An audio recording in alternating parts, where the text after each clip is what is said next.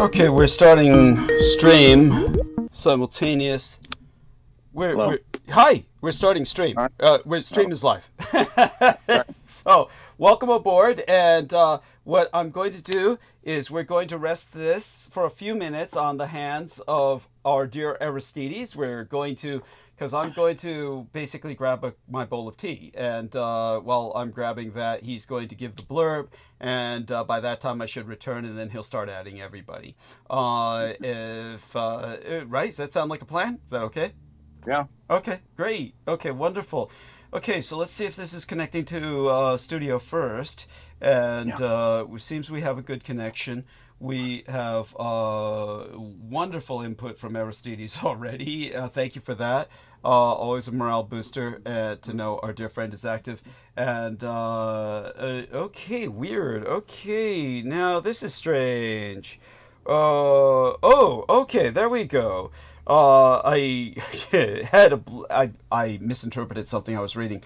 Okay, so I'm about ready to go grab that tea now. You can go say the blurb and make it last, and please emphasize in particular the subscriptions because they are unsubscribing people, and for God's sakes, make certain they hit that bell. Okay, I'll let you do the job. I'll be back. Love you dearly, and I'm going to go mute now. I'll be back in about 5-ish, 7-ish, but our man Aristides has got this. And the moment that, he finishes, just start adding people. But I'll be back. I'll be right back. Okay. All right.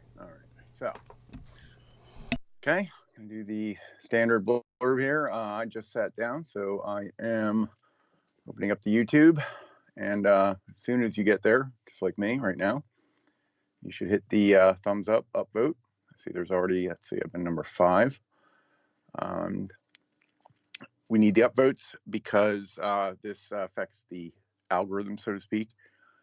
And there are downvotes placed. Even though you can't see them, YouTube will typically hide them. I don't know if they do that everywhere these days. People's feelings get hurt or whatever. But there are enemies of Douglas who put downvotes, possibly en masse with bots, so that it affects the algorithm and his ability to be suggested and searched and seen and heard and get his information out and also make a living doing this, which he does. As a quick aside, I will put the PayPal link in the chat. Please contribute if you are so able. We are nearing the end of the month, and when Douglas gets back, he will give us his status on his finances. Even if you don't manage to see the link or you're not looking at the chat, if you go on PayPal and just search Douglas D. Dietrich, you will find it. Douglas D. Dietrich. It's pretty easy to remember, so you'll find it. That's him. So I put that in chat. So back to the upvotes. Yeah, please put the upvote as soon as you get here. Please, nearby there should be a button to indicate that you are subscribed. Please do that if you haven't. Please check that you still are, even if you have in the past. And sometimes for whatever reason or reasons, people become unsubscribed mysteriously from here or other places, maybe especially from here. Next to that, there's a notification bell, and that please turn that on. That will pop up a notification for you when the program starts. Hopefully you are well attuned to when that is and you show up just because but it's a good reminder. Otherwise, if you get too busy or if shows start something, there's a restart or something happens out of time, it restarts. If he gets cut off or knocked off and he restarts, it can typically take some good amount of minutes for him to reboot everything. So that'll give you, that will help. And I hope he checked that I was registering. Can somebody who's listening please just confirm though that they can hear in the chat. So okay, back to the upvotes. You can also because to do any of this you need a YouTube or Google account or however, maybe it's all one thing these days. I don't know. I haven't made it in a while. You can go into your account settings in the upper, the little menu thing. You can you can create sub channels to your main account. Your account doesn't normally come with channels, but people will make channels to parcel up different types of content, etc. Here, let me check real quick that I'm showing up. Yeah, okay, I can hear. So, and the cool thing is that each one of those channels underneath your profile can do a separate upvote. So I'm now placing more than one upvote, even though I'm one person. You could do that also. Speaking of upvotes, if after the program is live, not during, there will be comments underneath the program window, which can be left, not in the chat replay, but in the comment window, or comments underneath the window. Douglas will typically or always put a pinned comment there. Please upvote that as well if you are listening after the fact, or if you remember to do that later. Say you come back this time, oh, let me, you're waiting for the program to start, pop back to the last one, and please upvote that. You can get to his menu of the lives if you go to his main page on YouTube, Douglas Dietrich, and I think if you click, there's home videos live. If you click live, it will show them in reverse chronological order. So it's very easy to do. You do all that. So again, please send him some something on PayPal, Douglas D. Dietrich. You can also grab the link right out of the browser for the program, and that will be the same after the live as well as during, so it does not change. And you can share that places, and anywhere you think that someone might want to see it, or just surprise somebody. And let me start going to the ad window here. I think that's about it for the blurb. Yeah, I don't know. There's probably something else I should mention here or there. If it was Nemo, he would say download and upload the content. If you're that ambitious, that can you can certainly download and re-upload places. That is, it's a little more work, but if you're up to that type of thing, please consider that. So let me start adding people here. Heather, Holly, Aaron, Brendan, John Doe, George Knight, Marina. Okay. Yep. Yeah, okay. I'm adding people. Did the whole blurb. Excellent. And bless you. I know you did it well. Okay, so we're looking at the live stream. Eric Cradle has joined us, and so let's share some of the love to all of them.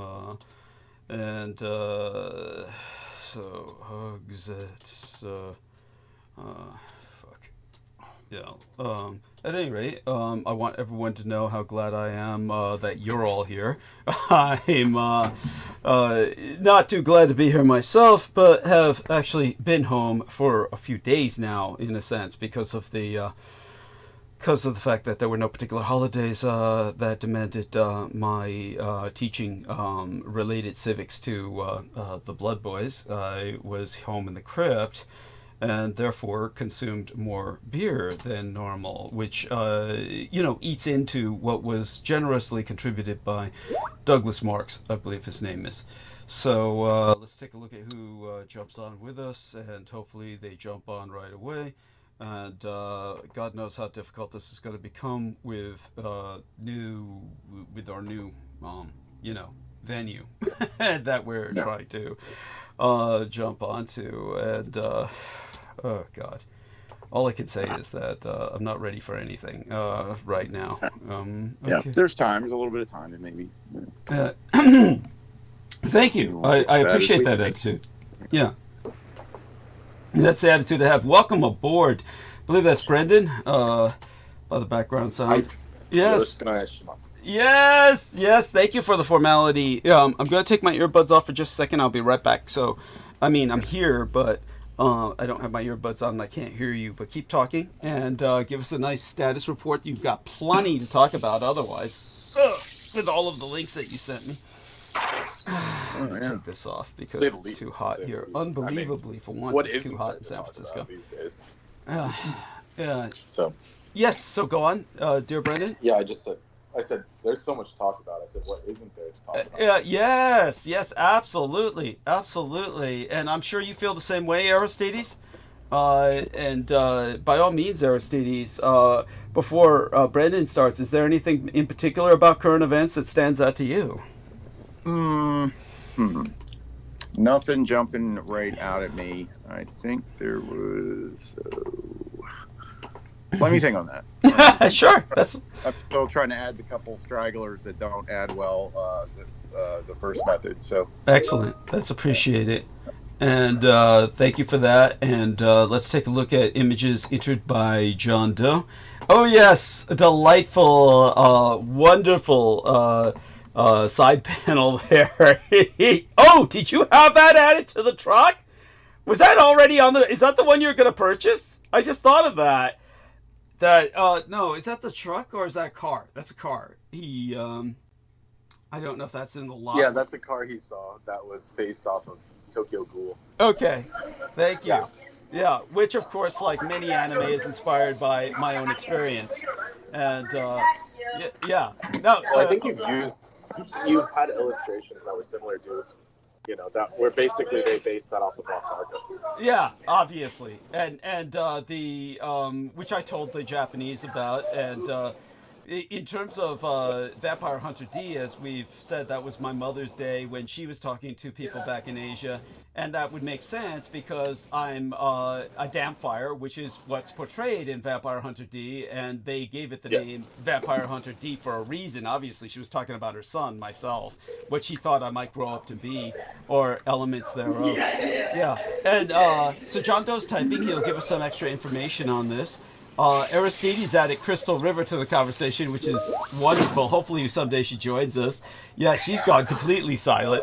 And he says someone in Redding is hep. Yes, I like that. Redding, California. Cool.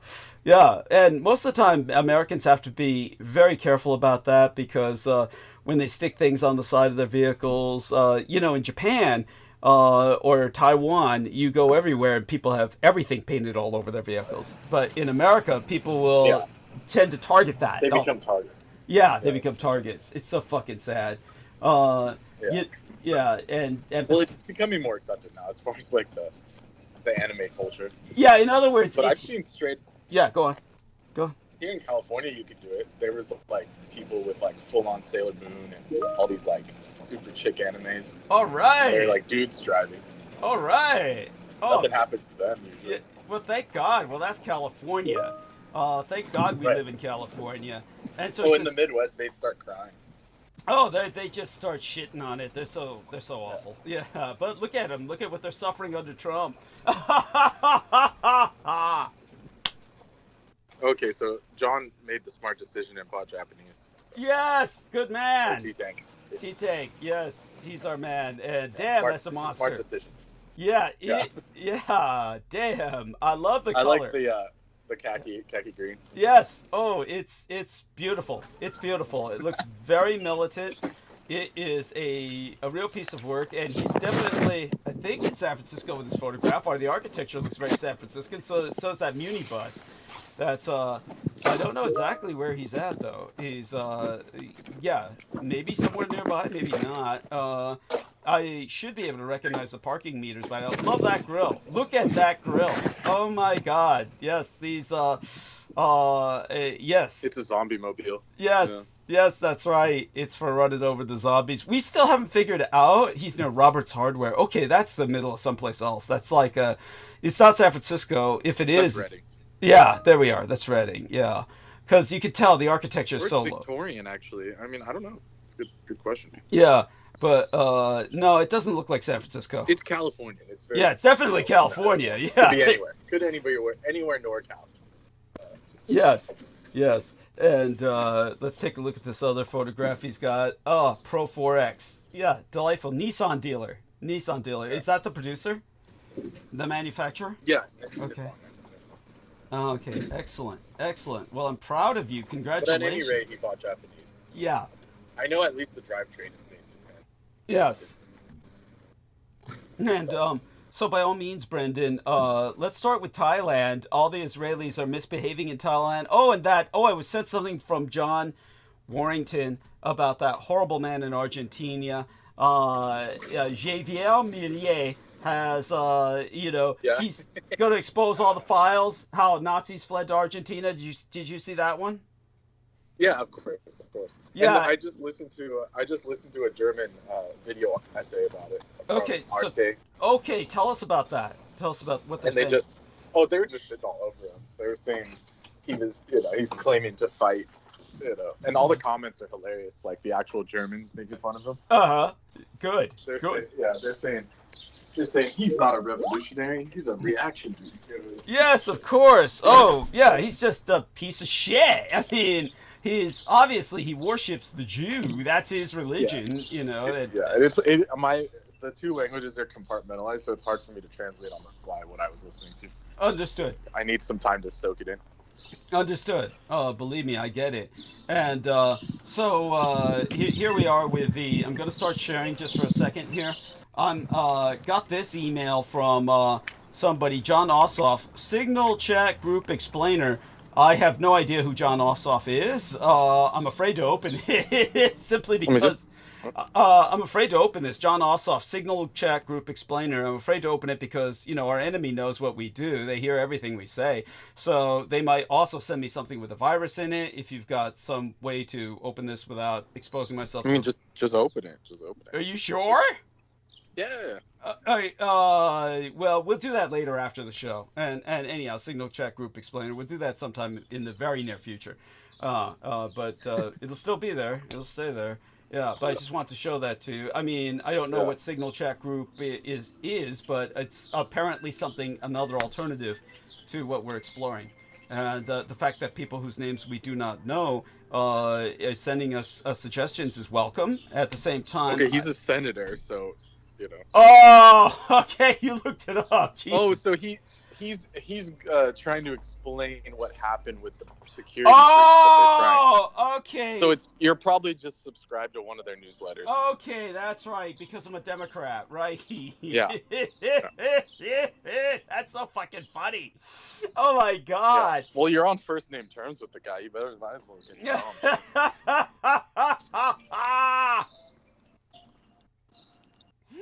Oh, that's delightful. So, but I like how they glazed that too. Yes. They said we didn't release anything security related, and then the Atlantic dropped the rest of the call. Oh yeah, well they had to. Or the chat. They dropped the rest of the chat, and then they were like begging, please don't release the CIA agent's name. Fuck them. And it's like that sounds pretty security breachy to me. Yeah. Yes. Yes. Sounds like a breach to me. Yeah, it sure as hell does. Now, by the way, what do you make of the controls inside of T-Tank Berry's truck? It's very impressive. I don't know what to make of it myself. To me, that doesn't look like... It looks like the old ones, but it doesn't. It's like got the new digital little screen in there. It says Frontier on it. It's fully loaded. It's nice. Yeah, holy shit. Yeah, you can see. Well, good man. He worked for it. He does. Oh my God. God knows what we had to sacrifice for this. Yeah, no doubt. It's good that he bought it before the tariffs kicked in, because now there's a permanent 25% tariff on every car. That's right. That's right. Outside. Oh my. And the Japanese are upset about it. Well, who wouldn't be? Who wouldn't be? I mean, it's just so insane and so destructive. Go on and tell us what you think are going to be the immediate repercussions. I mean, we all know we're headed towards an economic crash now because of this idiot. And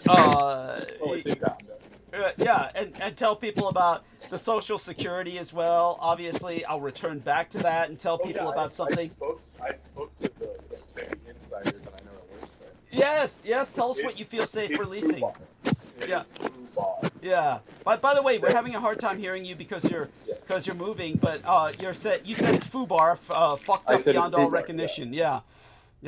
So they closed so many field offices that the people that are still working inside the office, their calls quadrupled.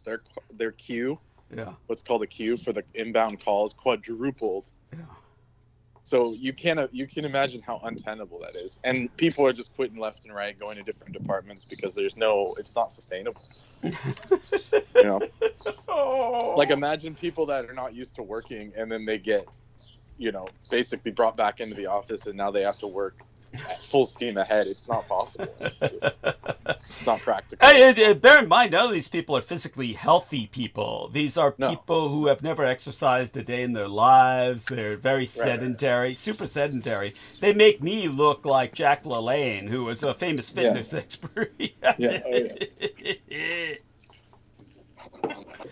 there you go. Yeah. So imagine how stressed out. The stress will kill them.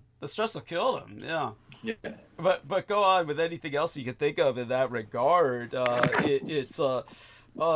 just not much else to say. yeah. I have a tidbit to add that I don't believe your insider is yet aware of, but I'll add that soon enough. We'll all be covering these things all too quickly. We're going to see who else joins us, and we're going to talk for a little while. I do want to forewarn everybody two things. Okay, we're still trying to raise $200 because I've been home over the past few days. There has not been a holiday. I've been in communion with my late and sainted parents. My father's death day anniversary is today, which should be rendered obvious by the text, and I do invite everyone to read the poem I wrote for my father. And aside from that, I want people to know that we'll do our best to honor my father tonight by delivering a worthy episode, but at the same time, I'm going to have to end the episode relatively early tonight because I do have an early appointment tomorrow. One that's early for me, it's at 1 p.m. in the afternoon.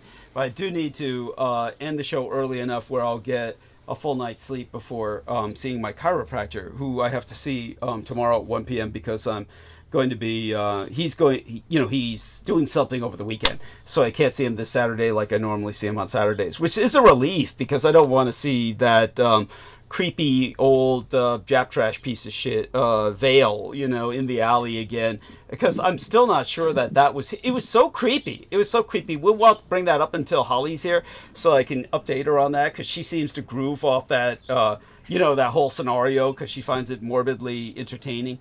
But when I saw him last time, I never saw him move. I mean, when I looked in that alley, granted I did not linger, but I had to wait for a cab.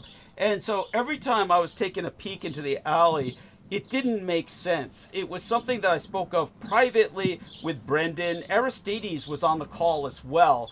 And Brendan was feeling that maybe it's the street performer syndrome, where the guy's missing and then suddenly everybody is wondering what happened to him, even though they never took note of him for years. He was just always part of the landscape. Yeah, but when he suddenly is missing, then people suddenly take note of him. It still didn't make any fucking sense. There were a bunch of... Yeah, I'll explain it when Holly's here. Hopefully she shows up. But so aside from that, when again, what about Thailand and the Israeli misbehavior there? And we can go a bit into that. And yeah, I told you about it, but it's just I have to be careful what I say right now. But the situation is that there's this like, I guess it's like a very small mountain town, like a resort town. That's what they call it, resort town in northern Thailand called Pai, P-A-I. It's named Pai, and apparently this is like the chosen destination for people and their families for taking vacations, right?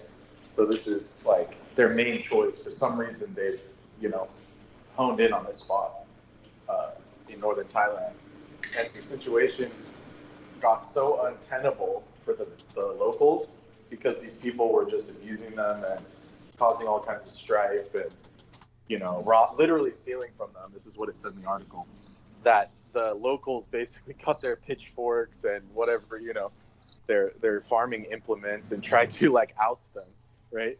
Like like it was Frankenstein's monster or something. Yeah. And then with pitchforks and torches and shit. And then of course the first thing the J-Man does is say, "It's anti-Semitic." Yeah. So unfortunately that's where it's at. It's just these poor people just wanted peace in their little mountain town, and so there you go. That's what happened. And so now they have to defend themselves, or what is it? What would be the word for it? Not defend, but justify. They have to justify themselves, which won't stand because in Thailand it's a monarchy, and if the monarch says they gotta go, then they gotta go. But of course, no one wants to declare that against these people because it's just seen as a taboo or whatever. But the fact is, they were causing these people, and I'll quote the article in fact, just so it doesn't sound like we're just bashing or something. So let me go back and see, and I'll quote it directly. It says, let's see if I can find it.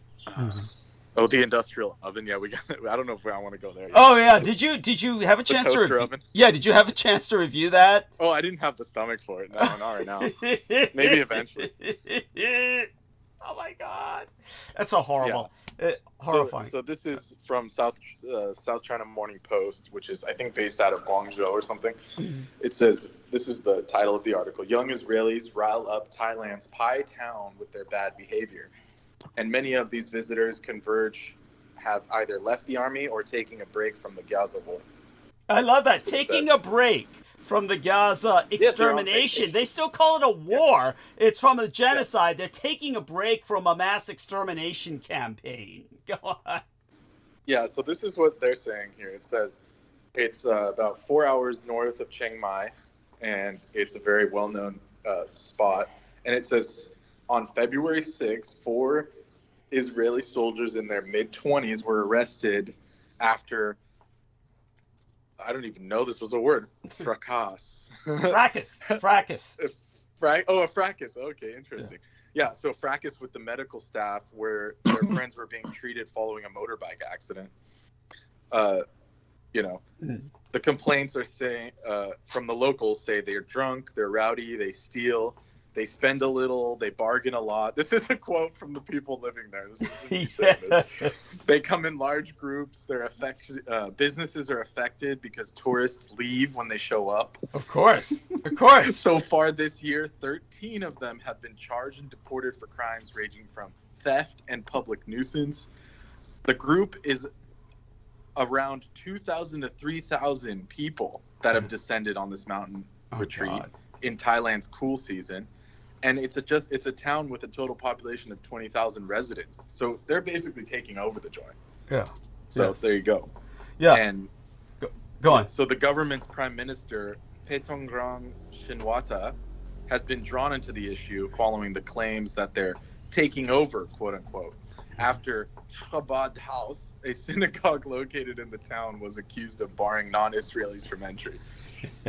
And then this is what they said. They said, "We have inspected, and this is not true." So the government's saying that part's not true, that specific case.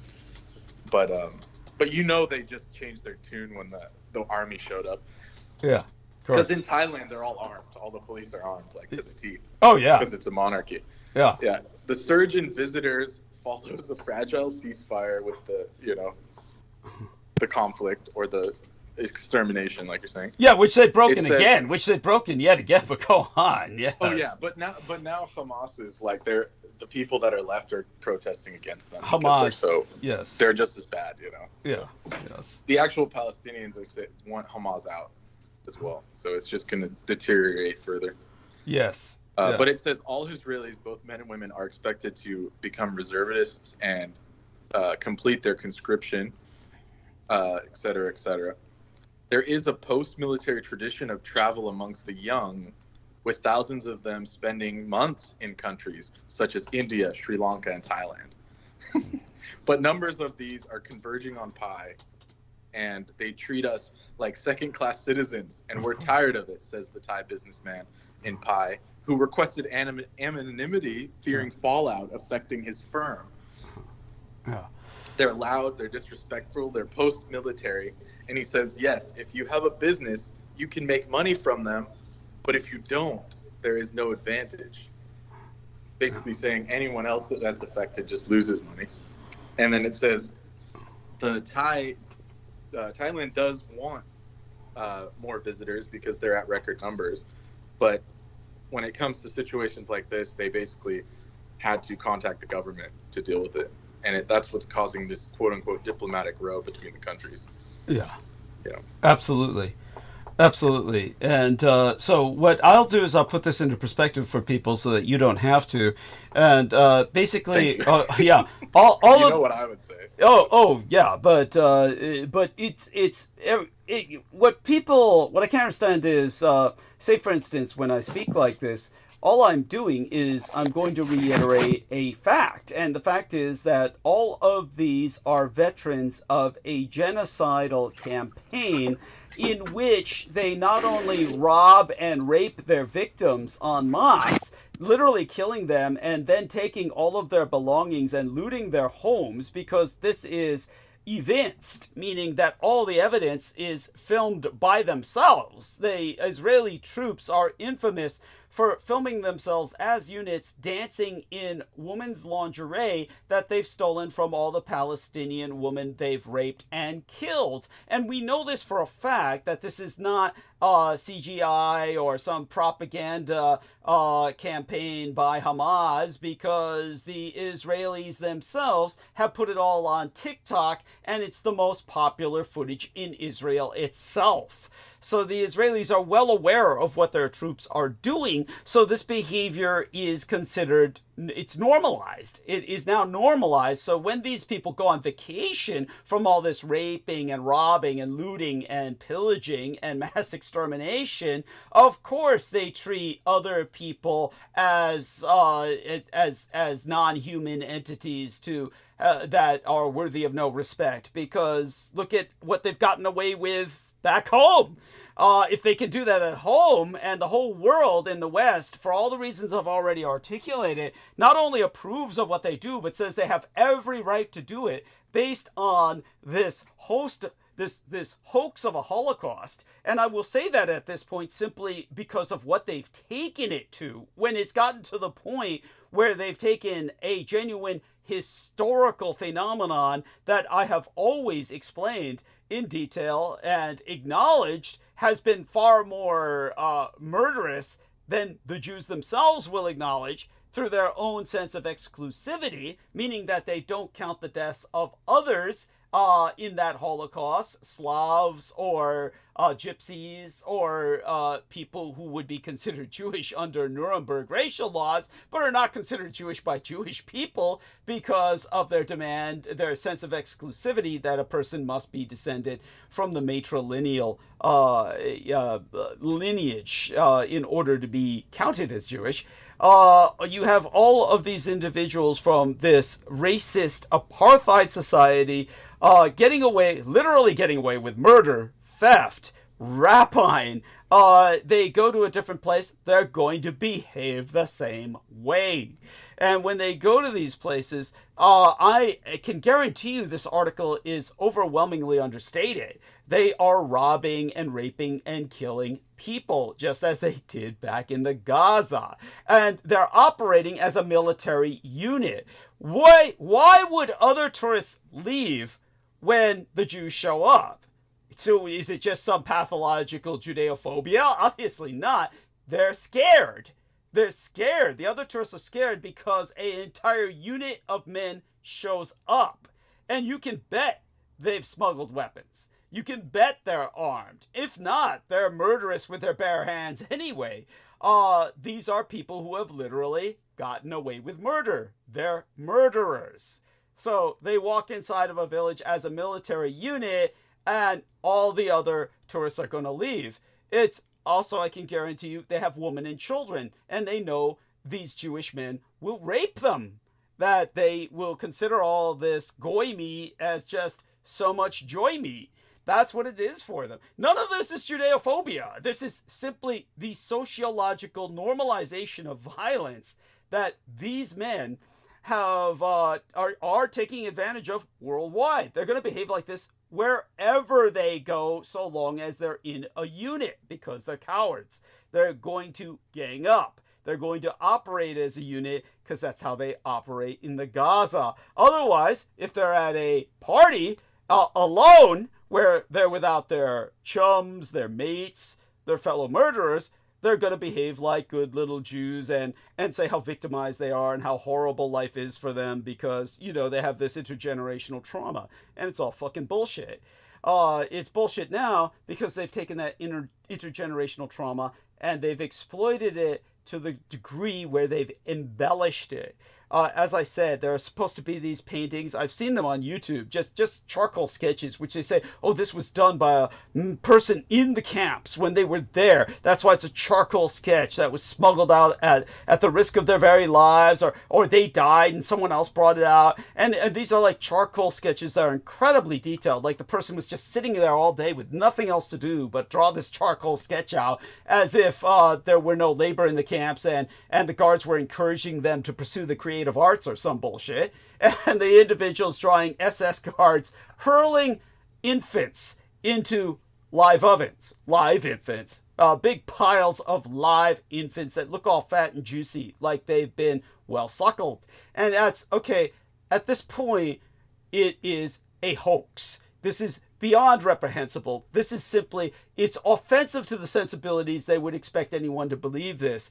First off, you have a supply and logistics problem throughout the Third Reich in wartime where they're trying to feed the troops, they're trying to feed their own citizens, and yet they can afford to have a big pile of fat suckling babies that are freshly delivered from the wombs of presumably Jewish or Romani gypsy or whoever else is in the camp, German political detainees. But any females that are impregnated like that, first off, a pregnant woman's going to require 3 times the food, at least 2 times the food of any normal female to carry a baby to term, or the baby's going to starve and abort. So the fact that they deliver for 9 months, they have to be fed for 9 months to get to the point where they can deliver a fat suckling baby like that, because all these babies look so fat and rosy that this SS guard is, along with his mate, they're hurling into these live ovens. And the whole point is that this is a fabricated lie, of course, but the insanity of the lie, the sheer insanity of it, where why would they feed these women all the way to pregnancy to carry these babies to term, deliver them, and just throw the babies in the ovens for the sake of some thrill kill? It's like, that's a lot of food to invest. And the fact that they would all deliver at once, this must be going on daily. If it's an assembly line system like that, they'd have to have thousands of women that they've all impregnated. No, which, by the way, is not an inconceivable feat. If they had thousands of women there, the guards would be raping them and they would be getting pregnant. The insanity is they're being fed to the point where they're carrying all these babies to term, and the babies are fat. They're not preemies. They're all fat and juicy looking. And so that's just insane. It's offensive. They want you to believe that.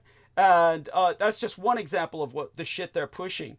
If they could only smell the shit they're cooking, the problem is Americans eat this shit up. And so when you look at something like that, that is supposed to justify everything they're doing in the Gaza, which is actually the equivalent, because these people live in an open-air prison camp where they've been abused. And if the people are simply now protesting against Hamas, they're only doing so because it's like they're trying to beg for mercy from the Jews in Palestine that the Jews will not show them. It's like they're turning against Hamas, and even though Hamas is brutal and takes their resources for a war, and quote-unquote led them into this war, it's like, what can you say? What else was Hamas supposed to do? That's the Hamas is there because the Palestinian people are persecuted, or Hamas would not exist. So this is the insanity of a side that's being decimated. This is like the people in the camps who are the, it's like at Treblinka, where at Treblinka, the SS took the collaborators, and the collaborators would basically shovel everyone else into the ovens to prolong their own lives. But in the end, it was they who were going to go into the ovens.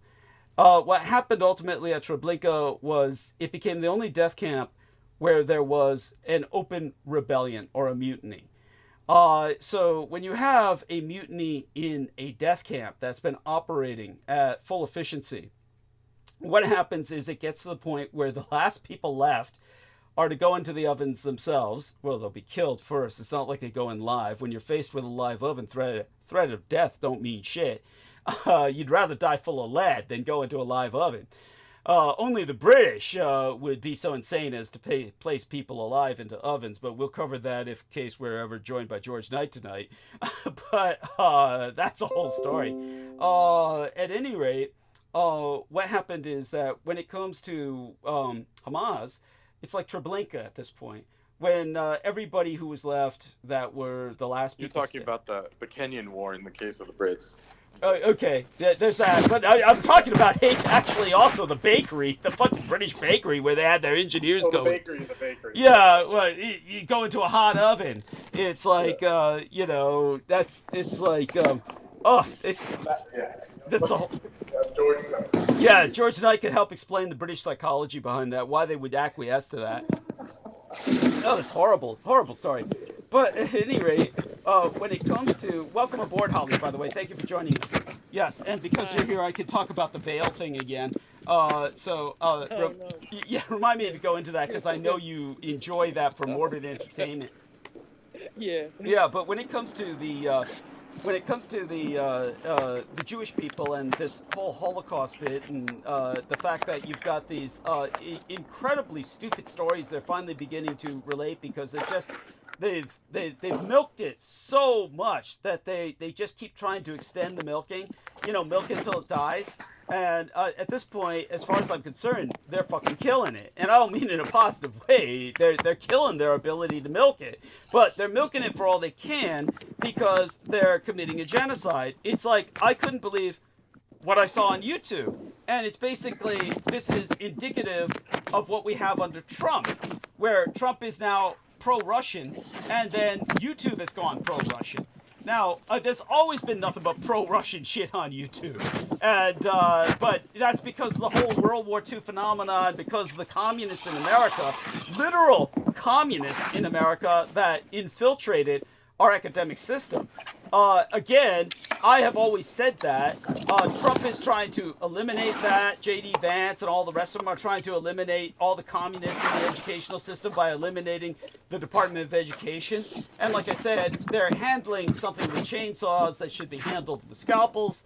But that's a different subject. It's a bit of a tangent, but it's not, because it brings us back to exactly what's happening with the Jews and the Holocaust and their behavior in other nations, to the point where other nations' populations are responding, even though the governments are slave-circuited to the mass prostitution. I can't believe that the government lady was trying to Oh, I can. Subdue it. I can easily, and that's so that's a whole different story. We can go. When I originally told you about it, I said I had them figured like, it's a monarchy, so they can kick it out. Apparently, they don't have. No. Let's put it this way: the monarchy, the Israelis have targeted the monarchy. It's one of the reasons why the monarch had to run away to Germany.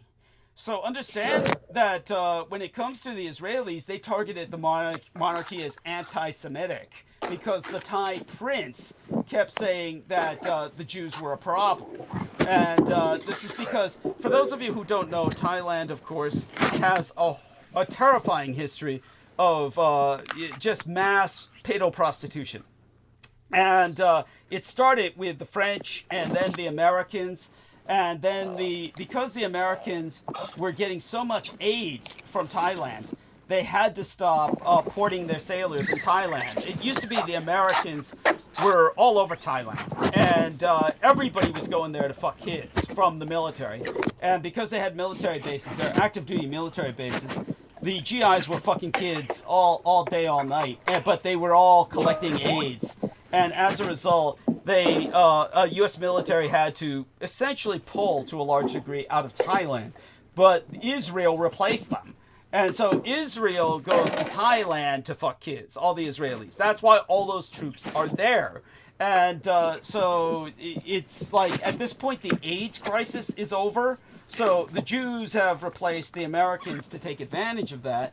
But when it comes to what's going on in Thailand, people in the monarchy were complaining. The Thai prince, and we're talking about this was in like 10 years ago. 10 years ago, the Thai prince became infamous because he was saying, hey, the Jews really are a problem. I could see why Hitler did what he did. Look at what they're doing to our people. They treat them like shit, and they treat us as a colony, which they occupy, and they're raping all our kids. And so then they said, oh, the monarchy is anti-Semitic, and before you know it, the king himself of Thailand had to run away to Germany. So Brendan can confirm this. Tell him, Brendan. Yeah, that's true. Yeah. I think he lives in Munich or something, like the nice part. Oh, of course. Well, that goes without saying. I mean, yeah. And when it comes to... That's the place to be. Yeah. And John Doe reminds... Thank you. And John Doe reminds us of Putin and Trump. I appreciate that because it brings me back to what I saw on YouTube. And what I saw recently on YouTube, I couldn't believe it, was Ukrainian drone footage of a surrendering Russian soldier. And what the Russian soldier was doing was like what, they all do, is in order to surrender to a drone, first thing you don't want to do is you don't want to wave and do all this goofy shit because they might think you're brandishing a weapon and shoot you. So the best thing to do when you see the drone overhead and you want to surrender is you just lie down and just kind of, let them know you're alive, but you move feebly to show you're alive, but essentially play like you're an injured sea lion, like a sea lion lying on its side.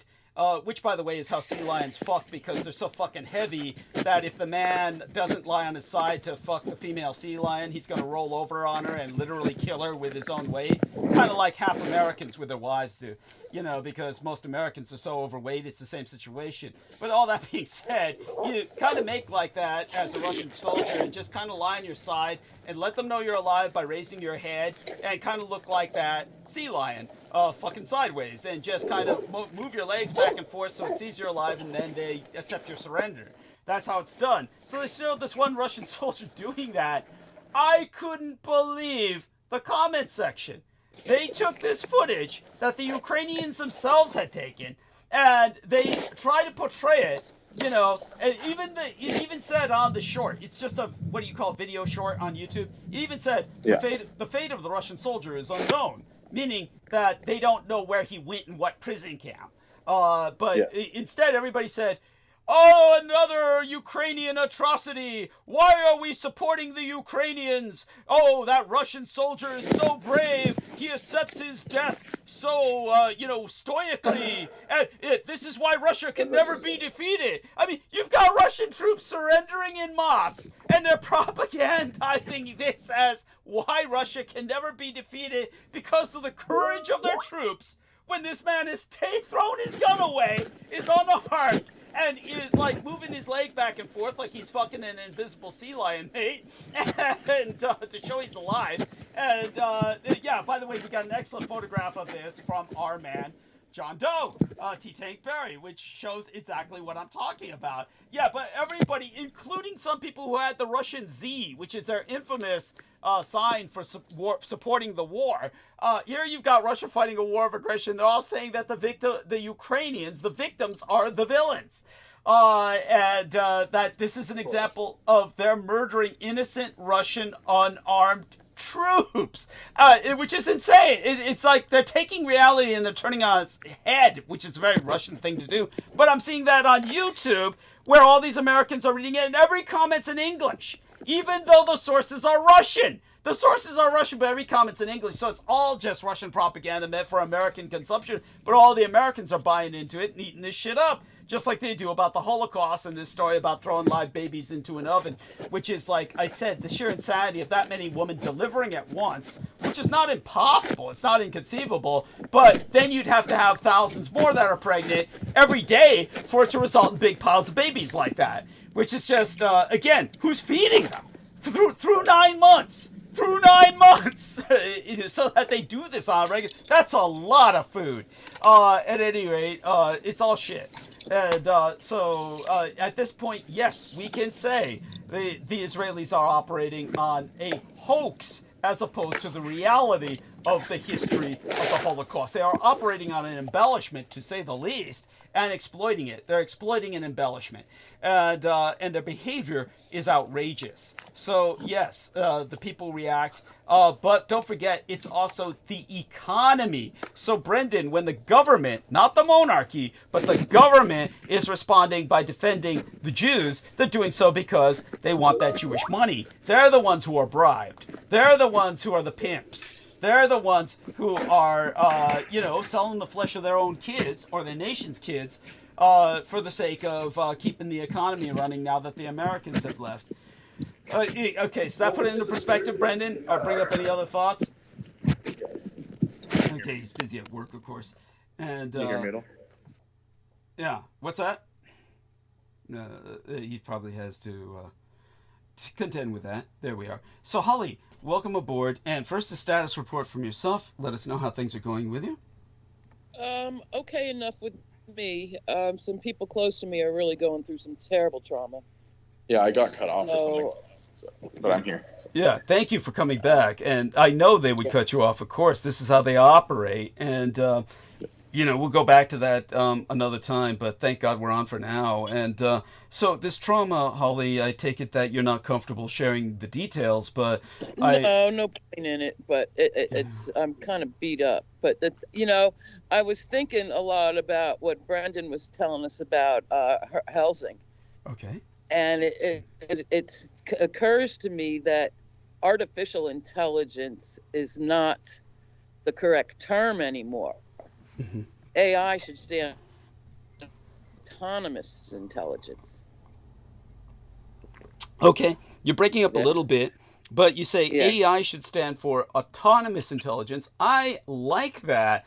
I'm impressed. I do too. You came up with that yourself? I'm impressed. All by myself, thanks to Brendan and his autonomous bombs.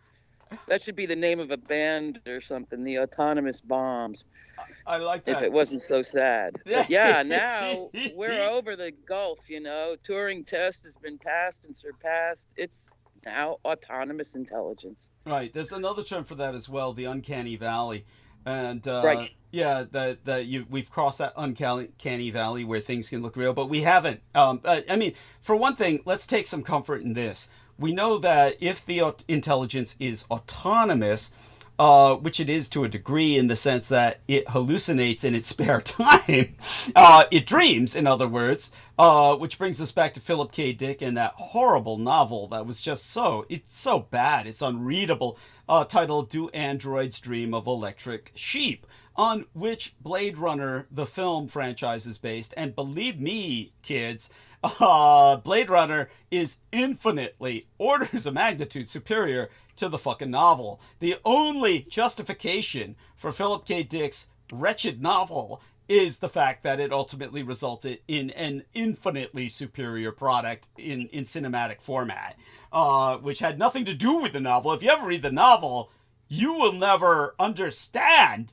the leap in artistic or creative, what would they call that? License. The leap in artistic license and creative license that they simply took the title of the novel and turned it into something beautiful, something immortal, that has gone on to extend itself far beyond the film in a manner that most people, I'm sure, aren't even aware of.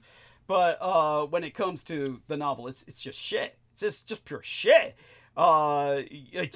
It's like in terms of engaging intensity, Michael Ōcéanus' porn is better than that shit.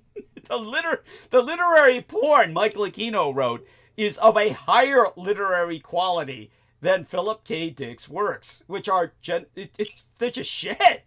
Honestly, I can't even believe that the fucker ever. The only reason he succeeded the way he did in terms of developing an audience, a fan base, getting published, was because everybody at that time was on drugs just like he was, and he catered to the drug using community, and he was basically the precursor to the hallucinatory AI, where he was just writing down his fucking hallucinations so that reading him is like reading a drug trip. It is the closest you can get to being on drugs.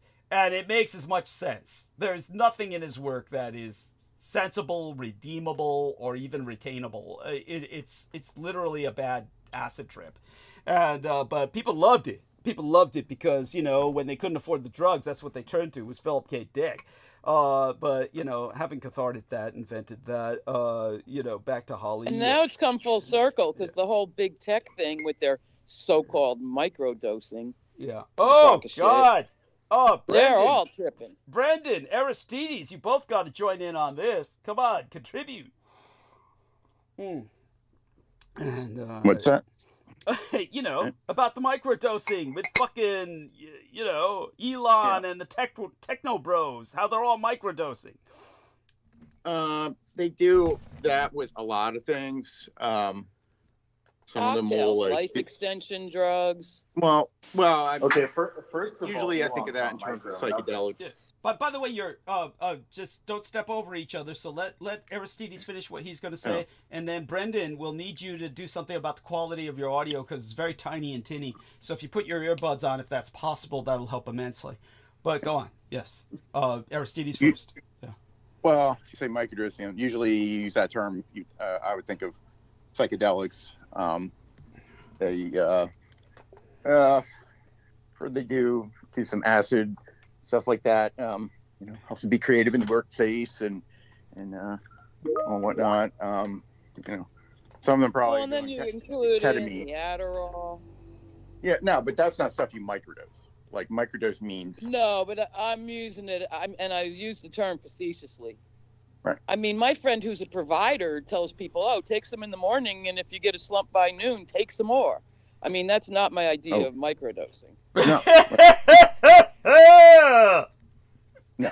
But with the psychedelics and the Adderall and the steroids, which certainly are psychoactive, if not psychedelic, Right. you really get a big head on. All swole up. Aristides? Yeah, I don't know what all else they do. If you're just using the term microdosing, I think of the psychedelics. I don't know if you microdosing those other things does a whole lot of good, but for sure they're doing a lot of stuff. Thank you. Yeah, they're doing a lot of drugs. So that's what Holly meant. We're back there. Ketamine, they're microdosing. Yeah. Which I mean, this is CEOs and shit, you know. Yeah. Left and the whole bunch. Yeah, that's right. Not hiding it. You're not hiding it. They're bragging about it, and they're like promoting it as a way of life. Last week, you wouldn't have the job if they found out you smoked a joint in high school, you know? Yes, that's right. But that's all over now. Oh, yeah. And so, by all means, Brendan, without your earbuds then because they're broken, yes, whatever, please contribute to this about what these boys, these techno bros are into, what they're doing, and how it impacts us. If you would be so kind. Let's see if he's still on the call. Yeah, okay. See if he can come on mute. If not, I'll start sharing the story. There he is. Okay. Yeah, I said first of all, dude, Elon's not micro nothing. Yeah, thank you. Thank you. I was totally being sarcastic with the term. Yeah. He's getting close to Trampoose level. No, he's equal. I think those guys are equal, and they would love each other. Literally love each other. They'd be rolling it like pigs and shit. Yeah, but go on. Oh yeah, his eyes would light up once he pulled out the salt shaker of ketamine. It would be like, I never thought of that. Yeah. It's really an idea, you know, stuff like that. So horrible. And I did notice your text about the Lithuanian tank in the swamp. Oh yes. Yeah, well, we're edging towards the hot war. Yeah. You know? Yeah. Yes. So whatever happened was obviously foul play because they disappeared off the radar. Yeah. So that's not normal. And on a totally unrelated, but all part of this weird dystopia, I caught a line where in the past 3 weeks, 4 Texas deputies in some county have suicided. Really? Yeah. I forget the county, but it's easily Googled. And it's like a Stephen King book getting going, you know? All this weird shit jumping out here and there, and nobody realizes it all. Whoa! Tell us more about this, honey. I mean, you need to tell us what do you know about this in Texas, these guys, and then give us what you think might be the context. Sheriff's deputies, 2 men and 2 women, all separate incidents, and they're not drawing any connection between them, except they're all on the same force. And it's all like a big mystery in the news. But it's definitely, you know, brought up Stephen King thinking to me. First the tank, then the deputies, then, you know, shit jumping out all over that nobody understands because it's so atomized, granular again. Yeah. That's so at any rate, our man Brendan's really engaging on that his responsibilities over there. Wait, are you guys able to hear me or no? Oh, we're able to hear the noise, but if you want to say something, please go ahead and do so. Yeah, by all means. Well, there's something going on with the audio. No doubt. It's like, yeah. So, yeah. I honestly thought those 4 troops. I honestly thought those 4 troops had defected. I said, fuck, they defected to Europe. Who wouldn't? I thought the 4 U.S. troops had just said, fuck it, I'm here in Lithuania, I'll defect to European Union. And when you notice the person that commented on it wasn't an American, it was the NATO chief. Yes. That had to say something about it. That's right. Is that right? So that's suspicious. Oh, shit. Yeah. So they probably tried to defect, and then their turncoat sergeants just shot them in the back or something. Who knows? Oh, that's conceivable. Because they probably said, fuck you guys, why are you guys following the Russians? And then they just killed them. Yeah. Thank you. Probably, yeah. They probably heard the general orders out where we're going to be siding with the Russians. Yeah. Yeah, and they tried to leave, and then someone said nope. Yeah, and shot them. Yes. There's either that or the Russians ambushed them and killed them because we're on the way to a hot war. Because there's large Russian minorities in all of these Baltic littoral nation states, and they're basically the enemy. They're basically an insurgency of these nation states. And then they claim that the nation states are persecuting them, saying Estonia and Latvia and Lithuania are persecuting the Russian minorities when these minorities were colonists. Overtly ruling. Yeah. During the Cold War. Yeah. Thank you. And you can ask anyone that's lived there. It was hell on earth. I remember my Lithuanian teacher that taught us German. She said she remembers the day when they got freaking bananas and apples. Like that was the highlight of her childhood. Yeah. It was the first time she'd ever seen a banana. Can you imagine living in that shit? Where that was like, she'd never seen a banana, and it was like, oh my gosh, it was the most amazing fruit. You know, you'd never seen it before. And I was asking her, I said, there's no way you didn't see a banana. And she said, literally, it was forbidden because all those, Southeast Asian countries hated Russia or whatever, the USSR. Yeah. And whatever fruits were brought in to the Iron Curtain side were just taken by the Russians.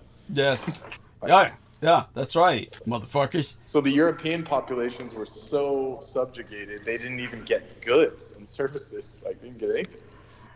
Yeah. It's horrifying. Yeah. Truly horrifying. I mean, it's like, thank you for sharing that. That's such an important point.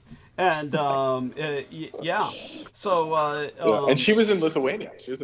So theoretically, they were more European. So. Yes, that's right. But nevertheless, they were not allowed to express their own cultures. They were all subjugated. And but believe me, they were the first to break away. Before the Berlin Wall came down, they were trying to sever. So they wanted out. Yes. Yeah. And, well, it makes sense. After she told us that, I was like, yeah. Like, imagine a childhood that's that dreary. I mean, it's horrifying. Oh no, it's unimaginable, unimaginable. Then again, we have our own complaints here. That believe me, in some ways, I have to say they had it better off than being in the U.S. because of the shit we had to deal with. Oh my God, it's like there's advantages and disadvantages to everything. But the worst of their lot was the fact that they had to suffer under a foreign oppressor. And the fact that America is now actively trying to help that foreign oppressor to reassert itself through aggression into their lives again. You can imagine how they feel about that. Of course, they'll fight to the death to defend themselves from that. So such being said, so I'm going to share with Holly this the story of Vail. So what happened, Holly, was that I have an appointment with my chiropractor tomorrow at 1 p.m. because he won't be able to see me on the weekend like he normally does. But as a result, I'm going to have to end the show tonight fairly early. I'm doing this for my own health. People don't understand this chiropractic treatment I've been waiting for 20 years. And it took until 20 years to get the insurance to cover this with an unlimited number of visits for the foreseeable future, as long as I need them. But it's a life-changing treatment that essentially has done wonders for me. And of course, so I live for these appointments at this point in my life, so to speak. And but I'll be seeing him tomorrow, and therefore I'll avoid seeing Vail if he is back. But here was the eerie thing about Vail. After he was missing that one Saturday when I checked into the alleyway, then the next week, it was just this last Saturday, I saw my chiropractor again, and of course, looked into the alleyway. By the way, for people who don't get it, this is not some morbid fixation. I have to travel through that alleyway to get to the place which is the most accessible place for the taxi cabs in Chinatown. Because you can't call a cab into Chinatown. And I swear to God, had some fucking Mongolian cab driver, actual no shit Mongolian cab driver, refused to go into the alleys in Chinatown. He just would not go. And maybe this is some weird racial shit where he thinks the Chinese are going to lynch him or mob him or something. But whatever the fuck. He get him back from the Great Khan. Yeah, some shit like that.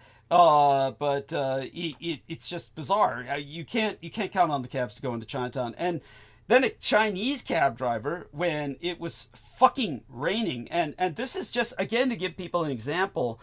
Like I was trying to explain to Aristides privately when he asked me about what do they do to your phone, because we're talking about all these apps we're looking at as alternatives to Microsoft Teams. We're not going to use Microsoft Teams. We've agreed on that.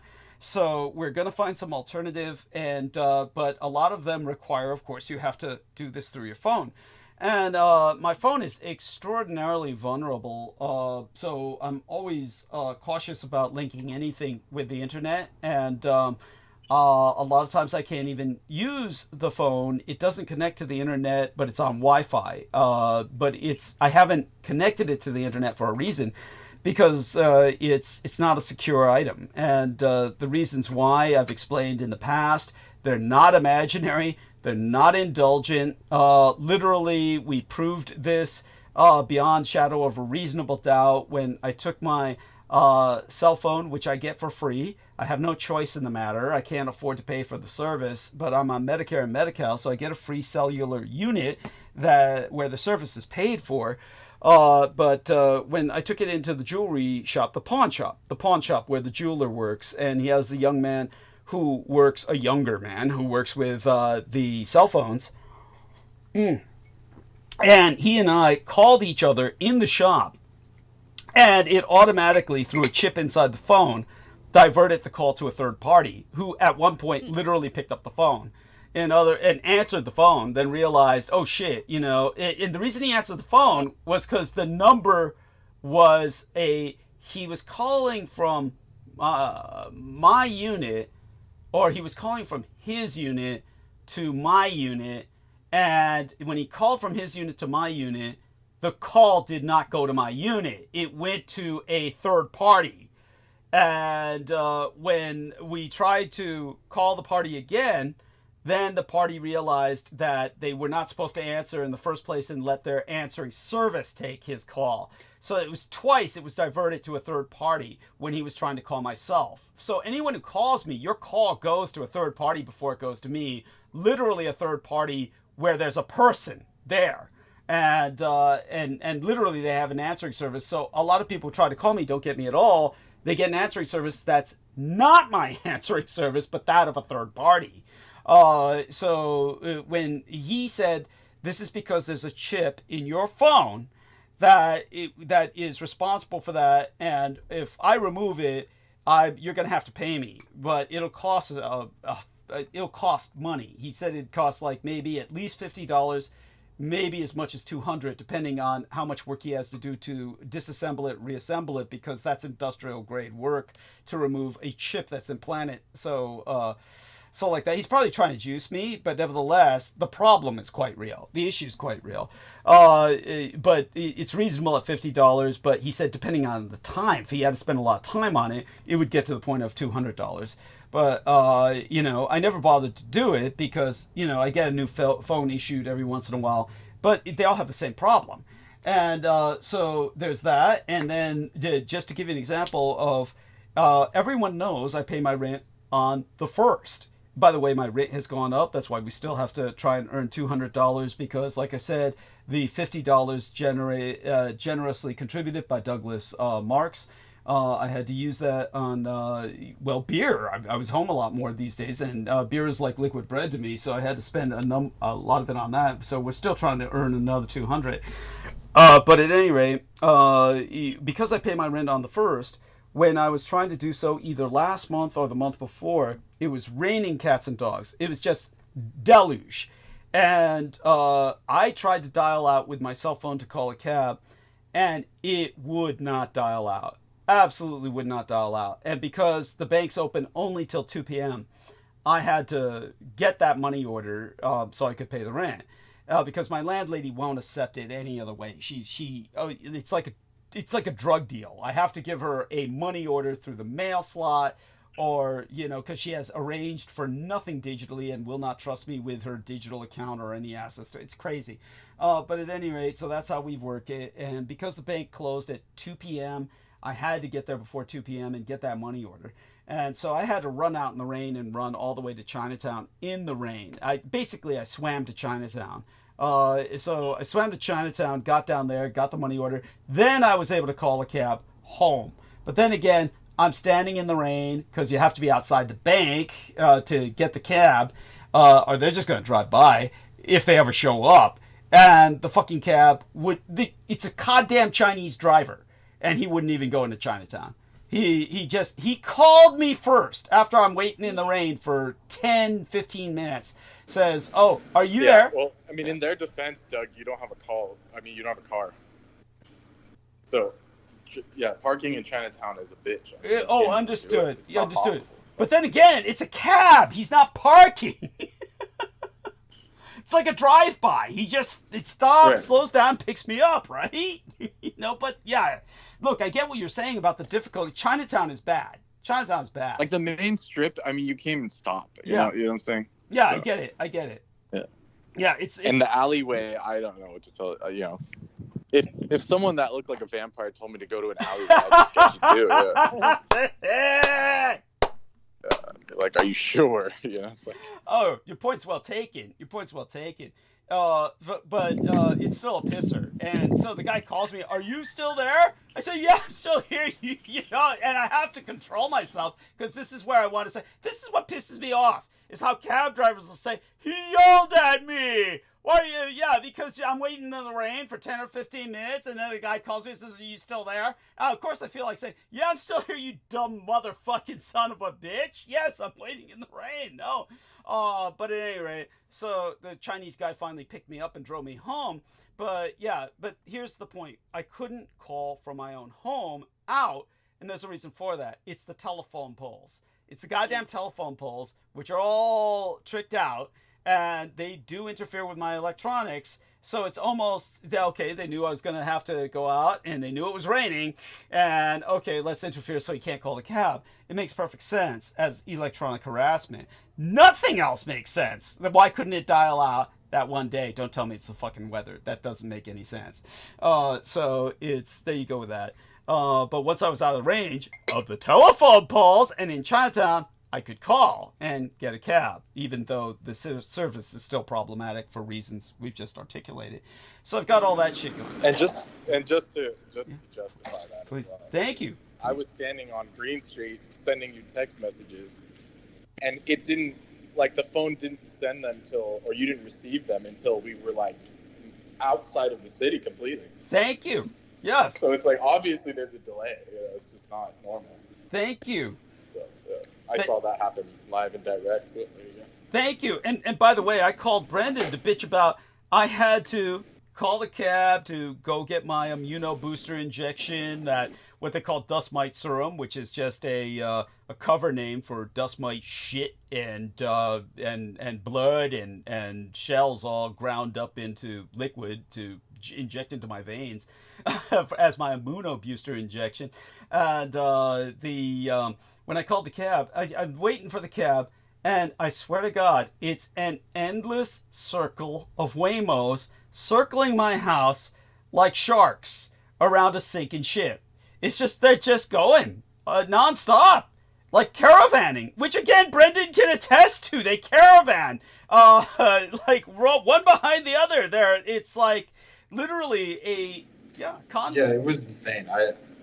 And there's nothing by your house. There's no, like, what is it, strip malls or shopping malls? No, nothing. Even food joints, really, that you would need to take a taxi to. It's just strange. Thank you. Thank you. Yeah, so they're surveillance, which is what they were originally used for. They're the vehicles that were tricked out with the kind of equipment that Google used to use for Google Maps, where they have the little conical head that looks like a all too eerily like a banpo or some kind of Buddhist hat over their vehicle, and they do the camera surveillance. That's how the Waymos can sense their environment. But it's the same technology that Google used to use for the street scenes on Google Maps, the street level scenery. And so they drive around the city using that, and the Waymos use that technology. So it's obviously surveillance, and they're just circling around my house just endlessly.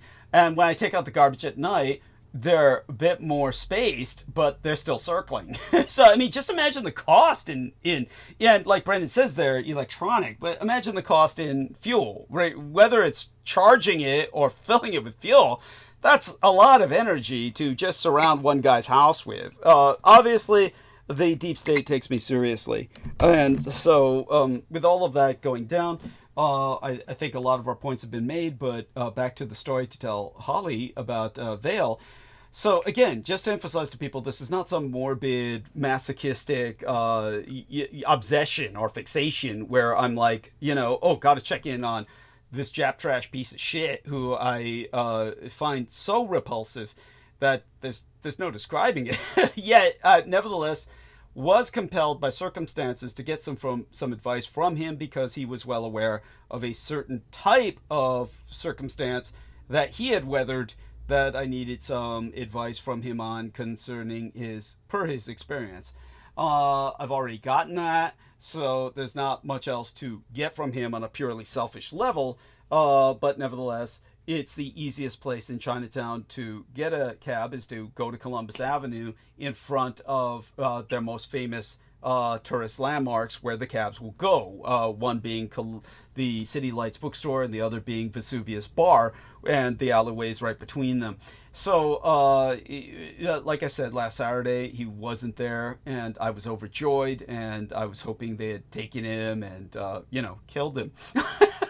But what happened instead was they took him and reprogrammed him, or maybe they did kill him. It was the weirdest shit. So that was the Saturday before last that he was missing. Then last Saturday, he was back. We think. We don't know. When I looked in the alley, the desk was out, the books were out, the chair is out, and what looks like him is a figure in the chair. But when I think back on it, it was almost like I saw no legs. almost like there was a weird kind of like stuffed figure in the chair that was like a CPR practice torso. And it was so eerie and surrealistic because all these people were around it who were relatively young. So they're not the kind of people who would remember Research Magazine in its heyday.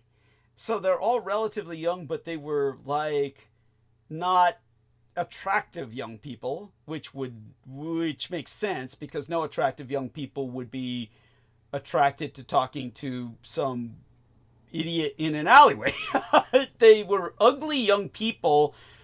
Certainly one male stood out and one female stood out. The female was fat and dumpy, but young, and the male was just this ugly looking kind of young male that looked like a kind of somebody who like was barely kind of like wealthy. To me, wealthy is like somebody who's not homeless in San Francisco. Just somebody, he didn't look homeless, but he looked like he was ugly and not very, it's not like he was well dressed. But they were all dancing around Vale, obviously paying attention to him, almost in this adulation around this Vale that was motionless and looking like the torso of a CPR practice dummy. And they were all like talking to him animatedly without his response, didn't lift any arms. Bear in mind, I didn't stay too long staring at this, but I looked long enough. Didn't look like there were legs, and he wasn't moving his arms, wasn't moving at all. Like I said, like a CPR practice torso, and with a head. And these people were dancing around it, animatedly talking to it like it was the most exciting thing in the world. And it was so bizarre. So I didn't go through the alley. I went around it and then called the cab. I didn't dare to peek inside because I was afraid, while I'm waiting for the cab, I could have peeked inside the alley to get a better view of him face on. I didn't do it because I was scared to death of what I would see. Honestly, I expected to see just his torso without arms and without legs, just sitting on that chair with blank up high eyes. But again, absolutely bizarre was the way the people were around him, dancing and prancing. And like he was this incredibly exciting individual that they were in animated conversation with. I mean, their conversation was so animated, whatever they were talking to him about, that they were like enthusiastic, as if it was like kids around one of the Disney characters in Disneyland. A bunch of kids would surround it and dance and prance around it and ask it silly questions or something. That's how they were around it. It was like a trap. It looked like, again, maybe here I am indulging myself, but it was almost like a trap. Like if I had gone in there, like these people would all start photographing me and assailing me with abusive questions or something, so they could record my response to abusive questions. It's not like I haven't suffered ambushes before, but it was almost like it looked like some kind of ambush. That's what it looked like. Their behavior was It's a real surreal vision. Yeah. It gives a surreal vision. Thank you. And that's why I'm so relieved I'm just going there on Thursday this time, so I don't run into him at all. Or that bizarre tableau again. I can't imagine them setting up that tableau more than once or a few times because the energy that obviously went into it. But again, how long could people stand in that alley? But they know what time I come out. They know my schedule because it's so easy to find out anything about me. I live the Truman Show, so people know my schedule in general when I'm in the city. And because I said what I did about the doctor, he's easy to look up, and people could, I've said I've seen him on a certain day, and so that sets people up, especially when I said, I see, Vale in this alley on those days, and he's only there on weekends. So it's easy for them to set something like that up. That's not a problem, and they would know what time to do it. They know I'd be there at noon, which is about the latest the doctor can operate. So I'd be operating between noon and 1 p.m. essentially. So they would know the time. So these people wouldn't need to be doing that for that long. They would just set that up and then prance there for a few hours. So it's not impossible. It's not inconceivable. But it was so eerie. It's actually, I'll say this, it's frightening. It was actually frightening. That was. I'm seeing him as kind of a legless hologram. Yeah. A little bit blurry. he looked solid enough, but like I said, I don't remember. He never moved his arms, and it didn't look like there were legs. So it's like whatever the fuck was going on there. It's like he always looked like a Jawa anyway, but he was an active Jawa because he kept moving around to eat his sushi while claiming he didn't. So somebody's on a mic and they're saying Douglas has left the building. Yeah. Activate Venom. Oh shit. Yeah. Vale and the gang. Yeah, Vale and the gang. Oh my god. And like I said, young people wouldn't be interested in that shit. So it's like like his prize books that he's republished, no doubt for the umpteenth time at this point in hardcover glossy, like Pranks, the Immortal Pranks book and all the rest of that. These are books that are valuable in their own right, only in the sense that they give a glimpse into a cultural scene that is now impossible. People could no longer pull pranks like that without getting killed. I mean, literally, they'd be swatted. SWAT teams would come in and just blow them away, literally kill them for the pranks people were pulling in that book in those days, where it was a different world, pre 9/11, pre everything else. But again, your average young person's not going to find any interest in it anyway. It's not something they would find that they could relate to. So these comparatively young people, prancing around him in their 30s, which is not young, but it's young enough. They wouldn't see anything in that. They wouldn't find anything to relate to. So, yeah, just weird shit. So there we go. So I'd share that with Holly, and then let's take a look at our listeners. And like I said, I'll try. Fascinating, and ends on a mystery. So far, I might find out more next week. We may never know. Probably for the best. Probably. I certainly will listen to the next chapter if there is one. Now, one thing you can do, Holly, is you're up on all the current events. Tell us what impresses you. And anything in current events that impresses you is something that stands out to you. Feel free to vent. Talk about it. Well, there's only one thing. Mm-hmm. It's endarkenment. Benightenment. Yes. Benightenment. Yeah. Because if that is the coming forth night, holy shit. Indeed. So, yeah. That's been kind of dominant. Hard to shake. Thank you. And again, I'm impressed by what you said about AI. What was it again? Autonomous intelligence. Autonomous. Yes. It's calling the shots. Yeah. Oh, that's what I was going to say. And it'll bring us back to the question from... I had something about the phone. Yeah. Do you imagine or suppose that all, quote, government phones, or maybe all phones, contain this chip, but it can be selectively activated as desired? Well, the fact that the young man who works with cell phones was aware of it tends to support that theory.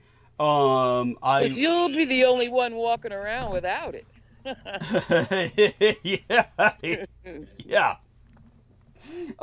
And interesting. Yeah, and in terms of the chip, tell them, Holly, about your own experience with the telephone pole. You can also help to validate this so people understand it's not some lurid, pathological, paranoid fantasy on my part. By all means. Well, and I mean, this was long ago now. It was much less sophisticated than it is now. Whoa, like Aristides said, Aristides is an engineer, and he took a look at the photograph you took, and he said that it was sophisticated enough. It had 5G. It had a 5G canister, some half a decade. They've been working on it all these years and installing shit and replacing shit, right? Yeah. That's right. So maybe it's all more compact now. Yeah. As the tech gets smaller. Yeah. I would think, but then again, it's still pretty loaded. It's still pretty top heavy. It's bristling. Yeah. Okay. Yeah, and beyond that, we got other strange elements in the landscape. But yeah, well, tell them your experience with it. How, you took a photograph and we were hanging around out front, and I took a photograph of the famous poll and my phone blanked. Yes. Oh, but 3 in sequence. Yeah. And in the middle shot, it looks like not totally flashed out, but flashed. Yeah. Like there was some pulse. Yeah. Yeah. Like a And, pulsation. It bites back. It bites back. Yeah, or it registered. It was getting photographed or something. Yeah, it bites back. Yeah. So my phone blanked, and I thought, oh, fuck, I'm done for. But left in a while and drove out of range of the pole, and it woke right back up. Thank you. With the picture still in the phone. Yeah. Thank you. God knows what they activated it when it was in a coma. Yeah, thank you. Yeah. Thank you. I again appreciate that. And by all means, if Brendan can hear us, if you can come back on and acknowledge that you can hear us, I want to show you something. I'm going to go on screen share, and then I'll show Brendan in particular, as well as Aristides and Holly. I'll show them the note from this wonderful German lady. Okay, sounds like our friend is active there. So let's go with it. So I'm going to so I'm going to start sharing, and I'm sharing screen for all of you. And what I'm going to do now is open up the studio, and I'm going to show this message was left by our favorite German lady, Kokos Schräg Welt. And now, for some reason, unlike Jimmy Wormholes here, she has a lock. There is a lock symbol on her comment. It says, publicly subscribe to you for 6 months, allows everyone to see the subscriptions, which makes you wonder why Jimmy Wormholes doesn't have that symbol.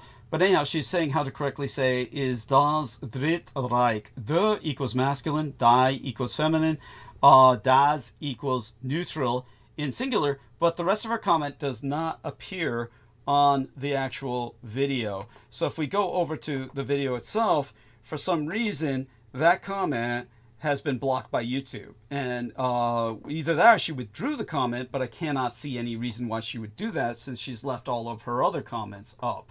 So if we go to the... No, it's some Teutonophobic bullshit. Thank you. Yeah, you remember when I sent you something from the German Bundestag, yeah, like the actual government website? Yeah. And it said, this violates our terms of service. Thank you. And I was like, it's literally from the German military website. How is that any form of illegal or wrong? You know, it's just so evil. So wrong. It's so just bullshit. Suspicious, buddy. Right. Right. So there you go. So that comment was not allowed. Yeah, it was taken down, and there we go. Yeah, like you said, by recommendation of Russia, as per their bullshit. Yeah, there you go. Sure. Thank you. Though I did What did they say? The controller bot? Denazification. So what is this about a controller bot, Holly? Is that what Lucia is? Is that what? No, Russia. What? Like the country. I thought you said Lucia. Oh, I no. Russia. No, Russia. He was saying Russia. Yeah, Russia. which is the Russian pronunciation for itself. Oh, okay. I use the Arabic, but yeah. Yeah. Thank you. It's I heard an L. actually it's the Slavic, but the Arabic sounds identical. Yeah. So she did ask, do you sell some of your pieces? First, she said, would it be amazing to own a piece of what Douglas has drawn? I said, thank you. She said, do you sell some of your pieces? I said, no, Mad Dame, for reasons I have publicly articulated many times on record, but I will be happy to reiterate the story behind my reticence involving such transactions on the eventide tomorrow. Gave her this time. She said, understood. She's safe is that I will listen to your upcoming live transmission, share it with friends, as I always do. Please keep following your path and spread the truth. Blessings. Oh, at least you didn't hear that part of what I said. Oh, what did you say? I think it's better. I mean, it's fine. Okay. It was a joke. I said because your mom beat you up. That's what I said. Oh, my mom beat me up. That's right. Yes. Yeah, pretty much. Yeah.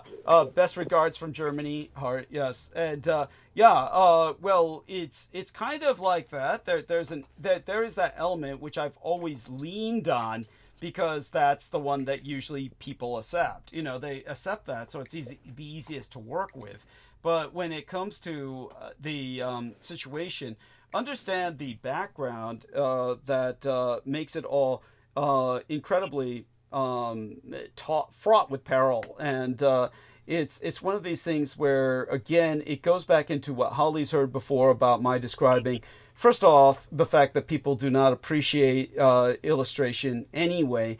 They may say, "Oh, that's great drawing. Wish I could draw," and they have no understanding of how it's produced. When you produce these illustrations, when they see you produce them, they're incredibly offensively ignorant in how things were mass produced before we had digitization.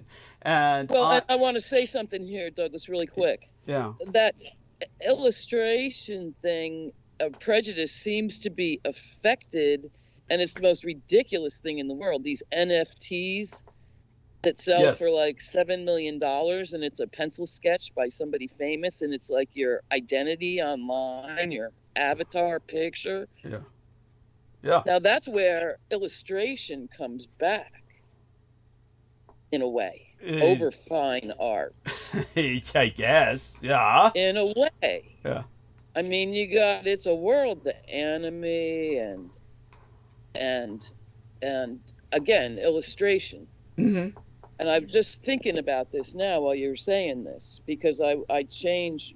Well, I'm not changing it, but it just occurred to me is all. And I wanted to get it in there. Well, I appreciate that. Thank you for that observation. If Brendan agrees with me, I'm golden.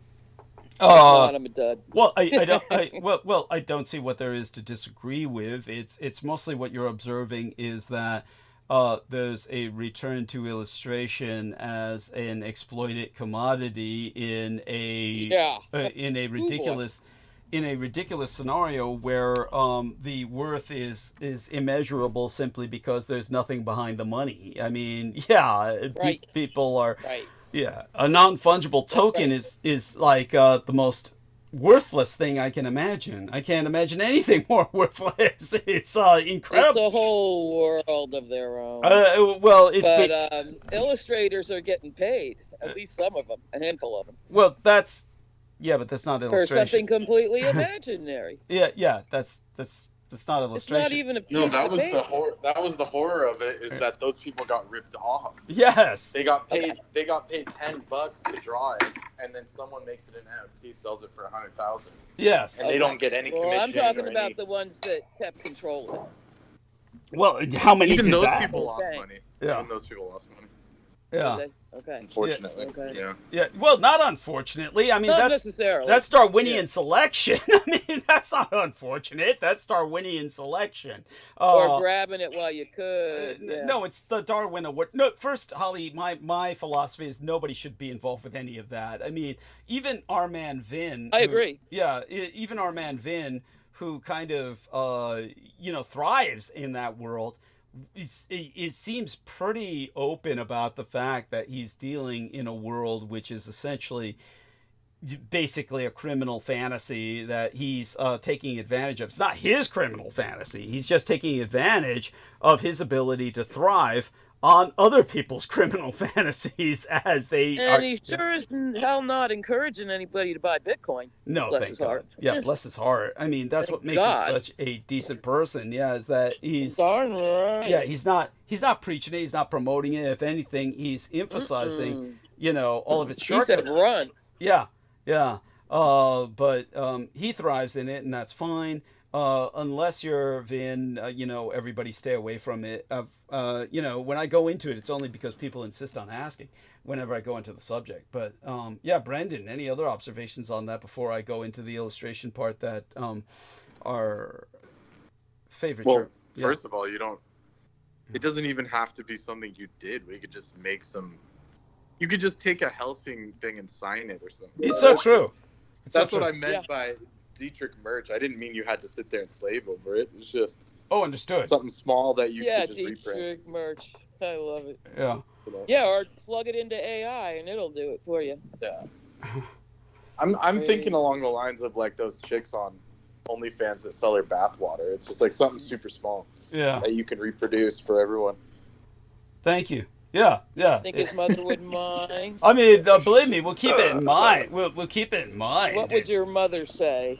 Oh yeah, there's that thought That's too. your watchword. Yeah, That's your guide star. Yeah. I mean, well, I'm sure she'd understand after a certain point in time, you know, and that And brings, even nowadays, the AI is so similar to, like, it almost took your work in a sense, or your style. it really did. That's the fucking So you problem. could just like AI shit Yeah. and say, "Look, this is based off my work," and you know, yeah, 'cause no one's got a copyright on that shit. It just gets generated. There's nothing you can do about it. yeah, true enough. I mean, it's so true, and it's a good idea, and it makes, you know, your point's well taken. Of course, everybody would say it's a line of shit, but until they were familiar with the context, at least. Or But, even yeah. even just your concepts, you can just use your concepts. It's like stuff that you literally no one can copyright, like you've said Yeah. before. Yeah, Like a shirt that said Japan won World War II. You Yeah. know, like just these things that are like, how would I put it? That are almost like non-harmful but still inflammatory. yeah, Provocative. Like In Earth so all the First, we call contrarian them- people will buy it. You know, it's just Yeah. for fun. yeah, It's a You get what I'm silent saying. agitator. yeah, yeah. I like it. Stickers and T-shirts. Silent agitators. Well, we'll speak more about it soon enough. I mean, first, you know, we'll all adapt to the new venue we're going to use to make these shows possible at all. Then we'll go on about talking about that. It certainly bears, you know, pursuing something of that Yeah, nature. My chat, we June can't at sell any third Reich shit 7:31. because what's his name ruined that, Kanye West. Yeah. Yeah. Oh, that poor son of a bitch. They would just say, "Oh, you're crazy like Kanye." Yeah. Oh, that poor Right. son of a bitch. But you know, remember who did that first? And it was because she knew more, not less. Though she was unable to articulate it through her brain injury, she actually had a bottle thrown at her head that gave her a brain concussion, and she suffers aneurysms. What was her name? That Vietnamese girl with that strange name that was like she was she Famous was. for? I'm sorry. What was she known Oh, for? I know who you mean. I know who you mean. Yes. Yeah. God, I can picture her. Well, she was She known is a for wildcat. yeah, she was known for being a you know, like a Oh, camera girl, just the side of a camera girl. Yeah. Oh, that's driving me crazy. Yeah, I'll think of it. Vietnamese What's her girl. name? Uh, With a B or a C. it's yeah, well, Tila Tequila, Anyway. Tila Tequila. Oh, okay, got it. Yes. Yes, yeah, Okay, I'm thinking of a different one who was darker skinned. I think. yeah. So You know who I meant, but I don't think she's Vietnamese. What did she do? She like Totally printed not. a swastika shirt or something? no, Tila Tequila, it's here. I'll show you something. This is the first thing that comes up on Wikipedia. So if you look up Tila Tequila, this is now her only claim to fame. Tila Tequila, here's Wikipedia. And first thing, like, that's our opening line. In a 2013 blog post, she expressed her support and admiration for Adolf Hitler. When these comments came to light in 2015, they led to her removal. In other words, they scrubbed her, insulted her, and now this is all you Oh, get. that explains why she hasn't been on anything. Yeah, there you go. Yeah. Boy, no shit. Yeah. And so there you go with that. It's poor dear, and just I like that the second article was like, oh, the North Vietnamese girl escorting the American POW. Yes, that's yeah, and the other one, and the one that said what someone was asking was okay. Vietnam part of Nazi Germany, and then they said no, it was a French colony. Oh my God, let me take a look Yeah, at that. I didn't even see the it. Germans took over France. You stupid fuck. Yeah, yes, that's right. So let's take a look at this. Was Vietnam part of Nazi Germany? Yes, technically, because of Vichy France. Yes. But this person says no Yeah. because Yeah. it was a French colony known as it's- Indo, and it was Duh, occupied by yeah. Japan. There you go. Yeah, but yeah, it's just ignorant idiots, you know. So just there we are. And then they talk about the Napalm Girl. Here we are, Phan Thai Kim Phuc und, referred to informally as the girl in the picture and the Napalm Girl. Is a South Vietnamese-born Canadian woman. You know, best known for running around naked in excruciating agony when she was napalmed. Right. Yeah, there we are. Yeah. And Yeah, and then this next one proves that the other guy was wrong. yeah, If they had, secret if student they had resistance that, to then Hitler. that means he was there. Basically, Yeah, if they knew about it. yes, thank you. Yes, there you go. Yeah, and Kim. Well, he was there, and he came out as a whistleblower because he couldn't live with it. Who? I thought. Hitler? No, the guy that was there when the picture was taken. Oh, Of the yeah. little girl. Oh, okay. Yeah. Kim Phuc. And of course, every American's going to pronounce that as fuck, which it sounds pretty much like, I have to say. Vietnam War's Napalm Girl. There we are. Pulitzer Prize. Come on, he's a photojournalist. He's not no whistleblower. Nick Yu. He's a photojournalist. Well, there was a whistleblower involved in that case. Yeah. And Seymour Hersh did that story. okay. Remember him? Okay. And he just did a big thing on that, one of those pipeline blows. Came back after a long time.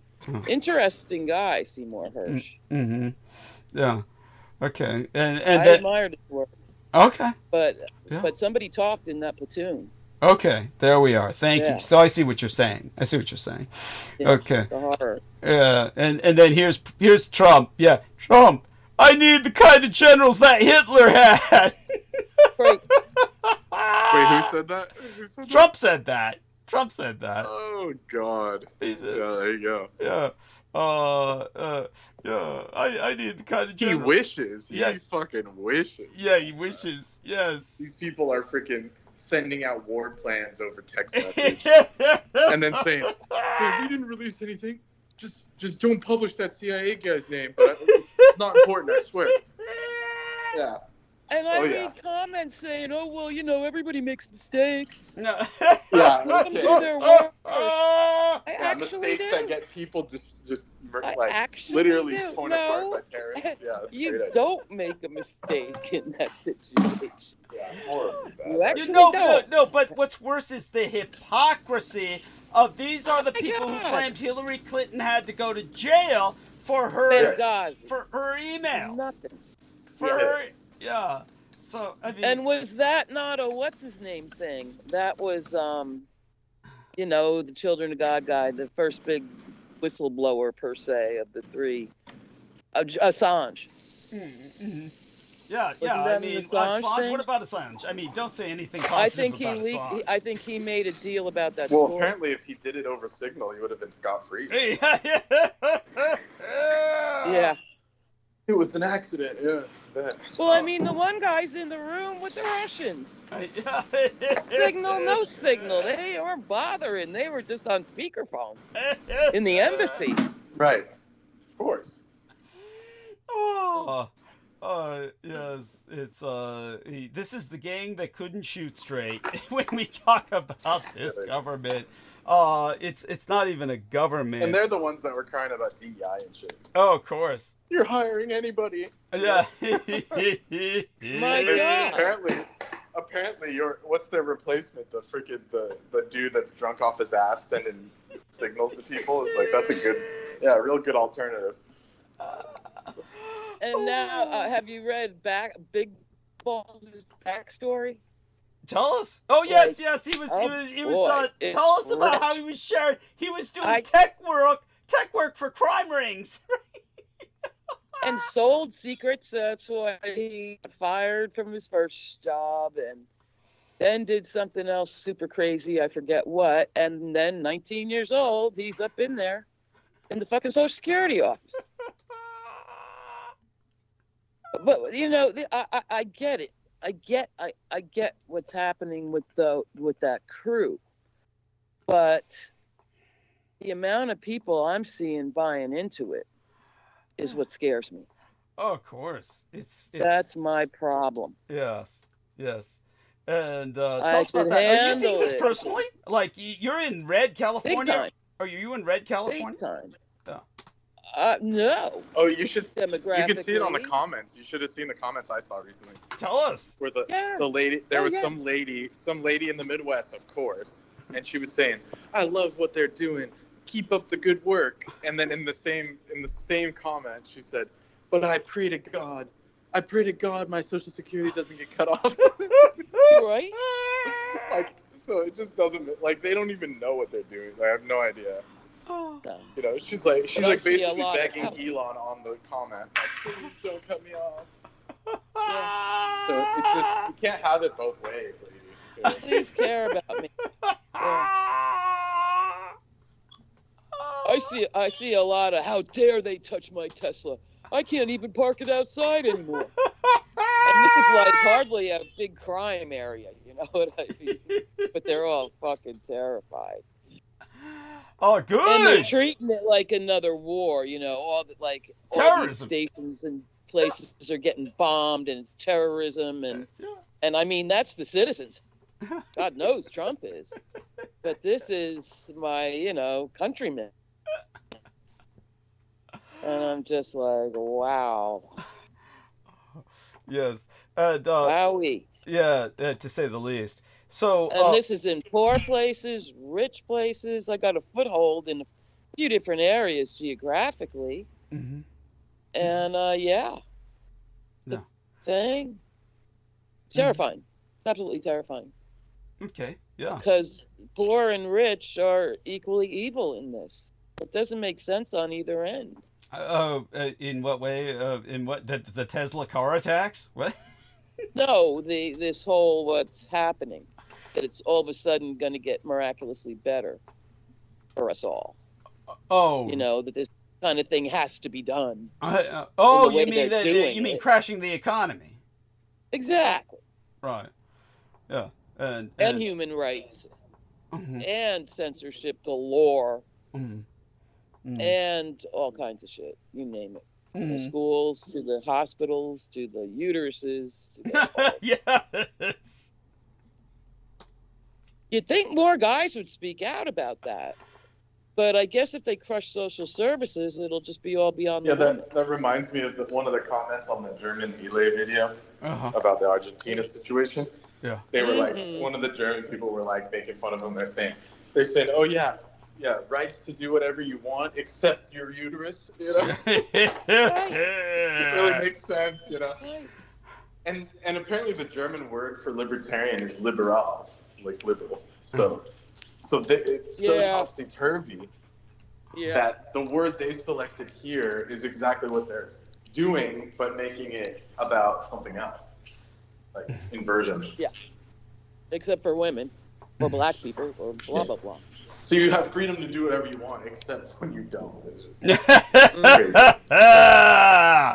Except when it's the wrong thing.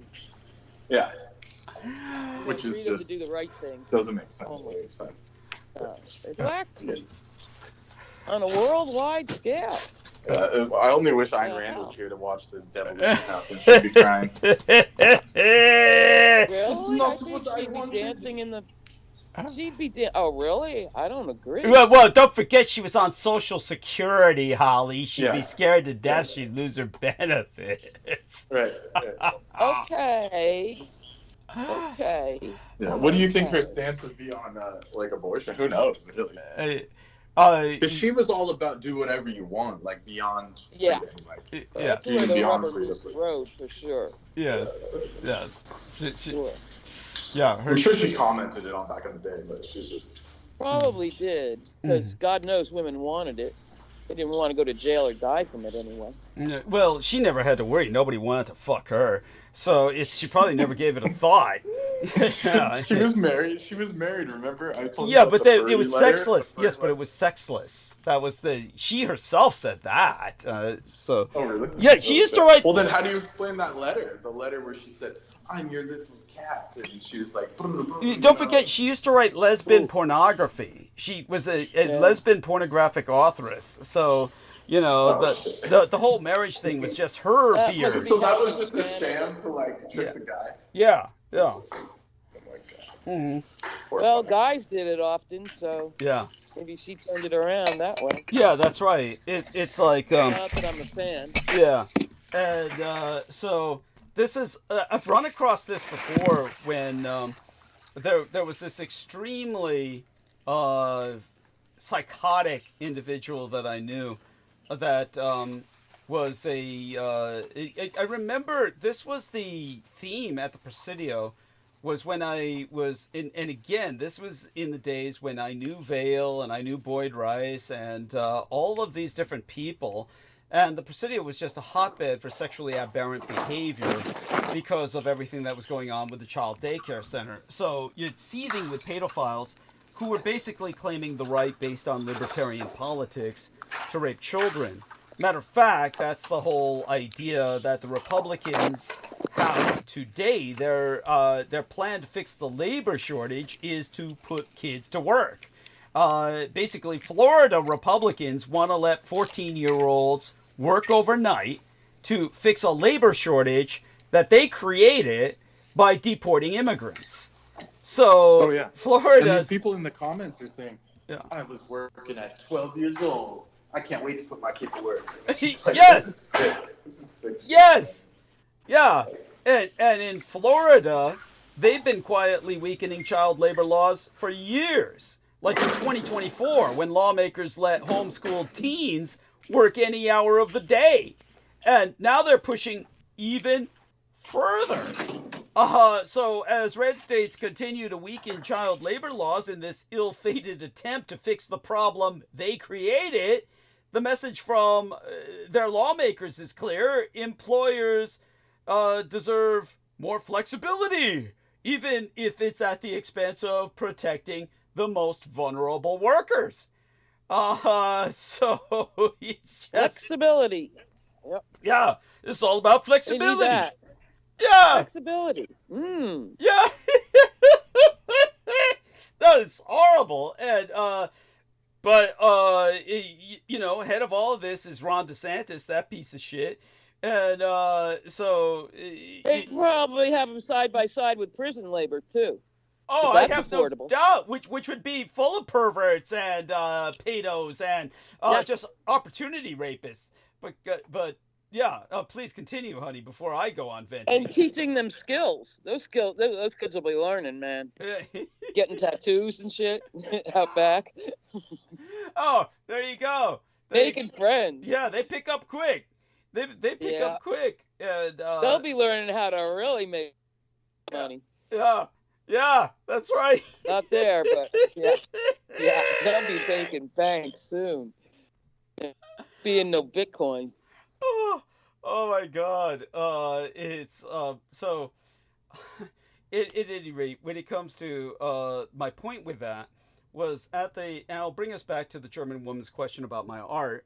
When it came to the Presidio Militare base and the kind of child rape that was going on an industrial scale, this was all rationalized within a libertarian political matrix where everybody was antithetical to the government and its interference in their private lives, quote unquote, that the government should not be interfering in our private lives, which is involved with raping kids. So, by the way, Heather Holman has joined us. And so, Heather, dear lady, we've, of course, spoken of you well. And we've spoken of Vin and a status report on yourself and dear Vin and how both of you are doing, please. We're doing great. Yeah. Okay. Wonderful. Nothing much has changed. It was really hot today in Phoenix. It's like the third day of a record high of 95 degrees or something. Okay. Yow. Yeah. Whoa. Which is outrageous for March. Mm-hmm. Ouch. Yeah. It's going to be a hot summer. Yeah. Yeah. Well, and anything else that comes to your mind? No, we rain heard till what you August said when or you were what? talking about the Bitcoin and stuff, and that was very sweet of you. Okay. Thank you. Yes. Oh. Yeah. Yeah. Oh, wonderful. Wonderful. But are you not expecting any more rain till August? Probably not. Mm-hmm. Probably not. Okay. There might be some rain, but I don't know where it's going to come from. Right. Yeah. Okay. And now you've heard what we're talking about. Do you have any thoughts? Anything that comes to your mind, feel free to share. Okay, yeah, no, not quite yet. Okay. I don't have any thoughts quite yet. That's fine. That's okay. Oh, by Yeah, the way, but I'm sorry. Go on. I'm not sure exactly what you guys are talking about, like the insurgency or something. This is art. We're moving towards my illustrations that a German lady asked about, but we were. Oh yeah, you should definitely make NFTs with those, Douglas. Okay, thank you. Yeah, that's cute. I love that. You're wonderful. You're wonderful. And your input is always so charming. It really is. The little eggs with the fried egg the other day, and so cute. And you're 30. You have a 30 that that the people dying on the golf courses are turning into coyotes or something? Yeah, it's golfers by day, coyote by night. Cool. Yeah. You notice that there seems to be a correlation between the golfers in your community and then the coyotes show up at night when everybody disappears. Yeah, but they're driving their golf carts around during the day. The coyotes aren't anywhere to be found. Interesting. Well, there you go. Yeah. That's Yeah. Yeah. Well, that's one explanation. and then they howl like wolves. I heard them last night howling. Uh-huh. I don't know if coyotes actually howl. I think they do. Well, apparently they do where they do where you're at. Yeah. Yeah. And so when it comes to the people driving around in their golf carts and all that, are there any places to go besides the golf course? Cart. Yeah. I mean, You could drive your cart anywhere in Sun City. So you could go to the grocery store. Oh. We go to the Circle K in our golf cart. Oh wow. Yeah, you could drive anywhere except for you have to be careful because the people from the outskirts, the cities around us, they don't know about how to drive with golf carts. Like you never stop for the golf cart, so people stop in the middle of the street, thinking that they're going to be nice and let the golf cart go, and then there's a huge accident. I don't understand. Why is there an accident when they stop for the golf cart? Well, if you stop for the golf cart, that means the person behind you that's driving on the regular road doesn't see the golf cart, and they don't expect for you to be stopping, so they just run into you. Wow. Oh, yeah. I get. Oh, wow. Yeah, or they hit the golf cart like from the side. This one guy was up over the sidewalk and he had one shoe on the last couple weeks ago. He got hit by a golf cart and he was in the golf cart. He got hit by a car, actually. I think what you're trying to tell us is that he was literally knocked out of his shoes. Yeah, his shoes came off and he was in the middle of the road and his golf cart was turned over sideways and I don't know how much it had flown. Uh-huh. Yeah, it was pretty bad. That's he's old too. I mean, yeah. The street was hot. He's laying in the hot street. And we went out last night. Vinny and I go to the golf course at night when nobody's there, and we drive the golf cart on the golf course at night and do our round, and we look at jackrabbits and rabbits and stuff. We haven't seen any coyotes yet. Right. I mean, is this like just for fun, or is this your idea of a neighborhood patrol? For fun. The sprinklers, it feels like rain when the sprinklers are going. That's adorable. Oh my God, yeah, that's adorable. It's fun. It smells like jasmine outside. It's like everywhere, every street, it smells like jasmine. And it's like I get my jasmine fix that way. Oh my God. What? What about, so the person was... In Tucson has a springtime, right? Yeah. Well, everybody's got jasmine bushes here, so... Uh-huh. It smells really good. Uh-huh. Now, wait... when you saw the guy knocked out of his shoes, nobody seemed to stop. Oh, you said the ambulance had shown up. So yeah, they were surrounded by people, and they were all like hovering over him. So I just kept going. Right. That's. Oh my God, that's yeah. So. At least you didn't get out and start filming. Yes. Yeah. Well, hey, I didn't see anybody giving him CPR either, but maybe he was beyond that. Okay. He might have been beyond that. Yeah. At that point. I mean. Well, but then again... Well, it is a last case scenario. I mean, breaking the dude's ribs and shit. Yes. Yeah. Yeah, he had a little grin on his face. Like, I don't know, like he was not there. Holy shit! So he was knocked out of this world, and basically in a daze. He was like, smiling. He was just like laying there. Maybe the paramedics had injected him with a painkiller. No, they had just arrived when I got there. They hadn't even come up to him yet. Okay, yeah. So, oh God, so he's beyond help. He was already brain dead, probably.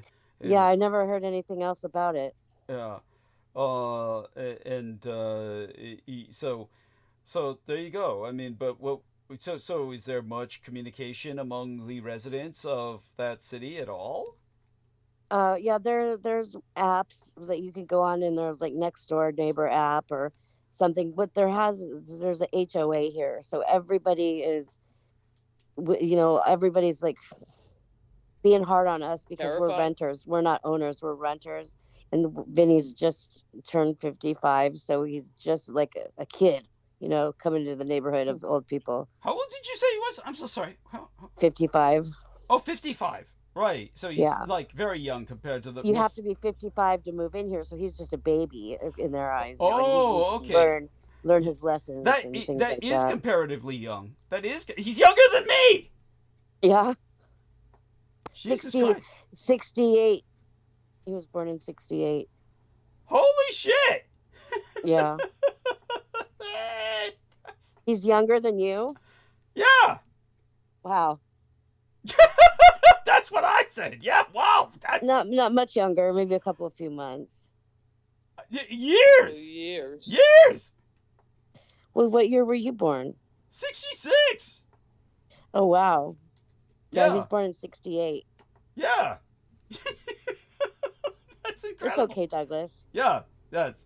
I try not to think about it. Thank you. In this situation, it's better to be older because their HOA came to our house complaining today about something like we parked our car on the street for too long. So yeah, they've got all kinds of rules that we have to obey, and they're just ridiculous. There's so many of them. Well, yeah, those communities are like that, and that's how they keep themselves busy, is by busybodying each other. Yeah, everyone's neighbors. It's like you'd think that if they were friends with the homeowner that lived here before us that is renting out their house, you'd think they'd be on their side and not trying to find fault in the renters, because the homeowner is the one that gets the fine. Yeah. HAOs have a horrible reputation in many, many areas. Oh, they're dicks. They're total It's like dicks. you're lucky to get a good one. I don't know if there is such a thing. I don't think so. Yeah. They got to find something to complain about. Yeah. And they're supposed to be doing shit for you, Yeah. not ragging your ass. Yeah. Thank you. No, they're all petty tyrants. The only time it's It's justified a is racket. it's a high racket. Yeah. That's Classic petty tyrant. right. Yeah. a good term for them. Yeah, and so That's right. yeah. All such being said, I'm so glad that you both seem to be enjoying yourselves there, and that things are working out. So far, so good. Yeah, it really is, and I'm sure you're not doing anything too wrong. No, but I'm sure there is wrong. Like I even myself, I go out on Sunday and pull out all the weeds, so there's no weeds. Yeah, right. You're doing. You can't have anybody working on the car here, so we're gonna have to come up with like $700 more than we would have had to spend if we could fix our car here. Right. oh wow, Yeah. It's bullshit. yes, and but the quality of life for Vin's mother must have improved markedly with your arrival. Yeah. We're all pretty blessed. We're all very fortunate to be in the situation that we're in. Yes, I forgot what happened to his father again. His dad died a long time ago, from leukemia or something. Oh, sorry. Yes. Yeah, he got hit by a car jogging, and then 5 years later, I think he died from leukemia. Was there a connection? No, not at all. Okay. Yeah. Would that involve some kind of blood transfusion? No. Okay. Yeah. No, he just had leukemia, Hodgkin's, or what is it called, Hodgkin's? Hodgkin's. Yeah. Yeah. Thank you. Yeah, that's so thank you for sharing that. And aside from that, just to meander back to the German woman's question about my illustration, while completing the necessary circuit through what was going on at the Presidio, which is directly connected. What happened was at the Presidio military base, you had an extremely libertarian political matrix that was dominant throughout the military forces. many of them being pedophiles and child molesters. Anybody who thinks that somehow I'm being unfair or that's a horrible thing to say had no idea what was going on at the Presidio. But when it came to the kind of attitude of everybody around it, most of them government workers who were involved in civilian government, if they weren't involved with the military, understand that I myself was working for the Department of Defense as a civilian. I was a civilian while at the Presidio military base, but I was also a military dependent. It is a term that means you're the child of a military serviceman who, under the age of 18, has free and open access to the open areas of the military base, such as the post exchange, the theater, the library, and other services, the hospital in particular being the most important, and that the base is therefore your home in a very real sense. Though I did not live on it, believe it or not, there were children in San Francisco who lived on Treasure Island when it was a naval base and were bused into school. Many of them would not attend any schools on the military base because the military base did not have, as far as I understand it, any schools, certainly not teaching children. So these children were still going to public schools within the city if they were stationed on the base, or the families were stationed on the base. That's all necessary context so that people could understand that as much as I was surrounded by military men, I was also surrounded by civilian government workers. So thanks to the fact that I was working at the Department of Defense as a civilian government worker, it meant that most of the friends I would make would be people working for the United States government. That would be like people in different like departments of government. And a lot of women, right? Many of them were women. And the one thing I know... The women, yeah. Mm-hmm.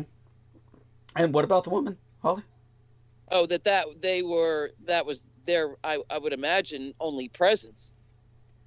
Their only presence on the base? Yeah. Yeah, but it went beyond that. It went beyond that in the sense that if, it's kind of like what I said, when I brought up with Troy Bellamy, for instance, just as a joke, I know he's already married and he's too professional to do anything like hit on the kids at school, but I made a joke about it. Why don't you meet people, at work? And he's like, don't shit in your own pool. Don't shit in your, very righteous. Look, I don't blame him. He's got an attitude of course, obviously he's not going to hit on these kids that are underage, that he's teaching over in Florida in the belly of the beast. But such having been said, it's kind of a silly thing to say because where else does anyone meet people except at work?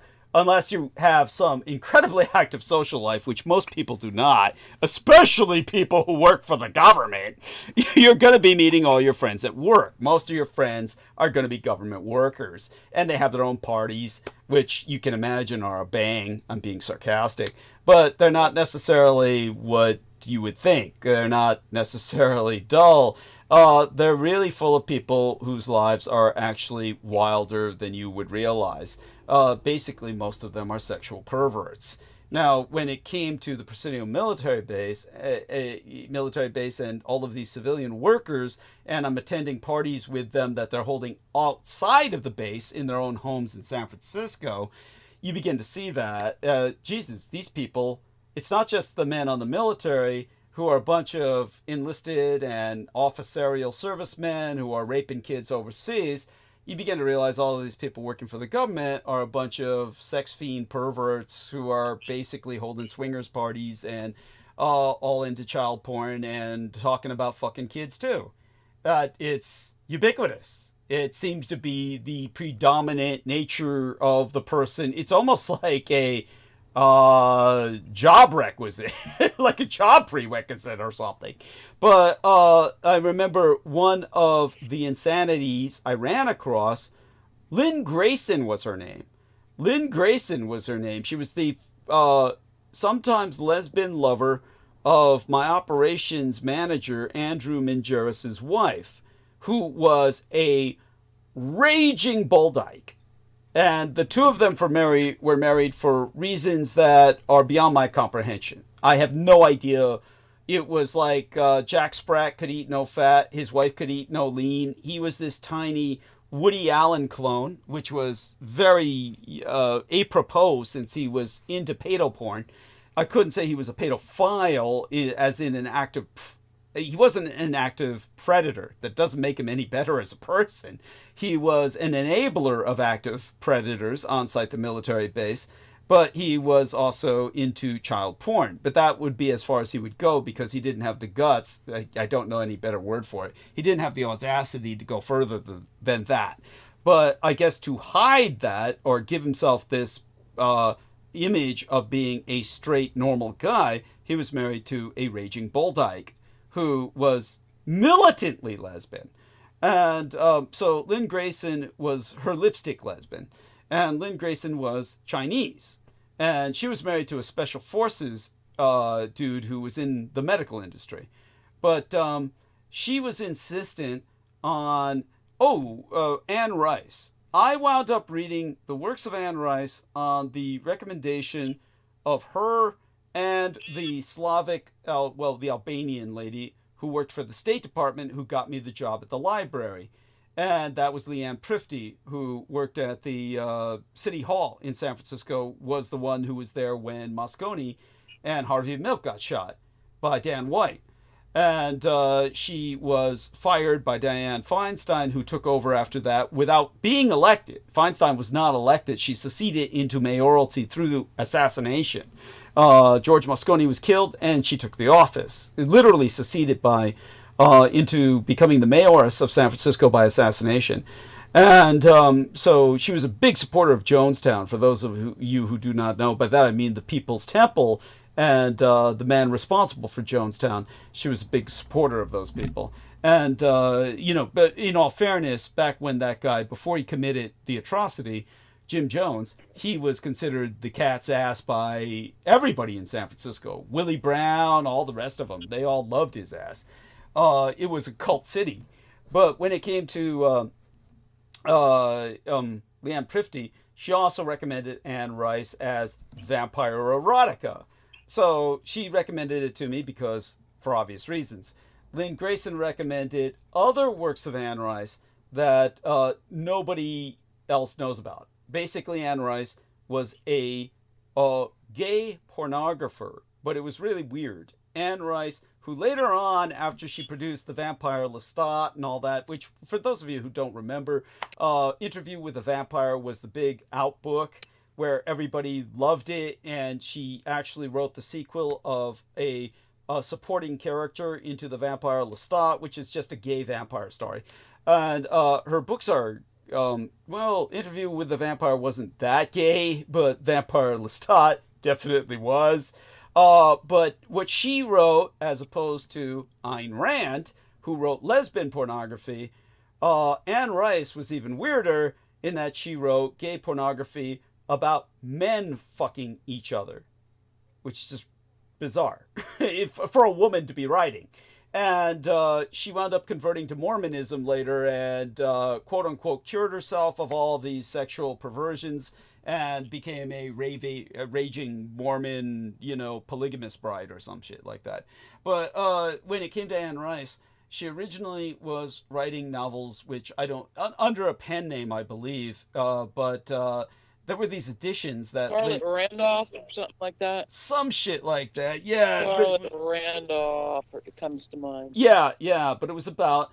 These were gay male porn novels written by a woman. So I can only imagine they wouldn't be very good. I mean, women are just not good at porn, okay? It's like women are into love. They're into Hallmark card sex. They're into, it just doesn't, when they're photographers of porn, they're awful. A man can't appreciate what they're doing because it's all Hallmark card sex. It's like men are into angle shots and shit. So it's just like, I'm just sorry. Women are not good at porn, okay? And, but when it comes to this woman and what she produced, I don't even remember the contents. I was so uninterested in what Lynn Grayson presented me. I skimmed through it. I tried my best to read it. I couldn't even retain it. It was just not memorable to me. But all I could remember was it was detailed descriptions of men fucking, but it's not like, again, I can only compare it to the other gay pornographer I know, which would be Michael Ōcéanus. And his stories were much more riveting because they're descriptive of how he trafficked children. So it cannot not be riveting. It is horrifying. It's like reading a horrifying rendition of what I saw every day. But when it came to this other chick, Lynn Grayson was trying to tell me, well, men turn on pornographically all the time to women making out. Quite true. Men love to see females go at it. And then of course their fantasy is, I get their idea of foreplay. It's like that's all they need. Yeah, some shit like that. Yeah, it's like I could go into that, but when I was younger, I could go into it much more deeply. I mean, at this stage of life, I just don't really care. But when it came to Lynn Grayson, she was insisting, well, if men like to see two women make out, women really get off. It sounds good on paper. It sounds good on paper, but it ends up being a bunch of extra work for me. Yeah. Well, Lynn Grayson was trying to insist that, well, if men get off on two women making out, women get off on two men making out. And it was like, no. No, that's not the case. No, most women do not get off on two men making out. There was something twisted about that entire environment, and just as a hint as to what I had to deal with every day.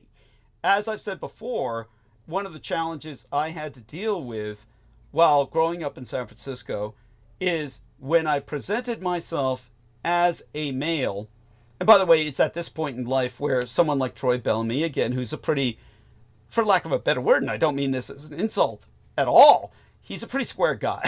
He's just this, straight black guy, and, they're by nature, most black men have to be really straight. They're just like, their culture is pretty homophobic. And, but at any rate, when it comes to Troy Bellamy, he identifies me as non-binary, which I don't find offensive. At this point in my life, it's one of these things where, I'm beyond this kind of identity issue where I'm like, but for what it's worth, I'm straight. But while I was growing up, like I said, I was always challenged on that because I'm so effeminate. Then there's always two questions I had to face. I've said this before, is people, the first thing they would say to me, the first four words out of their mouth, all the while I was growing up, without fail, would be, what race are you? The second three words would be, are you gay? Now, at this point in my life, I realized that, I could probably just say, and that's probably just a come on. But no, it really wasn't a come on. It really was, these people are like, this is all they fucking cared about, is what's your race and are you gay?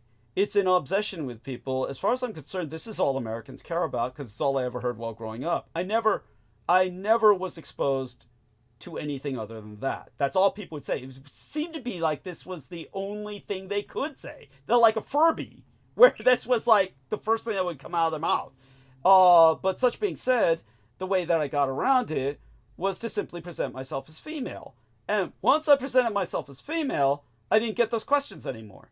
So I've learned to it's so much easier just to present as female, because then they just think you're a gook whore and you're just this young Asian girl and you're fuckable and that's all they want. Then they're pleased to have you in their company. Whereas if you're effeminate and you're presenting as a male, basically they all want to fuck you.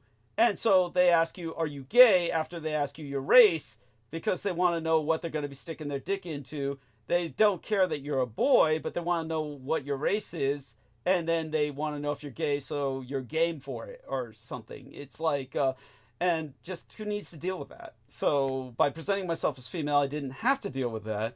But then it wasn't that I got any respite by hanging out with the females, because the females kept insisting, like Lynn Grayson, oh, I really want to see you make out with another man.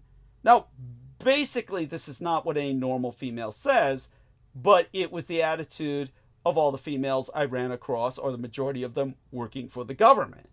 So the majority of females working for the government had this absolutely bizarre sexual orientation where they were lesbians who wanted to watch other men make out. And they were insisting all the time. They just kept saying, "You are gay." So whereas from the men, I would hear, "Are you gay?" With the woman that I grew up with, all I heard was, "You are gay."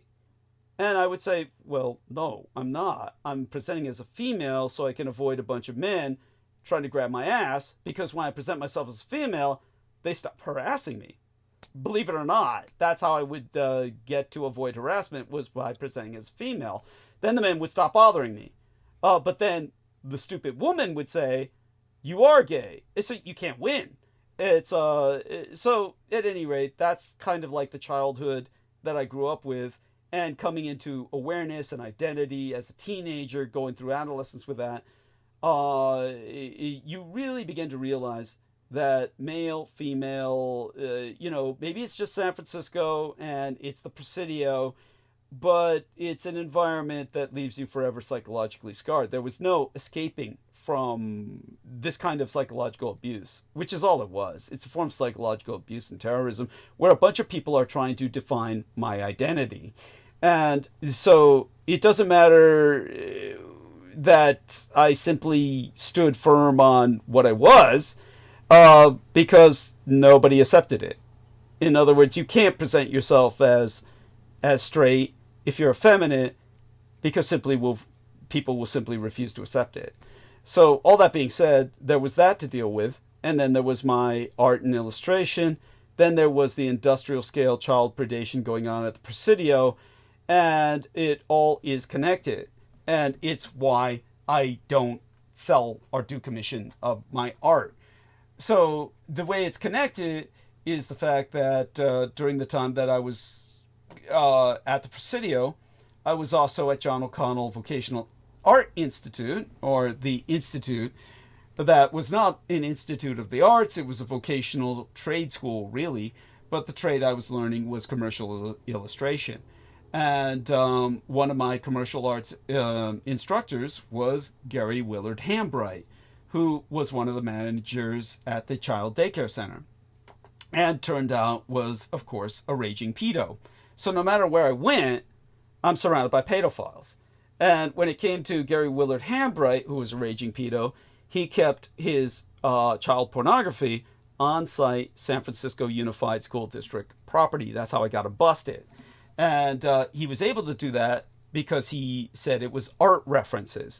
So people needed the photographs of naked children to illustrate naked children, which is, believe it or not, a common theme in commercial art, in the sense that you are drawing people all the time, and you do have to start with photographs of naked people when you're illustrating people, because you take the naked bodies and you take the images and you basically model your illustration on them, and then you clothe them. That's the normal way that illustration is done for straight art, just straight commercial art, let alone the pornography that I specialized in to make money.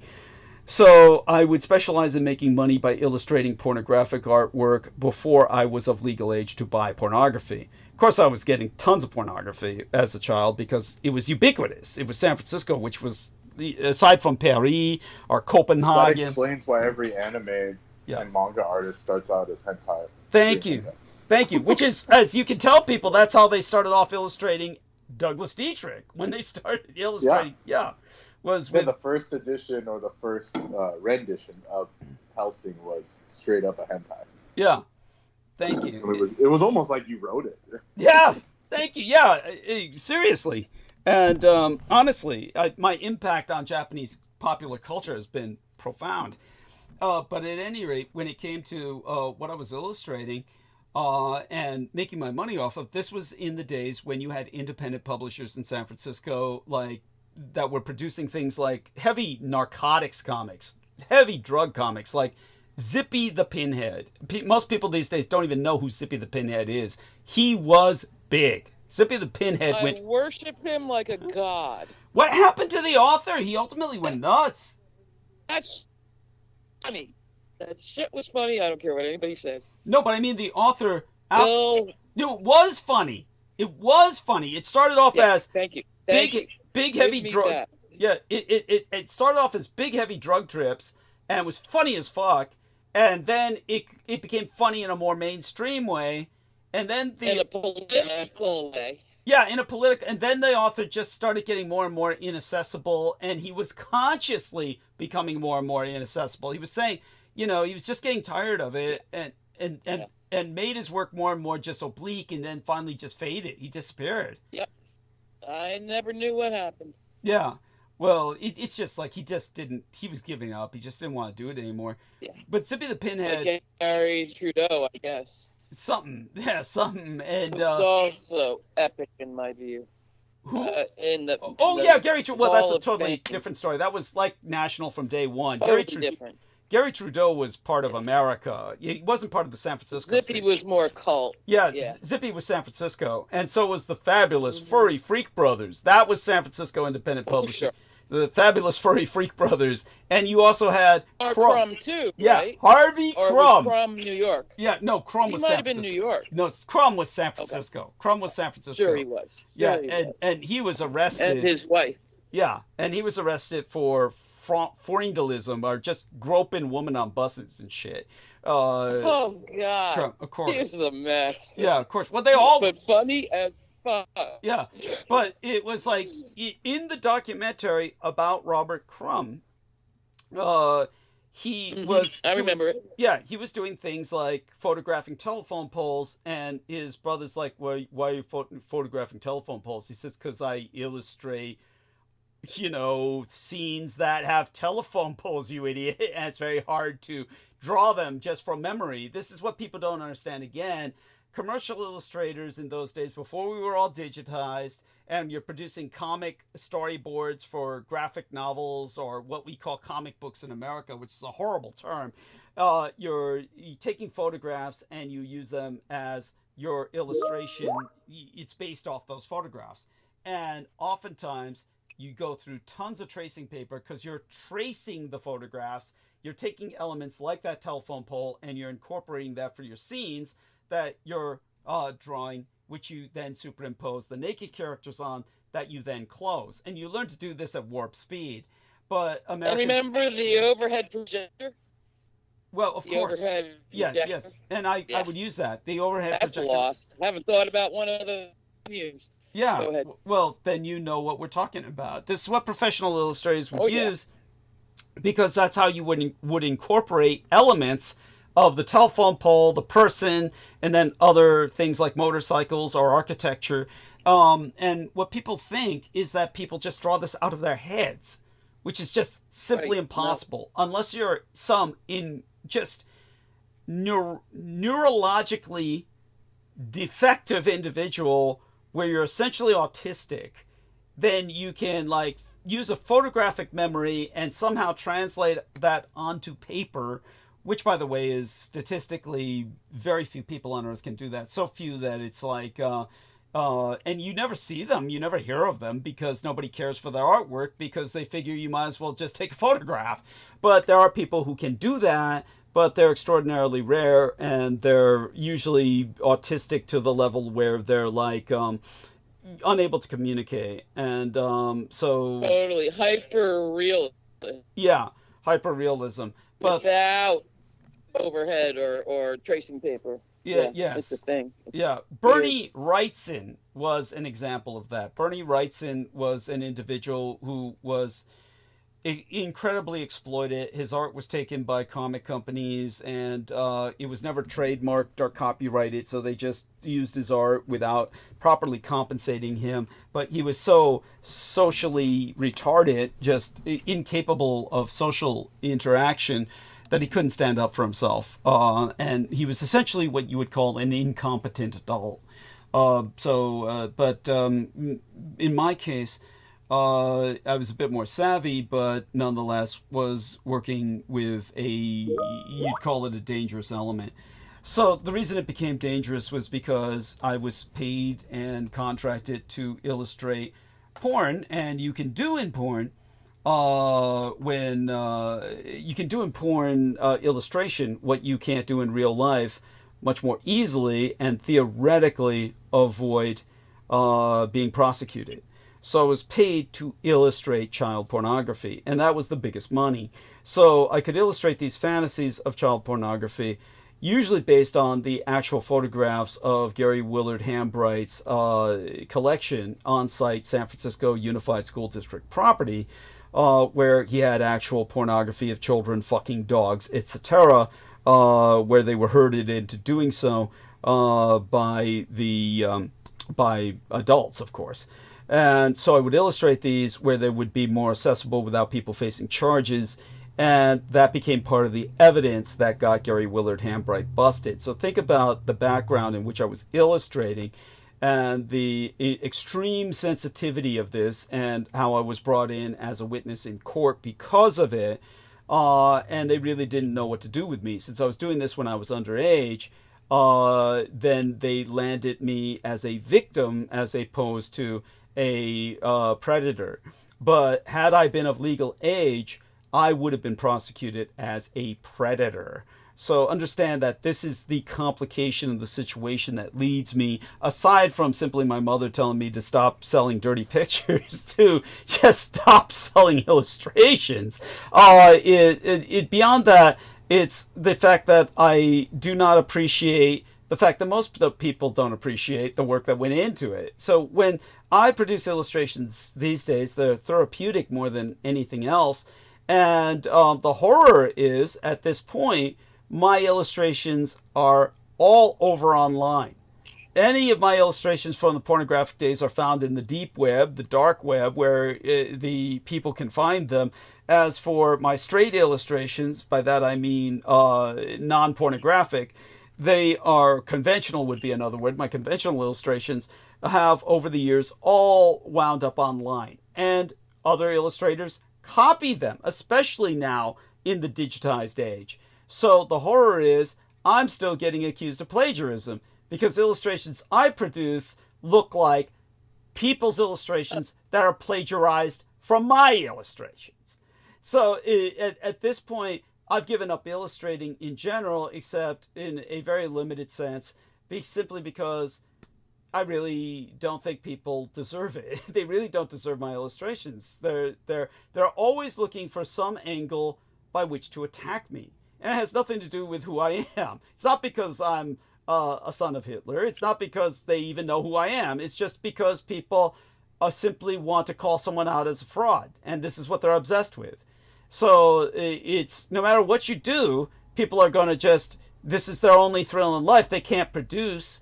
They can only destroy. They have no talent. They can't draw. And so they try to say someone who can draw is somehow faking it, is somehow stealing someone else's work. And in this day where what makes it so offensive is already articulated. Other people have been stealing mine. I was producing voluminous amounts of illustration that became taken by other illustrators who are no longer even tracing it. They're digitized, they're plagiarizing elements of it through digitized. It's just taking a photograph, then entering it in, a digital photograph, then entering that into their system where they use their digital artwork which I have never been trained in, to alter it or change elements of it, like even the color of the eyes. So when I illustrated for Judith Gay Ager, that was her full name, was Judith Gay Ager. I'm not imposing a orientation on her. That was her name, Judith Gay Ager. And when I produced illustrations for her, then she would say some bullshit about, I saw this online. And it's like, so in the end, it's just, fuck you. I mean, fuck you, bitch. What a fucking cunt. I mean, it's like, so she would see elements of it online that were taken by somebody else, and then they were working on it to produce their own illustration. And so she would think, you must be plagiarizing from them. And it's like, no, it's the other way around, because my illustrations have been out there forever. At this point, it formed almost like the template for anime in Japan, and they're manga style. And then, so there you go with that. Altogether, it's just a story where it's left me just embittered. It's embittered. I mean, the world doesn't deserve my talent. It's kind of like with my biological father, Adolf Hitler. If only those idiots at Munich had accepted him into art school, you never would have had World War II.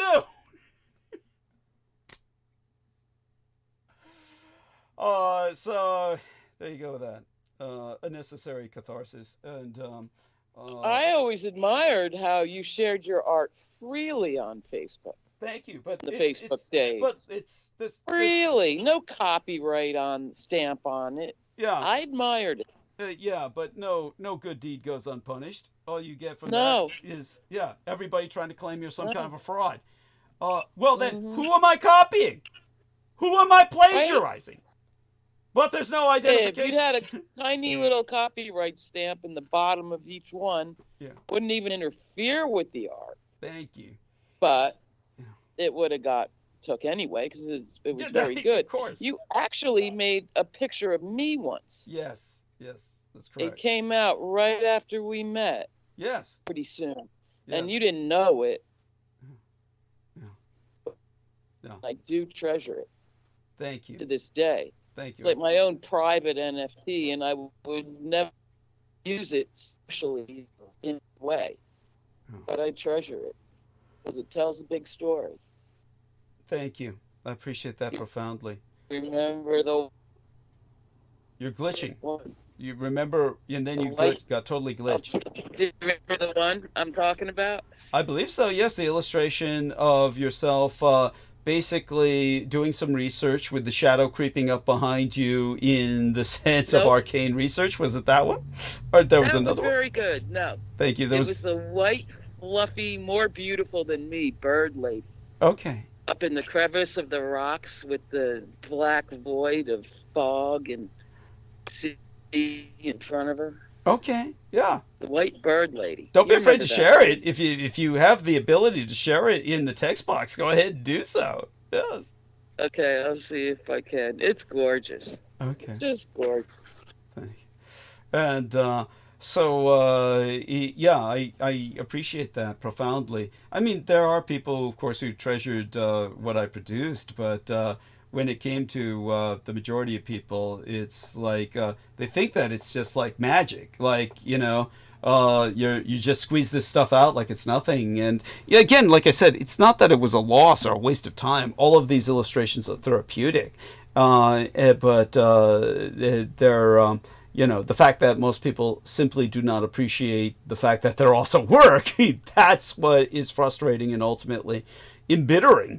So I think the German lady should understand now. It's just, I just don't want to go through that experience, producing anything, selling it, and then it just feels somehow, it's like, I just don't want to do anything anymore, other than what I do, other than doing what I do when I feel like doing it.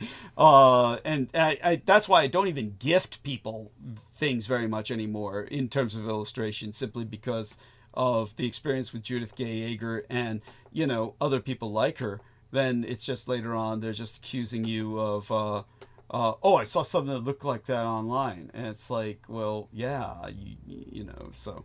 All right, enough of that. And all of that having been expressed, we'll head into monologue sometime soon. But we had Troy Bellamy drop in, and I appreciate that, into the chat box. And so Nemo said, blacks are the most homophobic people on the planet. And you can... actually, I can see why he would say that. And Troy said, not true, but there is a pathology of loathing for the lifestyle. However, the gay and trans lifestyle is spreading like wildfire in places like Houston, Atlanta, Baltimore, and Chicago. But by that, do you mean in black neighborhoods or just all around you? And then Nemo says, pathology of loathing for the lifestyle confirms my statement. So, yeah, I mean, I could see it both ways. I don't get the impression yet that the black community has all that many gays. Certainly there are black people who are gay, And in San Francisco, I ran across that throughout my life. But yeah, mostly when you're in a black community, I don't think gay people feel safe outing themselves. Holly Kiefer left. Hopefully she'll be joining us. She's probably having problems with her transmission. May have even gotten knocked off. But I noticed that she's been jumping off and on. Probably problems with reception or her area. But all such being said, okay then, we'll meander towards my monologue, which I will invite people to participate in and respond to. And we've got good numbers, so we might as well get started soon.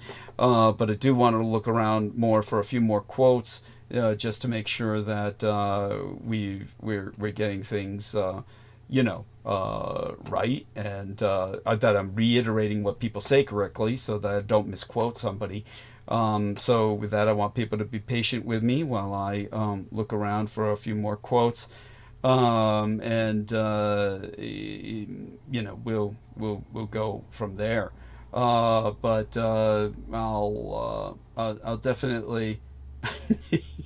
I guess I should start with the colossal national security fuck up.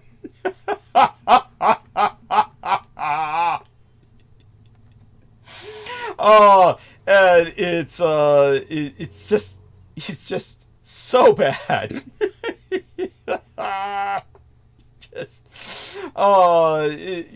How serious was this signal leak? The Trump administration insists that its blabbermouth officials discussed no war plans or classified information in a chat group with a journalist. There's little to back up that claim. There are, of course, very tricky legal and security questions the White House needs to answer. And that's just for starters. Honestly, there's no words. I guess I'll start by again bringing attention to everybody that this is a fundraiser. We've got it's a code black. We're in desperate times. We're nearing the deadline for rent, which is the first All Fool's Day or April Fool's Day.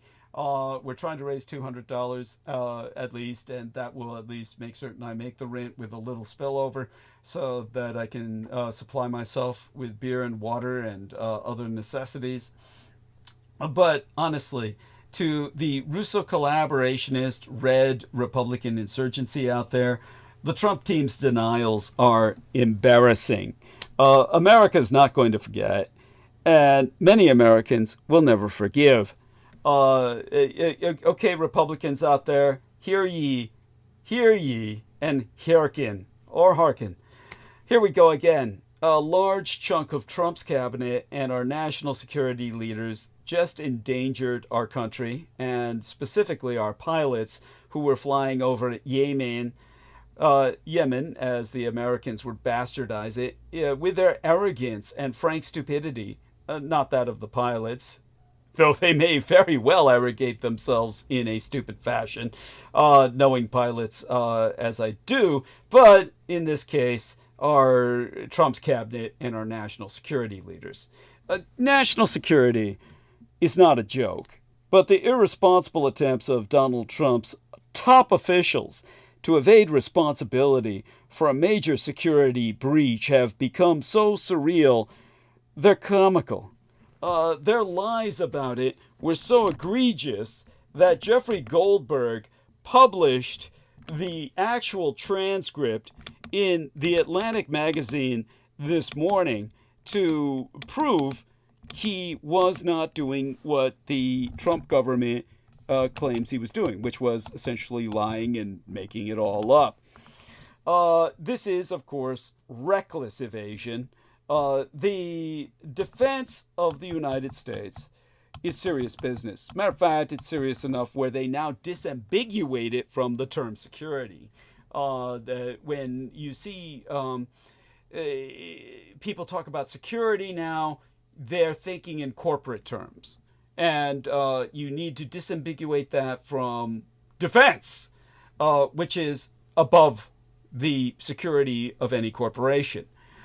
So the defense of these United States is a serious business. Breaches of national security are especially dangerous. So perhaps I should not have laughed at the reactions of Donald Trump and his staff and cabinet members to the revelations by the Atlantic magazine's editor-in-chief, Jeffrey Goldberg, and staff writer Shane Harris about a group chat on Signal, one that accidentally included Jeff, dedicated to planning strikes on Houthi targets in Yemen. Now, I laughed because I am myself a former government employee, and, of course, Department of Defense specialist with a fair amount of experience in dealing with classified information. And the misadministration's position that nothing in the chat was classified is ludicrous, laughably ridiculous.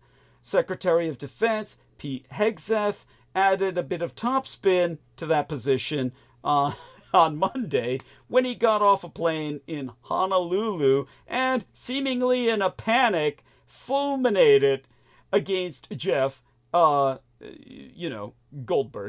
and tried to deny that any war plans were shared in the chat. Over the next 24 hours, these excuses became ever more laughable. National Security Advisor Michael Waltz went on Fox News, accepted full responsibility, and called Jeff scum. But then Waltz suggested that the Atlantic magazine's editor-in-chief had perhaps hacked or schemed his way into the chat, and that this possibility had to be investigated. Now, what's so funny here, again, in the most awful way imaginable, is that Waltz is the person who invited Jeff into the Signal group. Now, if you've never seen the hot dog man meme, it's an image of a guy in a hot dog costume pleading with a crowd to find the person responsible for crashing a nearby wrecked hot dog car. It's being used all over social media in relation to this story, and for good reason. By the way, let me check some of my incoming notifications here.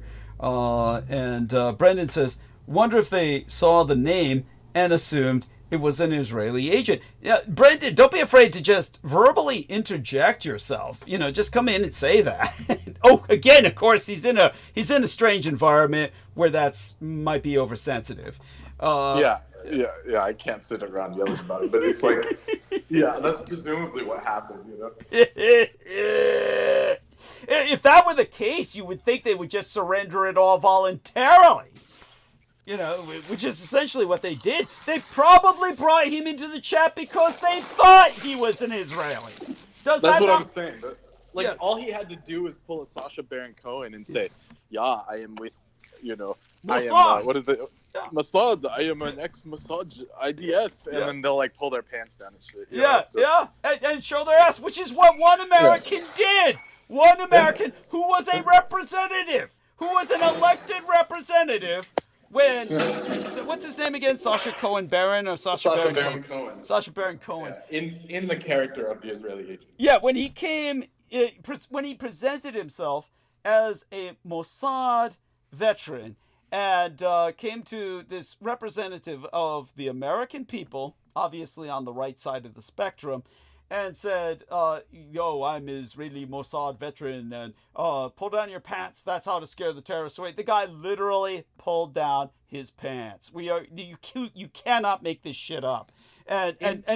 Under presumption, it was a formal interview on top of that. Yes! So this wasn't supposed to be some comedy routine. It was under the assumption that it was a real interview. Thank you. So it's just horrifying and stupid. No, but this is white Americans worship the Jew. They worship the Jew. So if somebody just says, hey, I'm a Jew, pull your pants down on camera, because he did this on record. Yeah. He did this on record, on camera. They literally got him out of office after that because it was so embarrassing. It's imagine the guy you elected do that. Well, thank God. Thank God. Why can't they get that retard stroke victim out of office? Who's that son of a bitch again? The Pennsylvania guy? Yeah, the Democrat. Jesus I fucking don't Christ. know. I don't know. Crazy for Israel. Yes. Thank you. Oh, is that Holly. why he's still there? That explains Yeah, a lot. that's it. That's why he's still there. Thank you, Yeah, Holly. You just because gave the answer. initially they didn't want him in. He Yeah. was supposed to be a good guy Yeah. But then for the little guy. but then he turned around and said, anything for Israel and Palestinians must die. Yeah, and they said, leave him in. Yeah, now he gets full sponsorship. So everybody's all aghast. Yes, well, they should be. Yeah. Fucking stroked out retard motherfucker. Yeah, well, it takes a brain injury to even comprehend their stance. Yeah, thank you. Yes. Thank you. To like logically like explain that or something. Yeah, thank you. Thank you. Well, over the next 24 hours, these excuses became even more laughable. It's and They're still at it, by the way. Thank you. Thank you. Yeah, of course. And what's funny? We're made. Yeah. It's also, Human. I'm sorry. Say that again, Holly. What's that? We're only human. Yeah. My God. Now, also appallingly funny is that the president's own national security advisor doesn't seem to understand that discussing on an app the details of a United States military strike and then admitting that a random person could find himself in the middle of such a discussion. It's not like he waltzed his way in, if you'll pardon the expression. Also, Signal was founded by a Russian. Of course. Russians. Oh, of course. Thank you. Thank you for that. I did not know that. They are blaming the reporter and calling him scum. Yeah. There you go. It all makes this whole story even worse. Now, this Oh, morning. I like that one, the thing that you said earlier where they said he hacked us. Yeah. That's funny.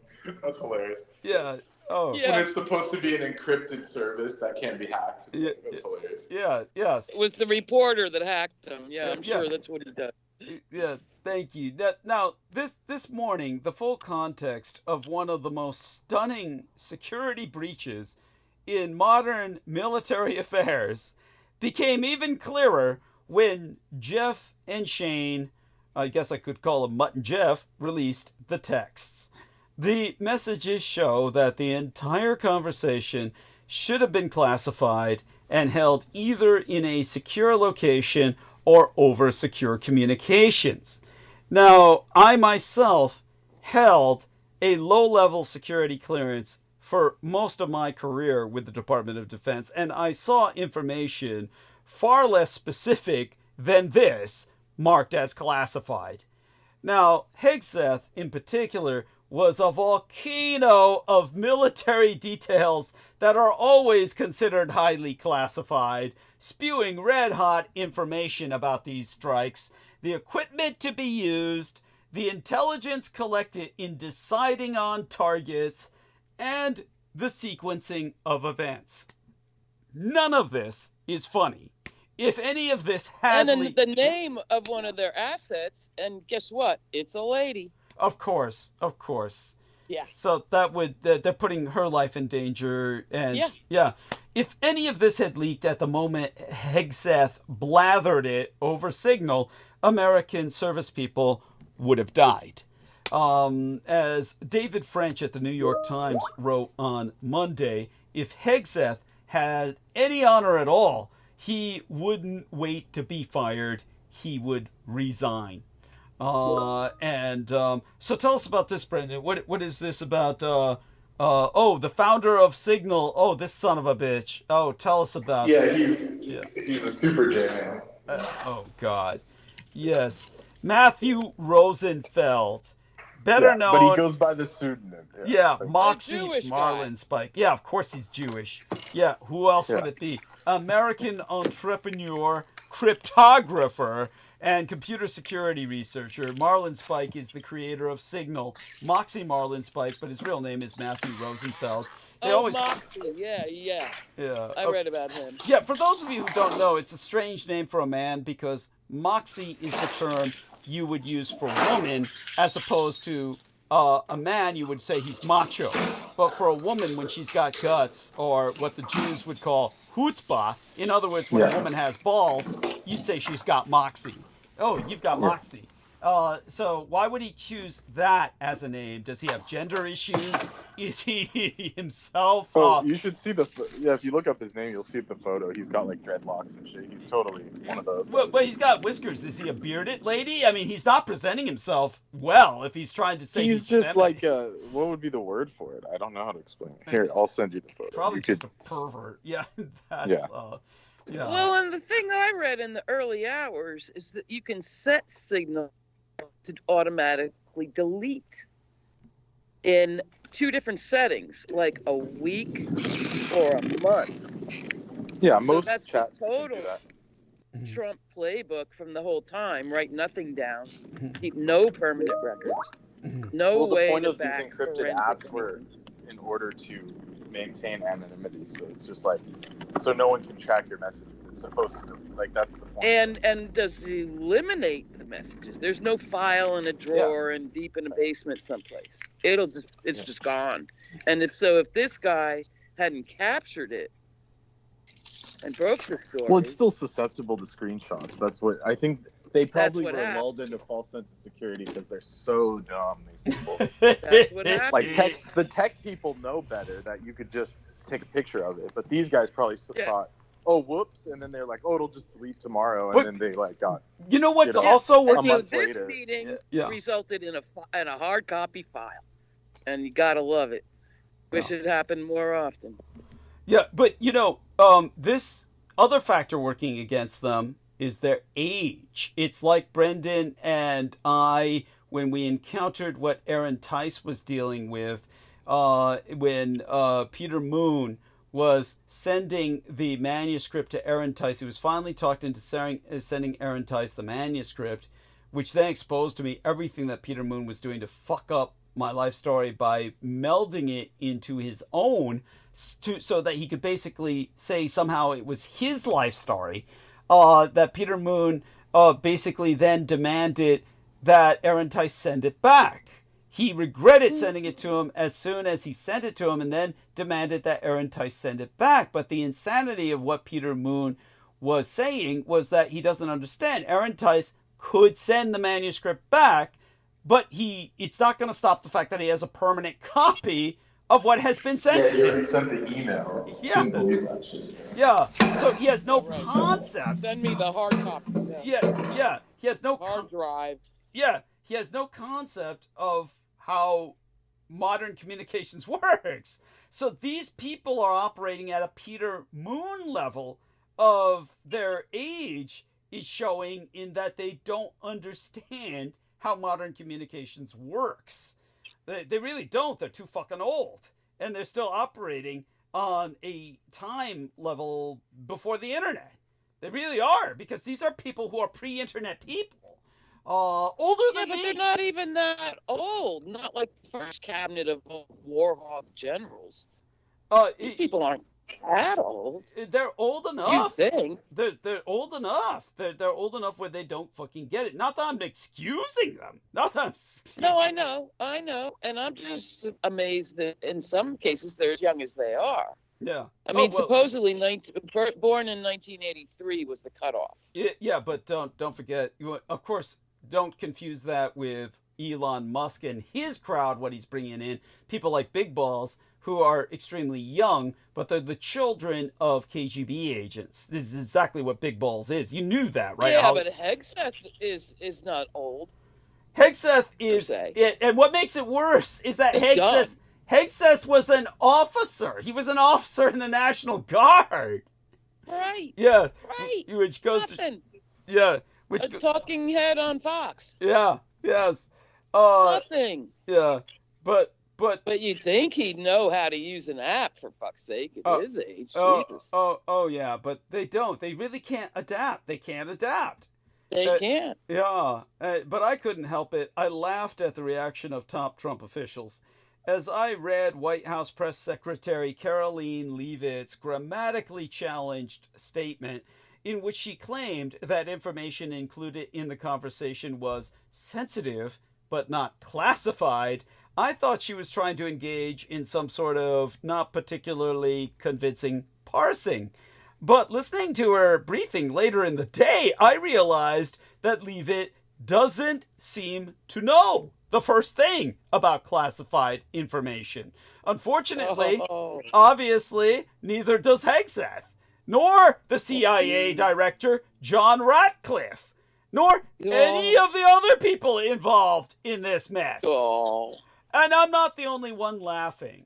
During a hearing today, Representative Raja Krishnamurthy of Illinois, who sounds like he's some kind of lame-ass guru or something.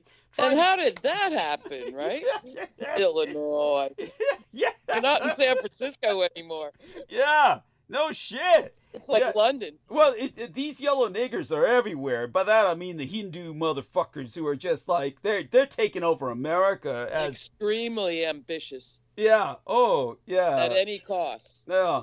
And anyhow, Raja Krishnamurthy took a break from meditating and tried to get the director of the Defense Intelligence Agency, Lieutenant General Jeffrey Cruz, to admit that the messages Hegseth sent over signal... Oh, don't give him that kind of credit. Yeah.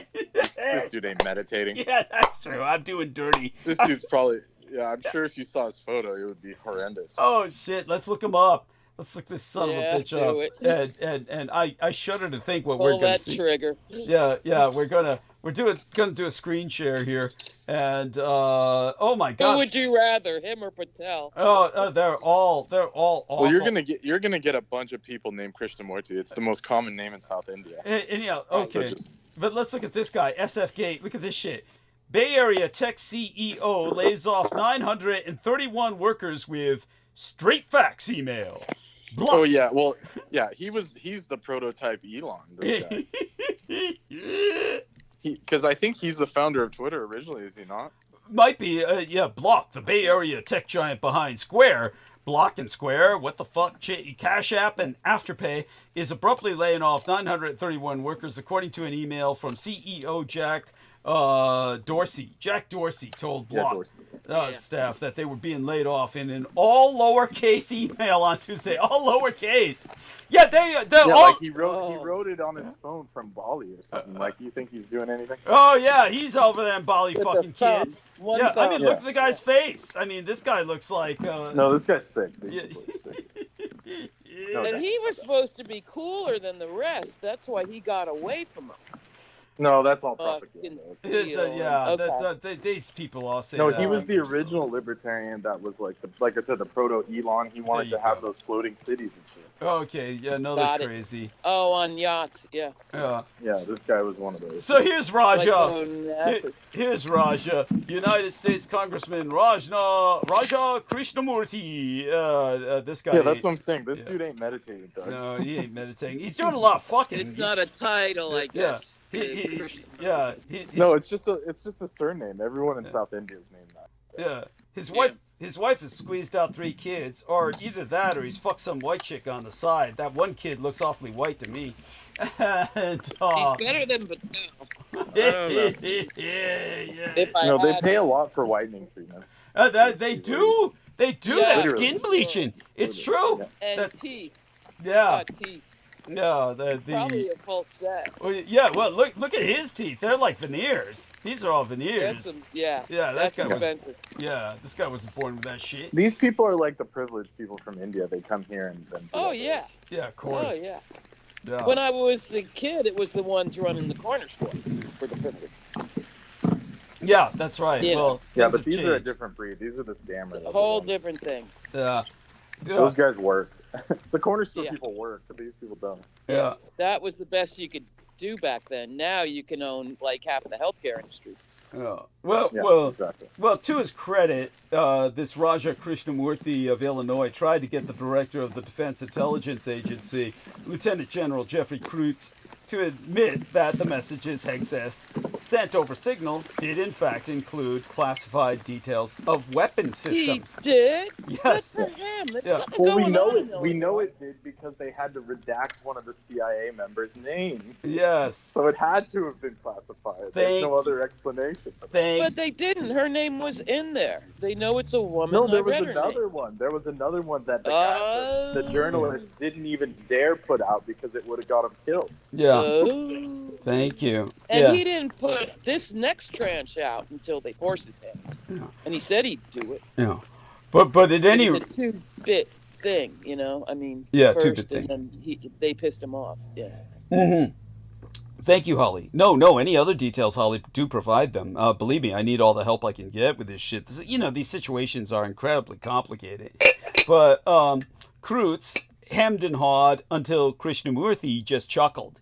That didn't stop Sean Parnell, the chief Pentagon spokesperson, from putting out yet another howler of a statement Let's today. hear it. Oh, Yeah, I'm so excited. Claiming that, quote, the hoax peddlers at the Atlantic have already abandoned their war plans claim, and that the signal messages confirmed there were no classified materials or war plans shared. The secretary was merely updating the group on a plan that was underway and had already been briefed through official channels. Now, either Parnell does not know that this is nonsense, or he's intentionally obfuscating. The strikes were not, in fact, underway, and American forces would have been more vulnerable to enemy action without the element of surprise.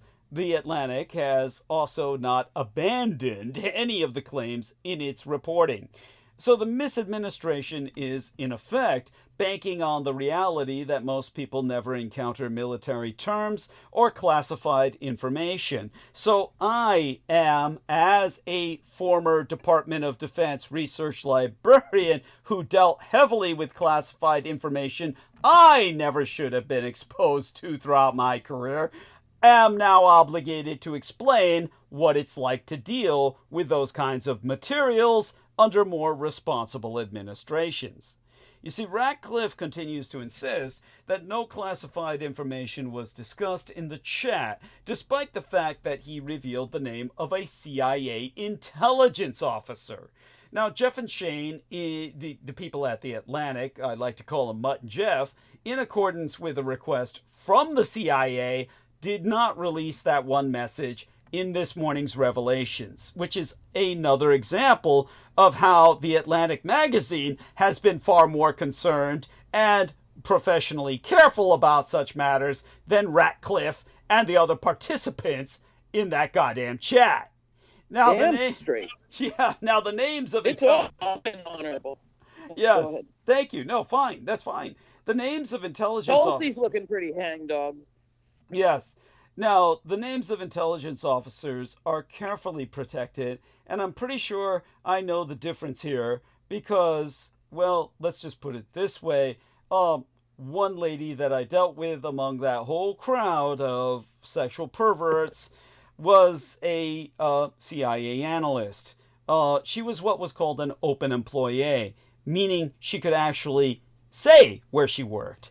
But the agency has many people, and not just spies, who protect their identity, not only to allow them to move more freely in various assignments, but obviously for their own safety. Indeed, while she and I were dating, the United States and its allies launched, well, the first Gulf War in the winter of 1990 through to 1991. It's what ultimately separated us, just by dint of we lost each other, lost track of each other. But at the time that I knew her, she was working at Langley with a CIA clearance. And remember that I myself was at the Department of Defense with a top secret clearance. That's the absolute rock bottom of security clearances, so I'm not bragging. But at the time, I had to work with not just military people, but at times even hold conversations to clarify topics for the staff of senators. So that means that she and I both knew a lot about what foreign countries were doing. And I always have known a lot about our military movements and the state of the enemy's forces, or whoever was the current enemy or is the current enemy. Though what I identify as the enemy today, Trump insists, are our allies. And what I identify as our historical allies, Trump insists, are our enemies. But again, at the time that I was dating this lady, who I will not name for all the reasons I've just articulated, even though she works as an open employee, there's no point in her suffering any grief by affiliation with myself, even if it was in the past. But we would laugh over dinner because we both had things we wanted to share, but simply could not. We had sworn not to discuss classified information outside a secure environment with people who do not have the appropriate institutional clearances. So like the trois adults we just did not discuss such things at all. That's common across the classified world. Then, and it should still be so now, and now let's get to those Hegseth texts. The misadministration apparently thinks that war plans and attack plans are somehow different. And as a general observation, they are. But that's because detailed attack plans are vastly more dangerous than almost any other plans. Well, almost any other plans if they're released. War plans, which is a term that doesn't really have any particular meaning in the world of military documents, presumably refers to some scenario for a hypothetical future conflict, like America's conspiracy to conquer the world, known as the Rainbow War Plans, which were War Plan Orange, the plan of America to attack Japan, War Plan Red, the plan of America to attack the Greater British Empire, War Plan Crimson, the most detailed of all of America's conspiracy plans to start a world war to conquer planet Earth, was about attacking Canada, which has been reanimated, if you will, by Donald Trump. Oh, my God, what a world we live in. It's like, what did I do in a past life to deserve to reincarnate? At any rate, I've just described what a war plan is. But if Hegseth's position is that he didn't release war plans, and instead released only the details of the imminent movements of United States military forces, then he is not only reckless, he also doesn't understand some basic concepts about defense planning, operations, and national security at all. By the way, Brendan, did you have something to say? By all means, do share it. Or otherwise, or Holly, or anyone else for that matter. I will say, No. it's like if they really, really, really have to, they'll put Waltz on the block and chop his head off, which would make him the first casualty of World War Trump, right? As far as a slaughter in the White House. We can only hope. How fast are these guys going to last? Yeah. Once they figure out the reality, the Warhawk generals, not too long. Thank you. Thank you. No, Ramaswamy would be the first casualty. We can only hope. First good bro. These people buddy. These people, though, they just draw ranks and they just won't do anything to each other. Wood chippers. They're gonna try. They're gonna stand united, which is a good thing because it may mean that they'll fall united. By the way, this Marxie Marlin Spike, I've been provided photos by Brendan Zogid of this Marxie Marlin Spike, who of course is actually a Jewish guy named Matthew Rosenfeld. And this guy's grotesque. And he's got his hair all back in dreadlocks, just like Brendan said, only it's shaved like Dyke style, as if he's he's got money. Yeah, well, that goes without saying. But big apartment and shit. Oh, yeah. Well, there you go. What a piece of shit.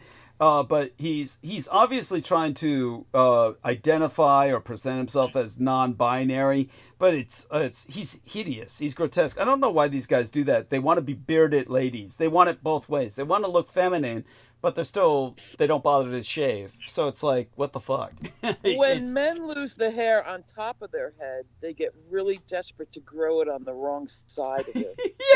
Yeah. They got to Like, doing it's like that. desperation. Yeah, like the guy we were looking at, Jack Dorsey. Yeah. Prime That's son of a example. bitch. Yeah, Jack Dorsey's prime example So of that. it's a thing. Letterman to Jack Dorsey, they all do it. Yeah, and they really shouldn't. It doesn't look good. It's like I always joked, it's the combination of the worst of both worlds. You're a skinhead on top and a Taliban on bottom. It's, Lumberjack on bottom, lumberjack out front, yeah, it's party in the back, nothing.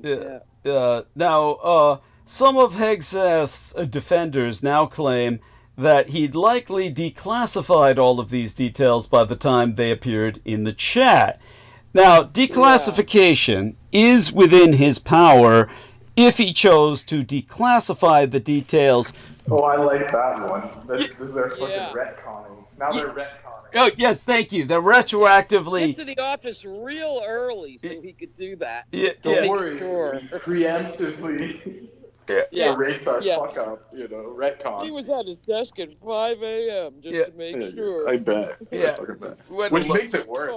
Thank you.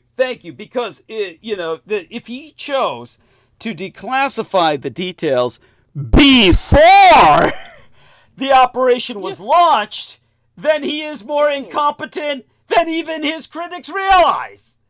What the hell? That's a confession. Yes. Now, let's use Signal. It's declassified now. Yeah, think of it this way. Imagine your local police department is trying to deal with a threat from a local drug gang. We have concerns about this gang, and we will act to arrest these bad guys. Would be unclassified. Now, many police departments, by the way, do have intelligence units and produce restricted information. Our undercover officers have been watching this house. Might be classified. You don't want the bad guys knowing what you know or how you know it. Now, these are the sources and methods often referenced when talking about such information. We are going to execute a warrant at this hour in this place with this many people armed with the following weapons would be extremely classified. If that information is released early, the gang knows that the good guys are on the way and might choose to ambush the cops.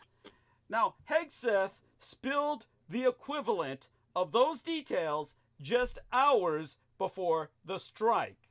Perhaps he didn't know what he's even doing, and he was almost certainly just showing off.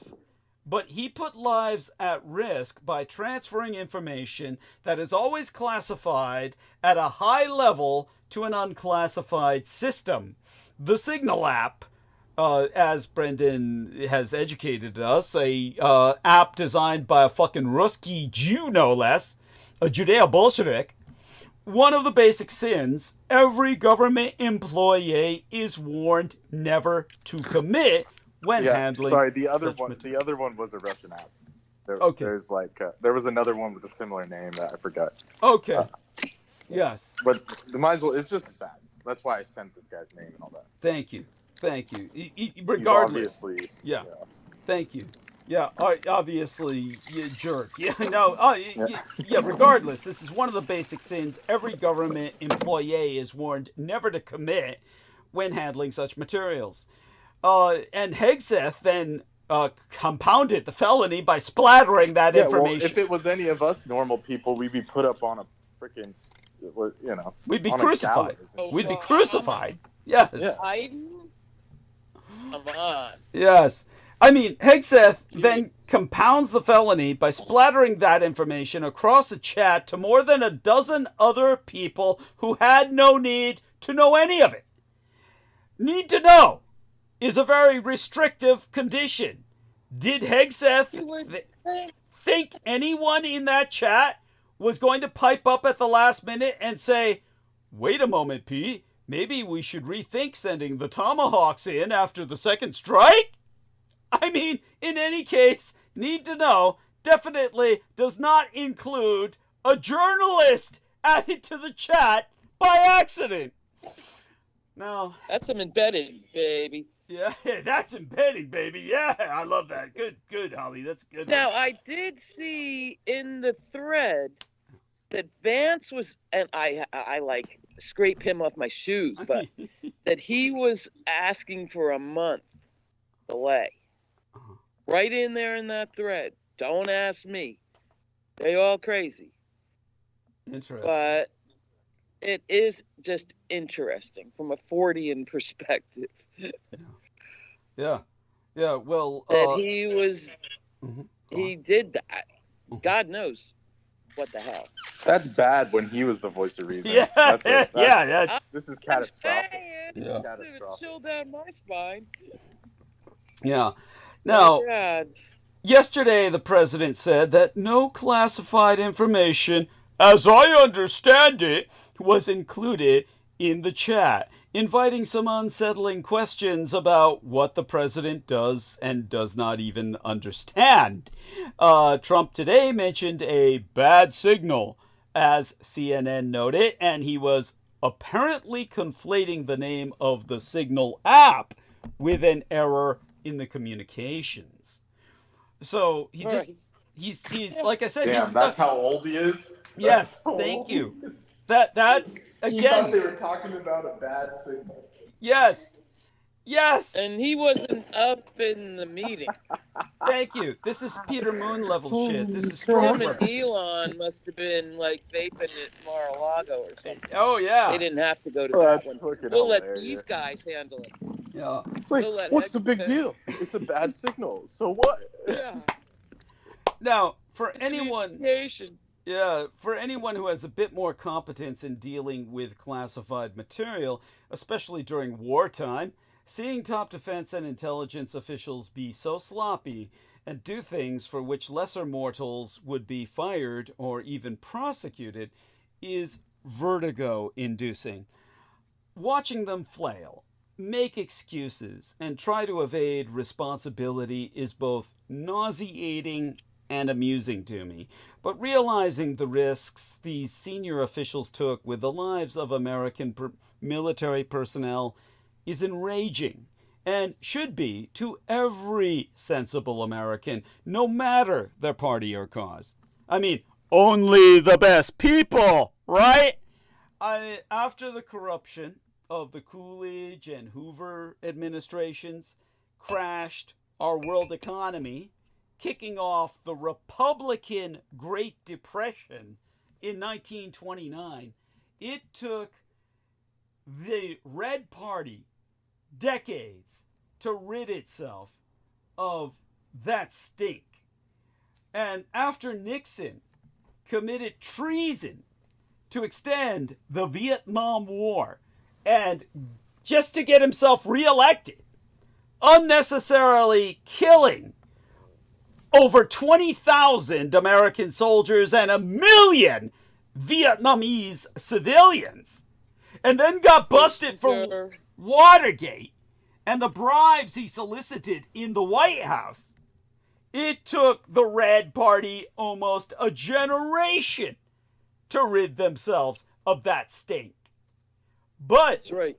I want to tell you, you red motherfuckers, you Republicans, you'll never rid yourself of the stink of Donald Trump, America's first convicted felon and proven rapist president.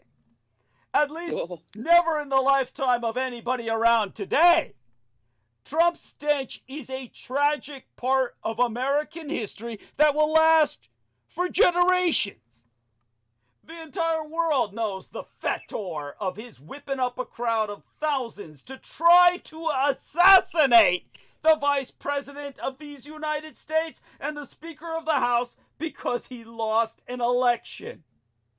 Trump's cultic minions pissed on the carpets in the hallowed halls of Congress, smeared their shit, their fecal excrement on the walls, damaged priceless paintings from the founding era of our nation, and murdered 3 police officers protecting our nation's capital. That stink must never fade, no matter how aggressively your red allies try to rewrite our history, blur faces, or tell their phony fucking stories about bizarre deep state conspiracies. Seriously, Republicans, did you think Americans would forget the stink of 30,000 plus documented lies Trump told America and the world while he was first president, and that he started up with all over again? Or the lies he routinely spouts every time he speaks in public, so frequent now that even Fox News has to correct the facts when covering him? Or Trump stealing classified documents and then leaving them in public places with an industrial-sized copy machine as he invited known spies into Mar-a-Lago? Or his fake electors' scheme to overturn a fair election?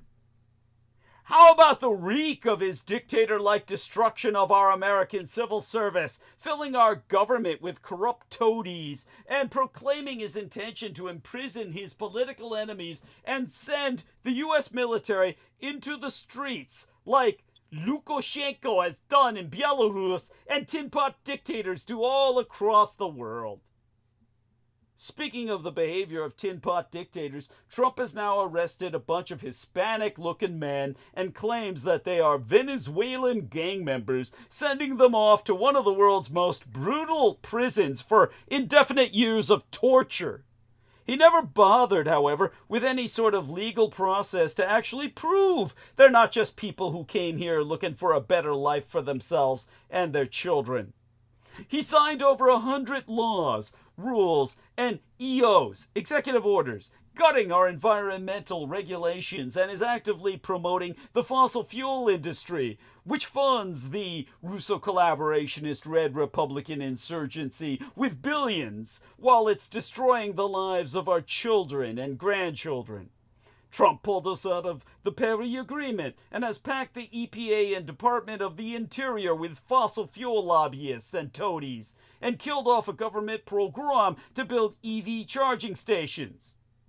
Do you really believe that we will forget the stink of his sucking up to mass murderous dictators like Putin, Mohammed bin Salman, and Kim Jong-un? Now that effluvium is being smeared all over Republican politicians, one after another, as they follow Trump's orders, which he no doubt received from Putin, to abandon Ukraine, shut down the voice of America and Radio Liberty, and to sabotage NATO. You are cowards! All you Republicans, covered in your wretched, cowardly, unpatriotic stink. If you're a Republican, hear me and take it personally. You're a worthless piece of shit, and you should kill yourself. Because you follow the man who tried to blackmail a Democratic ally into manufacturing dirt on his political opponent, withholding aid to Ukraine in the face of relentless, remorseless Russian attacks.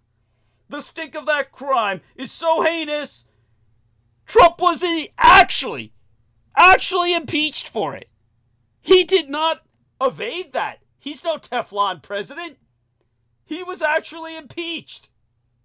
And his Muslim ban wasn't just racist. It destroyed lives, separated families, and alienated our allies.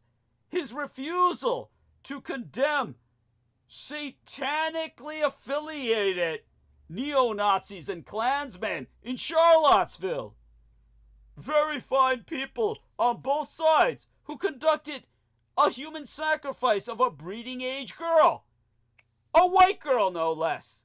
Marked the first time in modern history a U.S. president openly pandered to white supremacists. What about the stink Trump created when he referred to mostly black nations as shithole countries, and our veterans who died in war as suckers and losers? Which they are, since most of them fall for him. When he told General Mark Milley he didn't want to again share the stage with an injured veteran because such heroes don't look good? Or when, at the height of the pandemic, in April of 2020, Trump ordered people back to work and began to ridicule wearing masks, leading to hundreds of thousands of unnecessary deaths. According to his own science advisors, the British journal Lancet put the number at least 500,000 dead by Trump's pandemicide. At that time, most COVID deaths were in blue states: Connecticut, New York, Washington, New Jersey, and Trump agreed with Jared that they could politically benefit by blaming the deaths on Democratic governors. An effective political strategy, they called this decision, redolent with the stink of mass death. That same son-in-law, Jared Kushner, the transgendered cunt who's had all her children with Ivanka in vitro, by the way, who Trump... Surrogate. Yes. I'll bet. Was he ever actually pregnant? Oh, I doubt it. I'm sure it's surrogate, just as you say. So do I. That same son-in-law, by the way, whom Trump helped hustle $2 billion from the Saudis in exchange, obviously, for downplaying the murder of a Washington Post journalist and looking the other way at how they oppress women. Do you think we fail to notice the reek of nepotism and corruption? And speaking of women, do you really believe that the stink of your support for a man credibly accused of rape, indeed proven in his guilt, in his sexual assault of over 20 women, including one as young as 13 years of age, for those of you who do not know, which makes Trump a pedophile and a child predator, would just go away. And left abortion up to the states. Particularly after Trump was found by a court of law to have Right? raped. Yes. Particularly as Trump was proven guilty by a court of law to have raped, in their terms, quote unquote, as the term is commonly understood, the first woman whose case finally made it through the courts. As average working Americans struggle to pay their taxes, Trump has pushed through an odious $4 trillion tax cut for himself and his multi-billionaire buddies, creating the largest budget deficit by any president in the history of the American empire.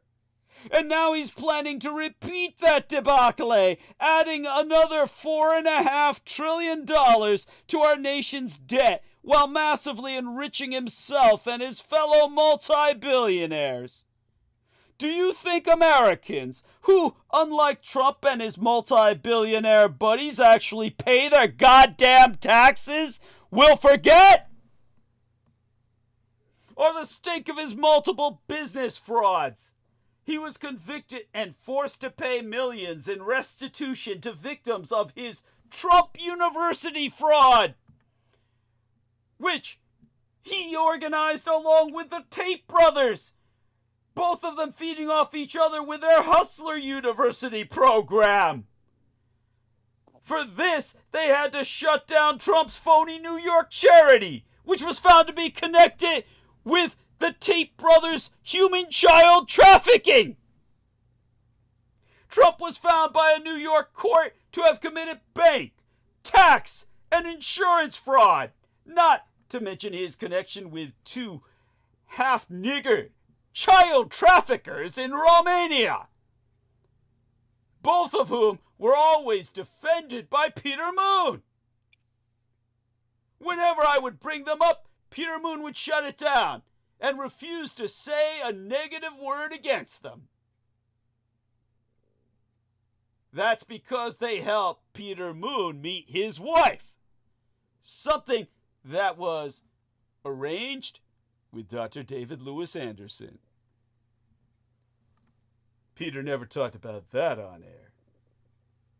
And how about the overwhelming stench of tearing babies from their mothers' arms at the border and then trafficking them trafficking them just like the Tate brothers traffic girls in Romania into these phony Christian adoption services.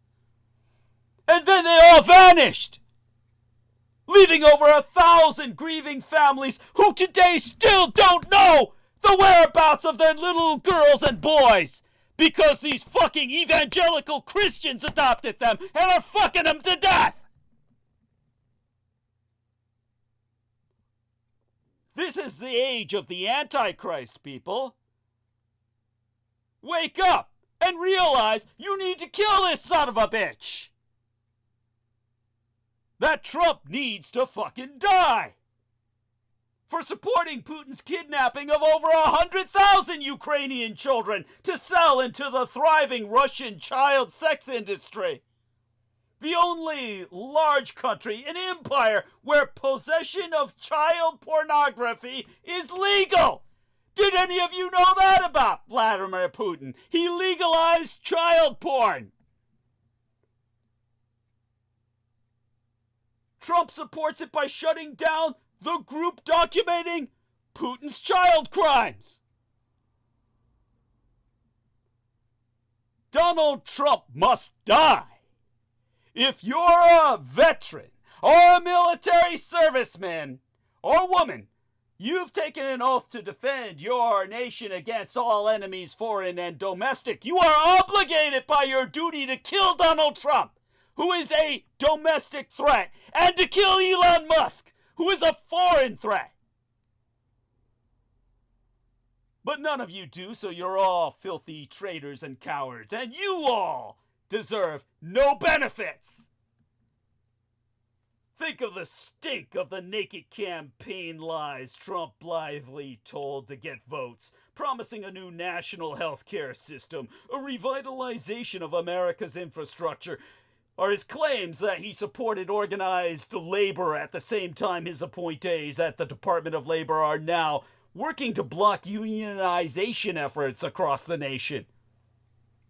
Even worse, this mass adulterer, who had affairs outside his marriage with every one of his 3 wives and never goes to church but still claims to be a Christian, told sincerely religious people he was their champion, and ergo God's champion, not noticing the sulfurous smell that surrounds Trump. The majority of Christians in America believe him and still do. In actual fact, Trump was only championing the hypocritical multi-millionaire TV preachers who shared their hustle with him, the God pumpers. He supported their violations of tax law in exchange for their endorsement from the pulpit. Now Christians think he's the second coming of Christ. This is the age of Antichrist, people. Then Trump tried to overthrow an election he knew he lost by 7 million votes, and has now pardoned all the violent criminals who helped him out. The entire world is aghast at the stink of that tin pot dictatorial effort, and terrified that he will succeed the next time he decides to get his goons and militia buddies to attack America. How about his destruction of American soft power around the world by dismantling U.S. aid? Or his ongoing destruction of the Social Security Administration and the United States Postal Service? His attacks on judges and law firms that are essential to a functioning democracy? The United States judicial crisis is uniquely dangerous. But other democracies provide a roadmap for courts to prevail over attacks from the executive branch. Just 12 months in, U.S. President Donald Trump's misadministration is aggressively challenging judicial constraints on its power, risking a showdown and constitutional crises in which the executive branch seeks to make court orders optional. Yeah. And this month, the U.S. executive branch blatantly defied a federal judge's order to temporarily halt the deportation of migrants to El Salvador. The president himself called for the impeachment of that judge, who issued that order, along with other judges. In one of the 139 legal cases filed against the Trump misadministration as of today, a federal judge described the president's executive order to overturn birthright citizenship as blatantly unconstitutional. The Trump misadministration's attacks on the judiciary lack any recent precedent in these United States, yet they clearly follow a troubling pattern. In democracies around the world, elected leaders are challenging legal constraints on their power. Just look at Brazil, India, Israel, Hungary, Mexico, Poland, and Turkey, to name a few. Since the end of the Cold War, that Third World War in effect, elected leaders have sought to undermine judicial limits on executive power. Three factors explain why courts around the world are under fire: the weakening of the political establishment, the strengthening of judicial power, and a sea change in how democratic backsliding occurs. A closer look at how these trends operate in the United States sheds light on why Trump's attacks against the courts have been unusually swift and severe. Though the experiences of countries such as Brazil and Israel offer several paths for courts to prevail, the sources of support that protect judiciaries from attack are troublingly absent in the United States today. The first driver of executive attacks on the judiciary is the global weakening of the political establishment. The elites within political parties, state institutions, media, and business who can constrain an aspiring autocrat. While in the 1980s and 1990s, politicians relied on establishment political parties, media outlets, and donors to reach large audiences, today's elected leaders can build mass followings using, or rather abusing, digital technologies, bypassing democracy's gatekeepers. A weakened political establishment leaves the judiciary vulnerable, because establishment leaders often worked to defeat attacks on the courts. In Israel, for example, the influential finance minister from 2015 to 2020 blocked right-wing plans to curb the judiciary. But today, the political establishment is weaker, and individual executives are more powerful. Israel's governing coalition now faces little internal dissent as it moves to restructure the judiciary and fire independent state officials. Second, as elected leaders have become stronger, so has the judiciary. Before World War II, only a handful of constitutions empowered judges to strike down laws that they deemed unconstitutional. But by 2011, the year of my late and sainted Cyrus's, my dear mother's murder, or slaying if we use the term for vampires, more than 80% of constitutions gave courts the power of constitutional review, often because the drafters sought to protect their political interests from future governments. High courts around the world are now responsible for adjudicating issues of major political importance, from reproductive rights and same-sex marriage to bans on political parties. Because the courts now have greater power and responsibility for protecting democracy, political leaders have stronger incentives to try to capture them. Today, elected officials seeking to concentrate power will most likely encounter a judiciary empowered to defend the Constitution. Finally, there has been a radical change in how democracies die. During the Third World War, in effect misnomered as the Cold War, military coups d'etat accounted for almost half of cases of democratic breakdown. Courts are rarely power brokers during a coup d'etat. But modern democratic backsliding often happens gradually through legal means. Since the 2000s, the decade of the aughts, or the zeros, as political scientist Milan Švolik has noted, 4 out of 5 democratic breakdowns have occurred through executive takeovers, which, in his words, typically entail the gradual subversion of democracy. In these contexts, courts are key actors that can constrain or enable the legal maneuvers that dismantle democracy. Now, all these aforecited factors explain why the attack on the United States judiciary has been unusually aggressive.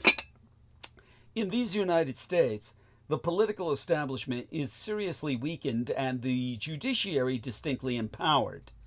Most relevant to the current attack is the collapse of the establishment as any constraint upon the president. During his first midterm, Trump relied on figures such as then Senate Majority Leader Mitch McConnell, who had an interest in protecting the courts from intimidation. But today, Trump's key allies, such as advisors Elon Musk and Stephen Miller, are amplifying the president's calls to impeach judges and circumvent all judicial decisions.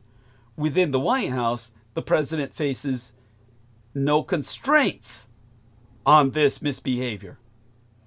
Another reason that the Trump administration's attack on the judiciary is exceptionally aggressive is that American imperial courts are particularly powerful.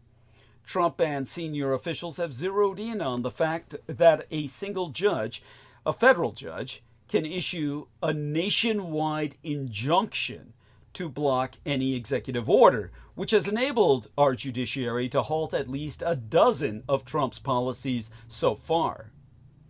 Furthermore, as the political scientist Aaron Lippard so finds, the United States is one of a few democracies where the High Court exercises very strong powers of judicial review.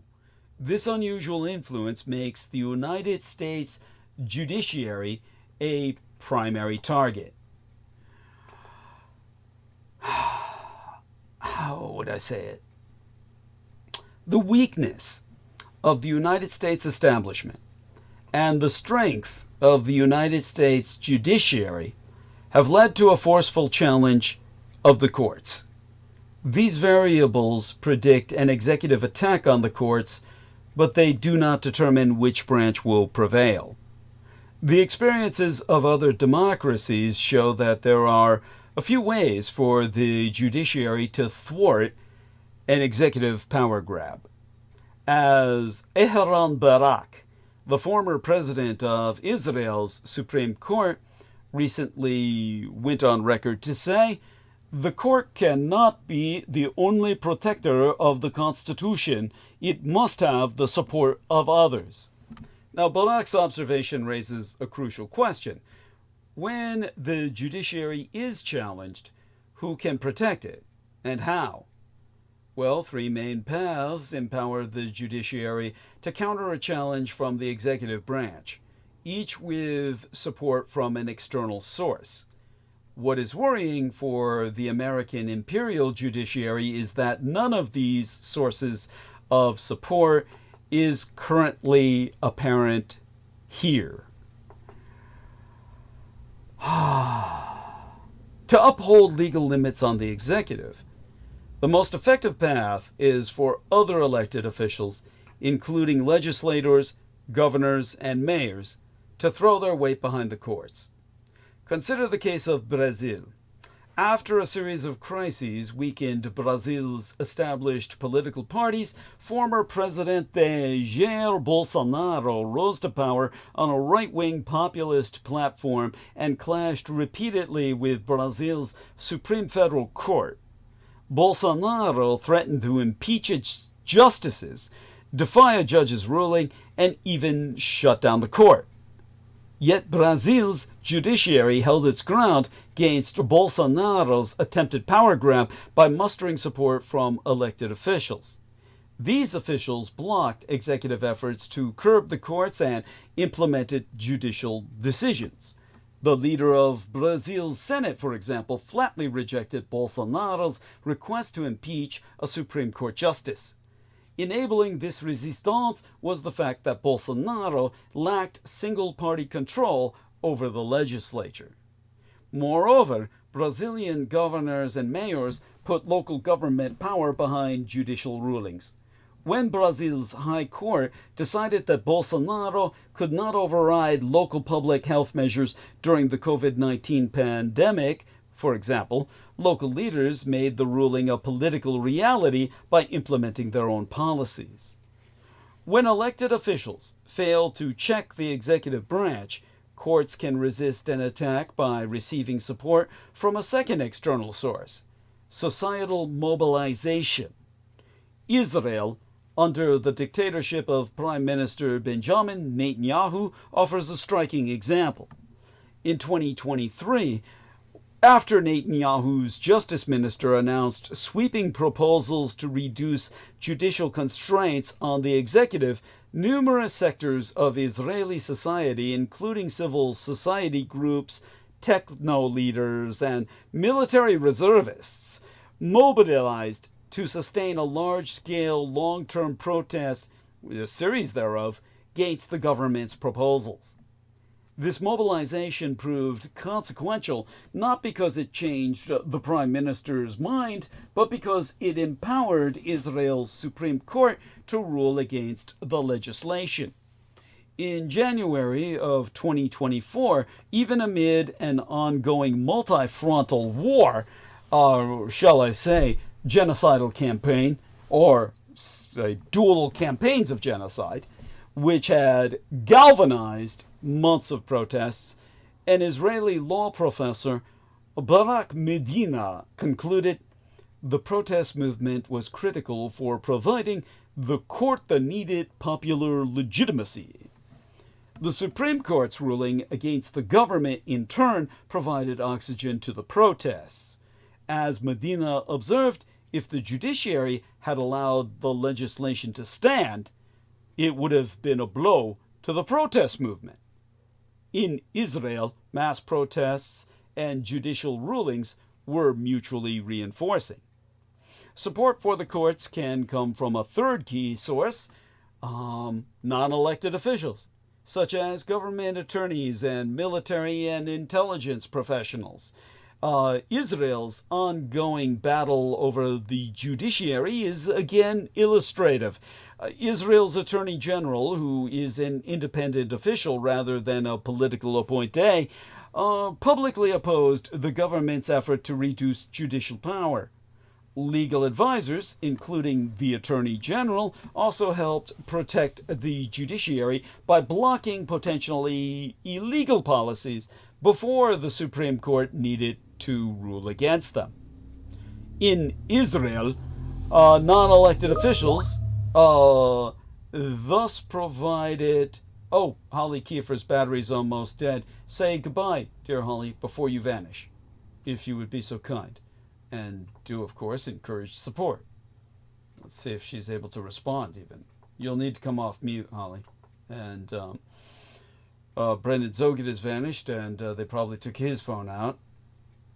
And I'll take advantage of this lull to check into the live stream.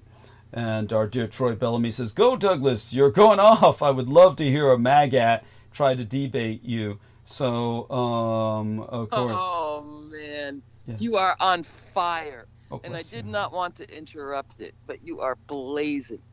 So, not to bring it all up, but I want to be there if you need a break. Oh, I appreciate But that profoundly. I got to crawl. Understood. I got to crawl right now Understood, honey. back to the lair. So I will check in when I get home. Please do. And, of course, don't if be... that's the case. And otherwise, I'm kind of YouTubing it, but the reception gets dodgy, so Understood. I'll check in when I get home. Yeah, Yeah. man, you just keep going, because you tell it. Hooey! Thank you. I hope you don't mind my grunts and groans and my hallelujah, amens. No, that's 'Cause you hit fine.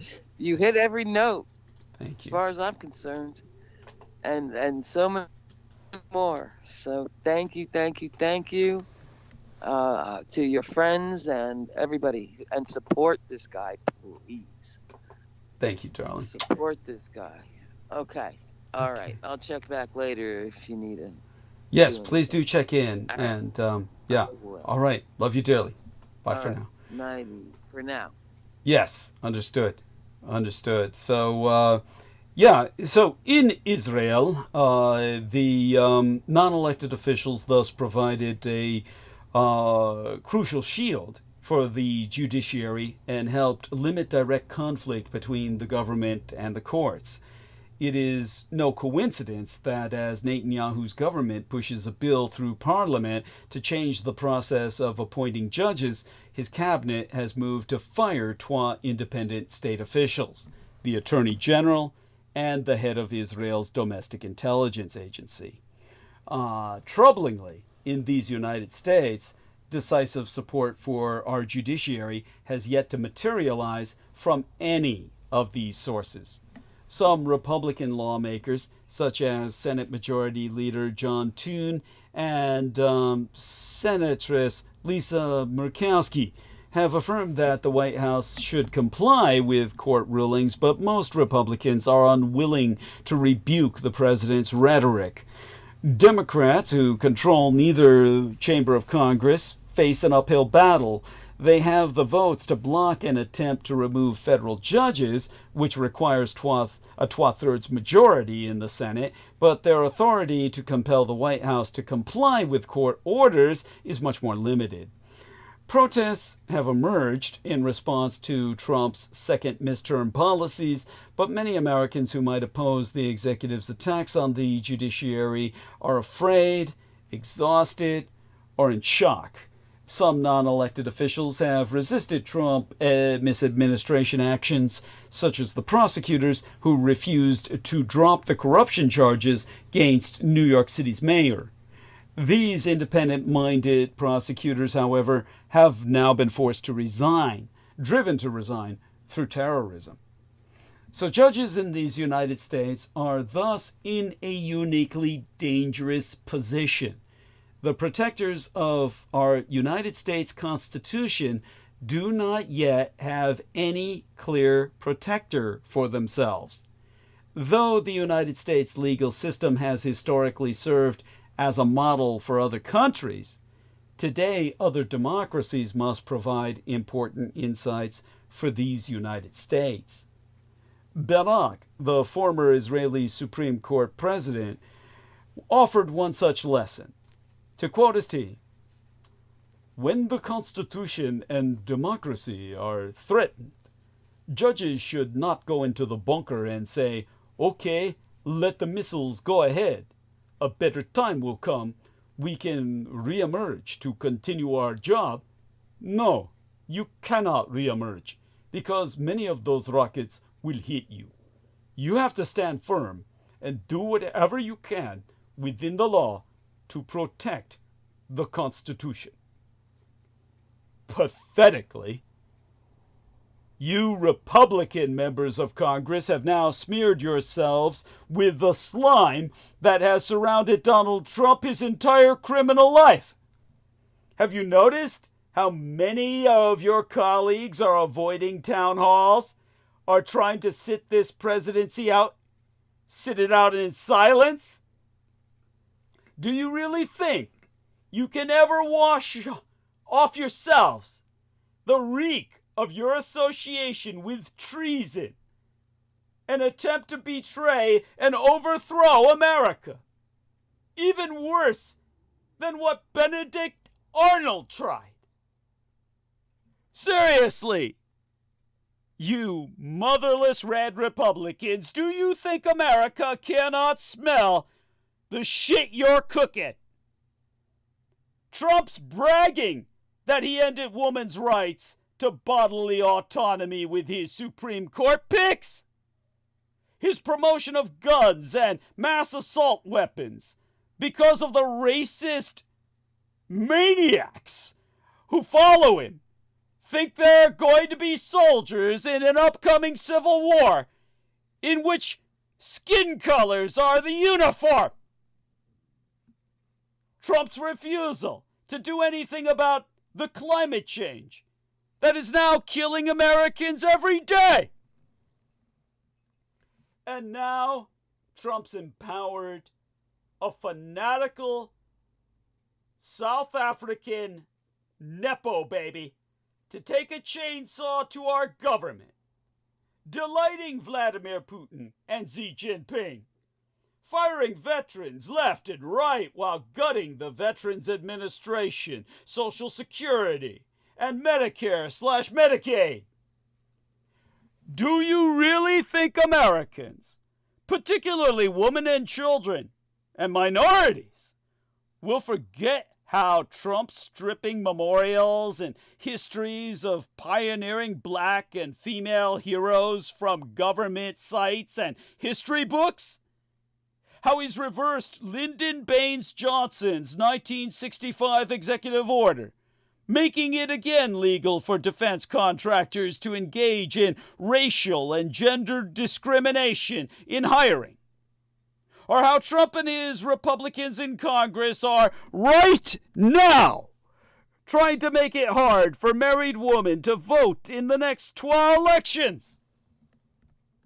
America has had a few truly awful presidents. Andrew Jackson, the Indian killer. Andrew Johnson, who tried to undo Lincoln's legacy. Warren Harding and the Teapot Dome scandal. Richard Nixon's criminality. Ronald Reagan's commitment to destroy America's middle class. George W. Bush lying us into 12 wars as part of his 2004 re-election strategy.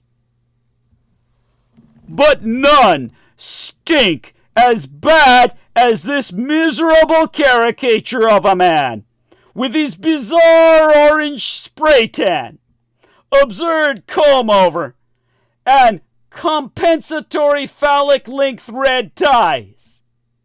Or the retinue of sycophants and multi-billionaires who pathetically suck up to him.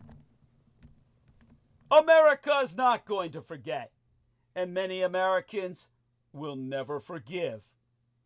You will never wash the stink of Donald Trump off yourselves or your red party. Never! Over these last 8 years, President Trump, below and beyond all else, incited an insurrection against our government. Mismanaged a pandemic that killed over 1 million Americans. Called Satano-affiliated neo-Nazi Klansmen very fine people. Separated children from their families. Lost those children in the bureaucracy. Tear-gassed peaceful protesters on Lafayette Square so he could hold a photo op holding a Bible in front of a church. Upside down! Tried to block all Muslims from entering the country.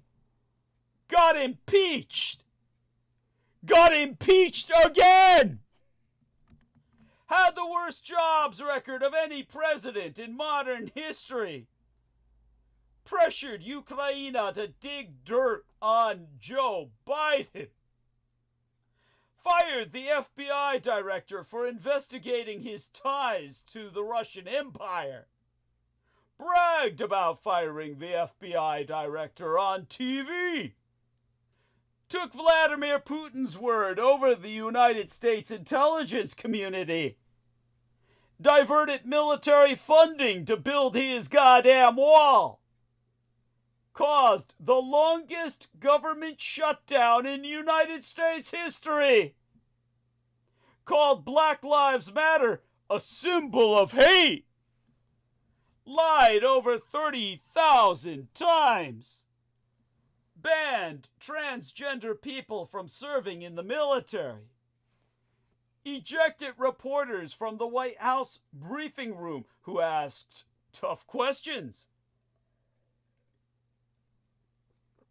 vetoed the defense funding bill because it renamed military bases named after Confederate soldiers, refused to release his tax returns, increased our national debt by nearly $8 trillion, had 3 of the highest annual trade deficits in American imperial history, called veterans and soldiers who died in combat losers and suckers, coddled the dictator of Saudi Arabia after he ordered the execution and dismembering of a United States-based journalist, refused to concede the 2020 election, hired his unqualified daughter and son-in-law, actually both a couple of physical cunts, to work in the White House, walked out of an interview with Leslie Stahl, suggested that people should inject bleach into their bodies to fight COVID-19.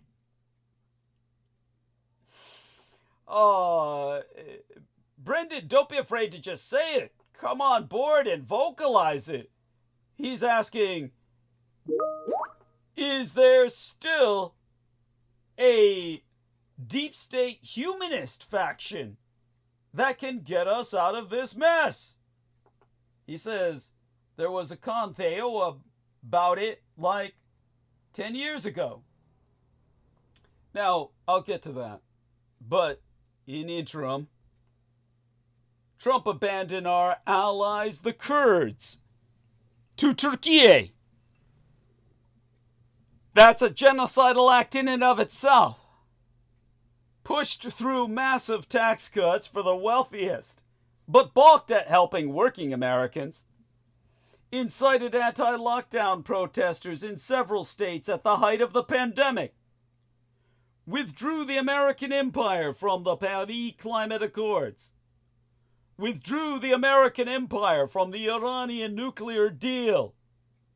Withdrew the American empire from the Trans-Pacific Partnership, which was designed to block the communist Chinese empire's advances. Insulted his own cabinet members on Twitter. Pushed the leader of Montenegro out of the way during a photo op, physically. Failed to reiterate American imperial commitment to defending NATO allies. Called Haiti and black African nations shithole countries. Called the city of Baltimore the worst in the nation simply because its population is majority black. Claimed that he single-handedly brought back the phrase Merry Christmas even though it hadn't gone anywhere. Forced his cabinet members to praise him publicly like some goddamn cult leader. Believed he should be awarded the Nobel Peace Prize. Berated and belittled his hand-picked attorney general when he recused himself from the Russia probe. Suggested the American empire should purchase Greenland. Colluded with Mitch McConnell to push through federal judges and 3 Supreme Court justices after supporting efforts to prevent his predecessor from appointing judges.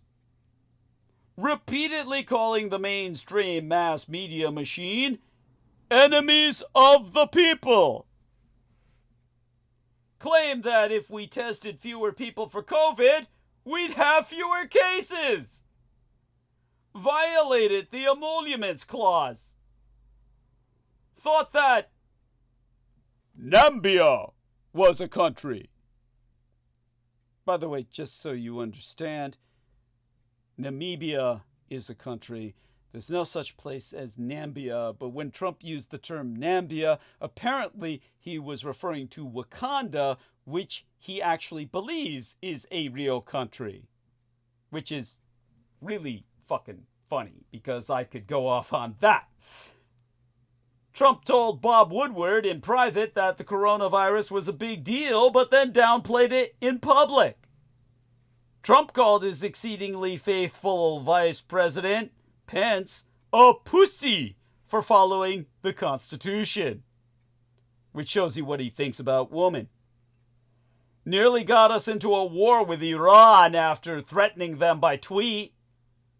Nominated a corrupt head of the EPA. No, that's the Environmental Protection Agency, for those of you unfamiliar with governmental acronyms. Nominated a corrupt head of the HHS, the Health and Human Services. Nominated a corrupt head of the Interior Department. Nominated a corrupt head of the USDA. Praised dictators and authoritarians around the world while criticizing allies. Refused to allow the presidential transition to begin. Insulted the treasonous prisoner of war John McCain, but only after his death. Spent an obscene amount of time playing golf after criticizing Barack Obama for playing far less golf while president. Falsely claimed that he won the 2016 popular vote. Called the Muslim mayor of London a stone-cold loser. Falsely claimed that he turned down being Time magazine's Man of the Year. Considered firing Special Consul Robert Mueller on several occasions, until he found out the son of a bitch was on his side. Mocked wearing face masks to guard against transmitting COVID. Locked Congress out of its constitutional duty to confirm cabinet officials by hiring acting ones. Used a racist dog whistle by calling COVID-19 the China virus. Hired and associated with numerous shady figures that were eventually convicted of federal offenses, including his campaign manager and national security advisor. Mass pardoned several of his shady associates. Gave the Presidential Medal of Freedom to 2 congressmen who amplified his batshit crazy conspiracy theories. Got into a telephone fight with the leader of Australia. Had a Secretary of State who called him a moron. Forced his press secretary to claim without merit that his was the largest inauguration crowd in history. Botched the COVID vaccine rollout. Tweeted so much dangerous propaganda that Twitter eventually banned him. Charged the Secret Service jacked up rates at his properties. Constantly interrupted Joe Biden in their first presidential debate. Claimed that COVID would magically disappear. Called a U.S. Senator Pocahontas. Abused his Twitter account to blast Nordstrom when it stopped selling Ivanka merchandise. Ivanka merch. Opened up millions of pristine federal lands to development and drilling, and ultimately land for developing crypto cities, company towns for his techno-oligarchs. Got into a losing tariff war with Red China that forced U.S. taxpayers to bail out farmers, which we do all the time at any rate, and claimed that his losing tariff war was a win for the American empire. Ignored or didn't even take part in daily intelligence briefings. Blew off honoring the American war dead in France because it was raining. Redesigned Air Force One to look like the Trump shuttle. Got played by Kim Jong-un and his love letters. Threatened to go after social media companies in clear violation of the Constitution. Botched the response to Hurricane Maria in Puerto Rico. Threw paper towels at Puerto Ricans when he finally visited them. Pressured the governor and Secretary of State of Georgia to find him votes. Thought that the Virgin Islands, which is a U.S. territory for all you ignoramuses out there, had their own president. Well, technically, they have a president. It's you, Trump, you dumb son of a bitch. Drew on a map with a Sharpie to justify his inaccurate tweet that Alabama was threatened by a hurricane. That this was probably a form of ritual magic, something like Peter Moon did the same thing to direct Ubosafla during Hurricane Helene. But that's a whole different story. Trump allowed White House staff to abuse personal email accounts for official businesses after blasting Hillary Clinton for doing the same thing, and we see the ultimate result of that today. Trump rolled back regulations that protected our public from mercury and asbestos. Pushed regulators to waste time studying snake oil remedies for COVID. By the way, Brendan said it's so lame that you can go on ad nauseum about this. It's unending loserdom. True. Yeah, I hate doing it. I really do. But it's got to drive the point home. We're talking about a man who rolled back regulations that stopped coal companies from dumping waste into rivers. Held blatant campaign rallies at the White House. Tried to take away millions of Americans' health insurance because the law was named for a black man. Obamacare. Refused to attend his successor's inauguration. Nominated the worst education secretary in history before doing away with the Department of Education altogether. Threatened judges who don't do what he wants. Attacked Dr. Anthony Fauci as much as Peter Moon did. Promised that Mexico would pay for the wall. Guess what? Spoiler alert here, it never did. And never will. Until America conquers it in a war and forces it to do so, which I fear is the war plan that they keep talking about. Allowed political hacks to overrule government scientists on major reports on climate change and other issues. Struggled navigating a map. Well, he needed a map. I remember him physically struggling to navigate a goddamn ramp after claiming his opponent was feeble. Called an African-American congresswoman low IQ. Threatened to withhold federal aid from states and cities with Democratic leaders. Went ahead with rallies filled with maskless supporters in the middle of a pandemic. Claimed that illegitimate investigations of his wrongdoing, well, he claimed they were illegitimate, they were legal, and thus legitimate investigations. But he said, using an Ōcéanos-esque term, he claimed they were all witch hunts. Which, for those of you who don't know, is the title of Ōcéanos' own book, filled with foot bullets, about how he was basically prosecuted and remains on the CDC, or Criminal Investigation, CID, Criminal Investigations Division of the U.S. Army, as a pedophile. Trump seemed to demonstrate a belief that there were airports during the American Revolution. As a historian, I can't let that go. He demanded total loyalty from the FBI director. He praised a conspiracy theory that Democrats are satanic pedophiles when I've exposed that just the opposite is true. The Red Republicans are.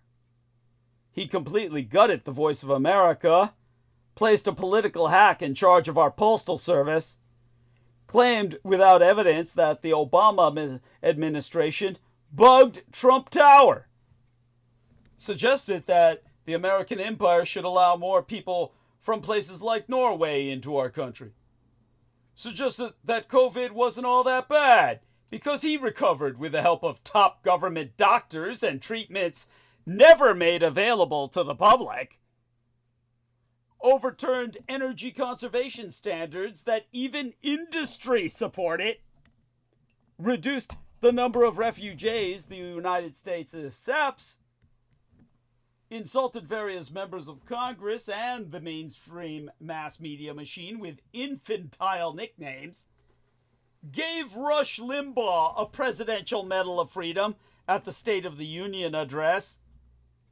named as head of federal personnel a 29-year-old who's previously been fired from the White House for the crimes of financial improprieties. Eliminated the White House Office of Pandemic Response. Abused soldiers as campaign props. Fired any advisor who made the mistake of disagreeing with him. Demanded that the Pentagon throw him a Soviet-style military parade. Hired a shit ton of white nationalists. Politicized our civil service. Did absolutely fucking nothing after Russia hacked the United States government. Oh, but of course they put him in power that way. Falsely said the Boy Scouts called him to say his bizarre jamboree speech was the best speech ever given to the Boy Scouts. Claimed that black people would overrun the suburbs if Biden won. Insulted all reporters of color. Insulted all female reporters. Insulted all female reporters of color in particular. Suggested he was fine with Red China's oppression of the Caucasian Uyghurs of Turkic descent in northwestern China, which they call Xinjiang. Attack the Supreme Court whenever it rules against him. Summoned Pennsylvania state legislative leaders to the White House only to pressure them to overturn the election. Perhaps worst of all by my account, spent countless hours every day watching Fox News. Like another son of a bitch we knew on this show named Peter Moon. Real name Vinnie Barbarek. Refused to allow his misadministration to comply with congressional subpoenas. Hired Rudy Giuliani as his lawyer. Tried to punish Amazon.bomb because the Jeff Bezos-owned Washington Post wrote negative stories about him. Brendan's going, holy shit, how long is this list? Just try and be patient. I've got to do it justice. It's a hard topic, but I got to do it justice. Trump acted as if the Attorney General of the United States was his personal attorney. He attempted to get the federal government to defend him in a libel lawsuit from a woman who accused him of sexual assault. He held private meetings with Vladimir Putin without staff present at all, to account for what he ultimately submitted to or surrendered unto Putin. By the way, this is a list comprised by my blood boys, so I promised them I would read it out loud. So I'm not going to break that promise. They compiled this list as to what they remembered in their studies of what Trump did wrong. Yeah, Trump didn't disclose his private meetings with Vladimir Putin so that the United States had to find out via Russian media. Trump stopped holding press briefings for months at a time. Trump ordered U.S. companies to leave Red China, even though he has no such power. Trump led a political party that couldn't even be bothered to draft a policy platform. Well, that's a lie. They've got Project 2025. By the way, he's saying, I'm not saying don't read it. Well, it's painful. Believe me, it's painful for all of us. We all want it to end. He says, it's just pathetic that it's this long. Yes. By the way, jump back on verbally if you can, because you would add much more fun to this.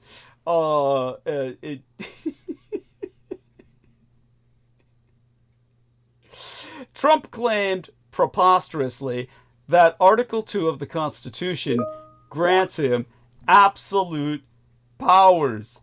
By the way, Brendan says, like, what the fuck? I'm not even allowed to make one mistake, let alone 7,000. Thank you. Thank you. So true. Yes. Trump tried to pressure the United Kingdom to hold the British Open, that's a golf event, at his golf course, of course. Trump suggested that the government nuke hurricanes. This is serious. Trump suggested that wind turbines cause cancer. Trump says that he has a special aptitude for science. So evinced by what I've just articulated. Trump fired the head of election cybersecurity after he proved that the 2020 election was secure. Trump blurted out classified information to Russian officials, obviously serving as the template for what's going down now. Trump tried to force the G7 to hold their meetings at his failing golf resort in Florida to bolster up its revenue. Trump fired the acting attorney general when she refused to go along with his unconstitutional Muslim travel ban. Trump hired Stephen Miller. That's a crime in and of itself. It's not on this list, but I just remembered it. Trump openly discussed national security issues in the dining room at Mar-a-Lago, where everyone could hear them. Yeah, one of them was Vinnie Barbaric, who said that some poor retarded kid, developmentally disabled child, had, was it a pickle or a cucumber shoved up his ass? Well, even Vinnie Barbaric, Peter Moon, couldn't remember the lube. He thought it was peanut butter. And he told that story with great relish and joy. Oh, man. Yeah, he was whipping it out and stroking it. You could hear him orgasm while he was talking to us. At any rate, Brendan says, I miss George W.P. Jr. Oh, yeah. It's, let's see if I can get back on ThoughtStream here. Trump interfered with plans to relocate the FBI because a new development there might compete with his hotel. Trump abandoned Iraqi refugees who'd helped the United States during the war. Trump tried to get Russia back into the G7. Trump held a COVID super spreader event in the Rose Garden. Trump seemed to believe that Frederick Douglass is still alive. Trump lost 60 election fraud cases in court, including before judges that he himself had nominated. Trump falsely claimed that factories were reopening when none of them ever did. Trump shamelessly exploited terror attacks in Europe to justify his anti-immigrant policies. And Trump still hasn't come up with a healthcare plan himself. Trump still hasn't come up with any infrastructure plan despite repeated infrastructure weeks. Trump forced Secret Service agents to drive him around Walter Reed while contagious with COVID. And Trump told the Proud Boys to stand back and stand by for his order to unleash havoc and violence on America. Also, I gotta add these last two items. Trump screwed up the census wording. And Trump withdrew the United States from the World Health Organization in the middle of a fucking pandemic. Trump ultimately, to close this off, did so few of his duties that his press staff were forced to state on his daily schedule, President Trump will work from early in the morning until late in the evening. He will make many calls and have many meetings. And now, his buttfucker, Elon, says Social Security is riddled with fraud. This is his excuse to kill a government program. Trump is beginning to gut Social Security. 7,000 fired. Offices closed. Trump called SS bloated. A lie. SS has been understaffed for years. Are right-wingers ready to give up their SS checks? Will MAGA-tards believe that lies? All these lies when they don't get their checks? Yes. Elon said you have to suffer. Now be a good cult sucker and thank him for making you homeless. Trump will tell them it's all Biden's fault, and they'll fucking believe it's all Biden's fault. In fact, Trump is telling them right now the 20% increase they're seeing in food prices is all Biden's fault. And they're believing it. Right now. Trump's spokeskank got on TV a couple of days ago and said the higher food prices are the result of the last gasp of the Biden economy. And all Trump buttsuckers believe it. Never mind the fact that Trump promised to slash grocery prices as soon as he got in office. To a Trump buttsucker, unfulfilled Trump promises simply do not exist. If he fails to fulfill one, it's dropped down the memory hole and is never mentioned again. And now Musk, under the authority given to him under Secret Executive Order 550B, 550B, has the authority to dissolve Social Security completely and divert all the money into his own personal bank account. So true Americans will gladly surrender their Social Security checks, knowing that Musk is going to abuse the money to customize his personal Mars space capsule and perfect the gimbal-mounted hot tub so the water doesn't slosh out. Now, I guess I'll go for the photographs now. I can't provide them in the chat, but I'll provide them in the text box. And this will at least show everyone on the call and anyone on Team Dietrich who accesses the call later what I'm talking about. First thing I'll have to do is go to my files here and basically upload a photographic image, which is not much. It's basically Trump in Moscow. But this is photographic evidence of Donald Trump in Moscow at a buffet table. Appropriately, when we think about the analogy that was always used by Michael Ōcéanus about the anti-gods. It's like a very large man thumb-cuffed to a buffet table.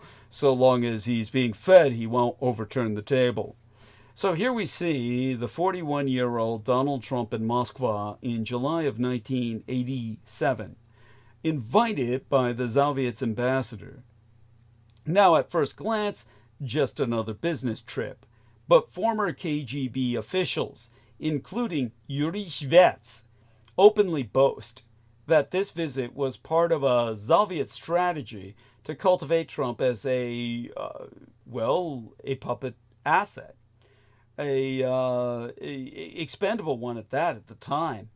Just 12 months after returning to New York, Trump paid nearly $100,000 for full-page ads in major newspapers, urging the American empire to abandon our allies and let them fend for themselves, all on behalf of the Russians. Sound familiar? Fast forward to the 2000s, that decade of the zeros, the aughts. The Trump Organization sold numerous properties to anonymous shell companies, all of them eventually traced as linked to Russian oligarchs, thereby enabling the Russian upper-class insurgency of these United States. Another point, 2008, Trump sold his Palm Beach estate, Maison de l'Amitié, to Russian multi-billionaire Dmitry I think it was Ryablovlev, Dmitry Ryablovlev, for $95 million, nearly double its market value. Coincidence or a pattern? Russia, Russia, Russia. Rule number 1, follow the fucking money. Trump's got another phone call planned this week to speak with Putin.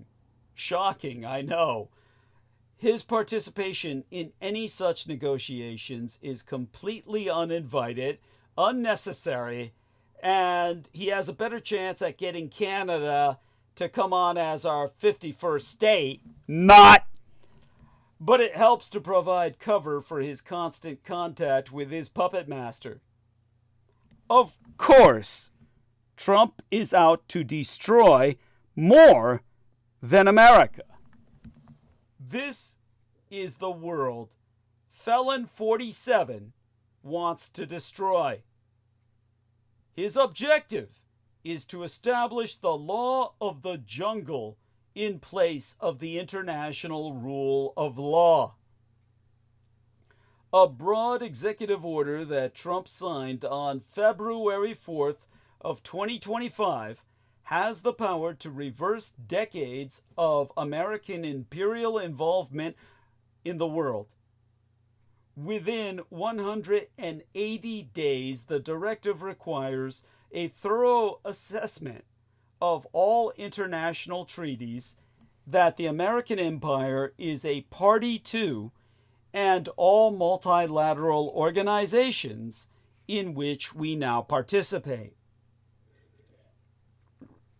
This order states that the United States will stop all support for the United Nations Organization for Palestinian Refugees, reevaluate membership in UNESCO, a longtime target of Republicans, and resign from the United Nations Human Rights Council, as it did during Trump's first midterm.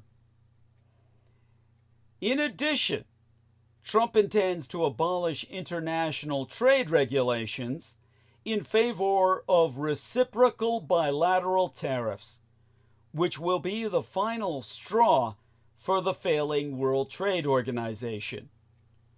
The misadministration may even decide that an America First foreign policy necessitates not only withdrawing these United States from the United Nations, but kicking the United Nations out of these United States, which is fine by me. I've always insisted it should be relocated to Geneva, Switzerland, which is a neutral nation that for the longest period of time was never even part of the United Nations. And we're only just getting started. There could be countless more international organizations and treaties heading for, in Elon Musk's terminology, the wood chipper. This is a grim outlook for the future. Trump's America First policies will hasten the disintegration of an already shaky global order already plagued by centrifugal pressures, including intensifying climate crises, stalled development, escalating populist nationalism, destabilizing technologies, and increased geopolitical competition. The multilateral system is gridlocked in whopping great social, well, I should say global dysfunction. So, thanks for nothing, Trump. You're a man who knows the price of everything and the value of nothing. There's only one way out of this mire. We're now at the point where 5 corrupt Republicans on the Supreme Court have harmed us so severely that our nation is facing an oligarchic takeover, aka, or also known as, a constitutional crisis. Trump is ignoring the court's orders and threatening the judges' lives so blatantly that even Chief Justice John Roberts has been moved to speak out. The history of America is the history of fits and starts of progress, followed by oligarchic backlash, leading to periods of pain and stagnation, excepting for the morbidly wealthy, of course. As a historian, I can lay it out quite graphically. Our first 80 years started with the American Revolution against an absolute monarch and the world's largest corporation. Let no one ever forget that fact. But the founders' idealism was rejected by the Southern oligarchs, who saw the end of slavery as a threat to their wealth and power. They'd already turned the South into a proto-totalitarian apartheidscape, and then launched a war against America that Abraham Lincoln effectively lost. Lincoln consequently embarked on a series of progressive reforms, including the 13th Amendment, the Homestead Act, the National Banking Act, the Pacific Railways Act, creation of the Department of Agriculture, and the Morrill Land Grant Colleges Act that granted federal land for the creation of more than 100 colleges that would provide free educations to America's young people. He was also the first president to favorably use the word unions, back when they were so rare that newspapers put the word in quotes. Our second 80 years saw the right-wing backlash to Lincoln's reforms, starting with the corrupt deal to end Reconstruction in the election of 1876.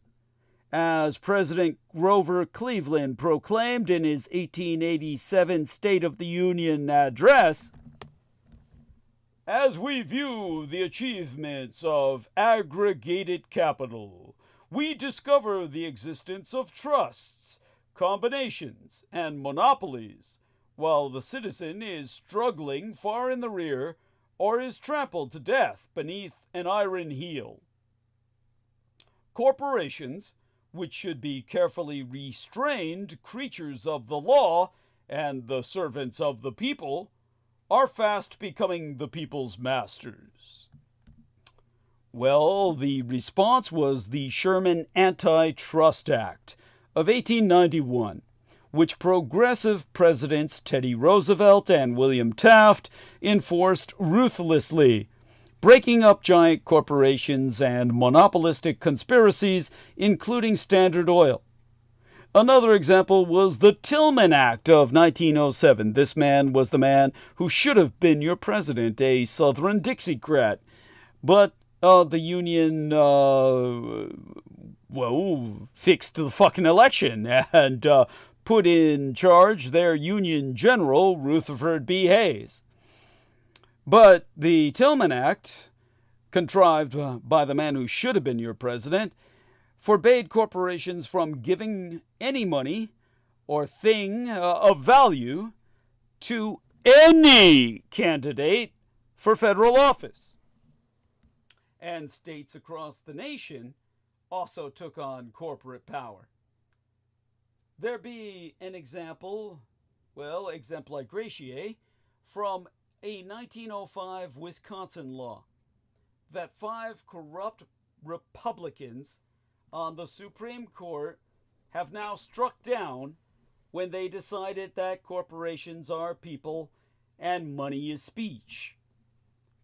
Section 4489A, Section 1, Chapter 492 of 1905 explicitly says, with my own emphasis to be added here, "No corporation doing business in this state shall pay or contribute or offer, consent, or agree to pay or contribute, directly or indirectly, any money, property, free service of its officers or employees or thing of value to any political party, organization, committee, or individual for any political purpose whatsoever, or for the purpose of influencing legislation of any kind, or to promote or defeat the candidacy of any person for nomination, appointment, or election to any political office. The penalty included a substantial fine, years in prison for individual executives, and the political death sentence of the corporation itself being forbidden from doing business in Wisconsin. To read therefrom, any officer, employee, agent or attorney or other representative of any corporation acting for and behalf of such corporation who shall violate this act shall be punished upon conviction by a fine or by imprisonment in the state prison for a period of not less than 1 nor more than 5 years, and its right to do business in this state may be declared forfeited. 12 years later, efforts to control bad behavior by rich people and corporations went federal with the Tillman Act of 1907. That law explicitly forbade any corporation from making contributions in connection with any election to any federal political office. The right-wing reaction to that era and the introduction of the estate tax by Teddy Roosevelt and the income tax by Woodrow Wilson came with the 1920 election, when Republican Warren Gamaliel Harding became president and immediately dropped the top income tax rate from 90% down to 25% and began deregulating the banking and investment industries, among others. That, of course, led straight to Black Tuesday of 1929 and the start of what was then called the Republican Great Depression. Out of that Republican catastrophe, no other words for it, Franklin Delano Roosevelt kicked off a new progressive era in 1933 with Social Security, unemployment insurance, the legalization and protection of unions and workers' rights, and the minimum wage. All great ideas, huh? Now, come on, Brendan, come on the show here and tell us top U.S. officials' personal data. After a signal scandal comes a technical glitch exposing, he says, ever doth the tableth turn. Yes, thank you. Thank you. Don't be afraid to come on and talk about it. So apparently all these fuckers have had their own personal info. Now, I've talked about 2 80-year periods so far. Our third 80-year period began with the end of World War II in terms of proactive prosecution of hostilities, and is ending now. Not World War II, unfortunately, but this third 80-year period. Because Teddy and Franklin Roosevelt... Yeah, oh... Yeah, you saw it. Yes. But any details you care to add, please do so. Oh, it was a story that just broke on the German side. It says high-ranking Trump administration officials' phone numbers, emails, and passwords can be found online, according to a German newspaper, Der Spiegel. Thank God. Good. Yes. Oh, my God. I hope people do horrible things with it. And National Security Advisor Mike Waltz, Tulsi Gabbard, Pete Hegseth, their numbers, email addresses, All and right. some cases passwords All right. were found throughout commercial data search engines and hacked data widely available online. All right. Yeah, that's good news. The numbers were so highly available, the U.S. officials exposed to spyware being installed on their personal devices. Yeah. So there you go. There's our wasted. They're just wasted breath at this point. What are they even doing? Thank you. Thank you. I appreciate that profoundly. Good news. Imagine national security has a freaking Russian malware bot on their phone. Yeah. Embarrassing. It's well, this is what we've come to. This is what we've come to. It's no one could have. Let's see them squirm out of this. Yeah. I'd like to see him try. I mean, it's these people are. There's no words. I mean, but gladly. Thank God this happened. This shows they're falling apart.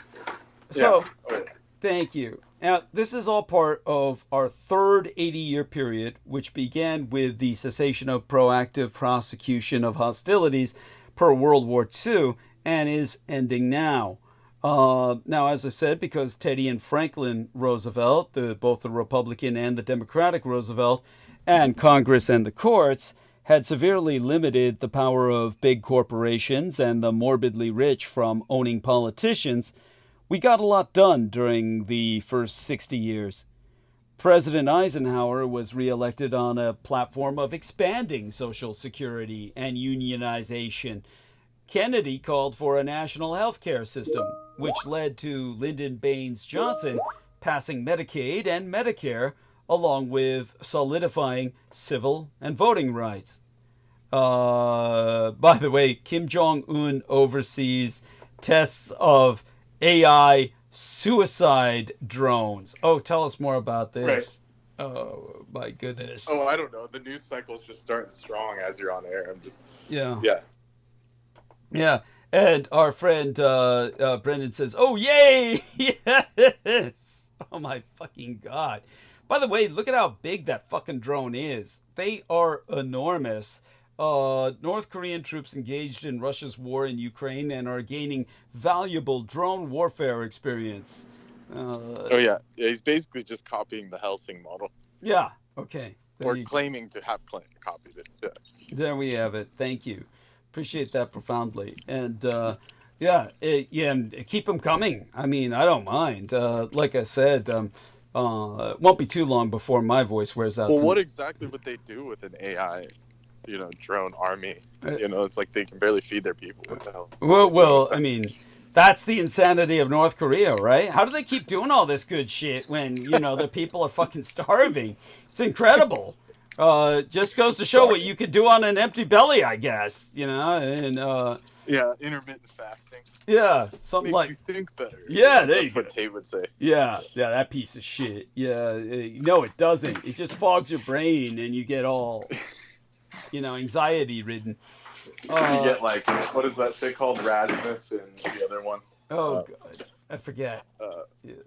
Where the belly gets extended. And yeah, that's so awful. Like all the Ethiopian kids had the pregnant belly effect. Jesus Christ. Yeah, awful. There's a term for it, but what causes that again? What does that happen? It's you're missing amino acids and you starve, even if you have enough food. It's because of all these Western countries just shipping them one type of grain, and it's just horrible. Oh, it's so awful. I mean, was that the cause? I never knew. Yeah. It's because they would only eat sorghum that's flown in by the by those UN or whoever, and it would so even if you're starving, it actually makes your condition worse because you're getting an imbalanced nutrition, and it just fucks you up. Yeah. Okay. Thank you. I appreciate that. That's so bad. It's just so sad. Now, we're in the third great backlash, historically.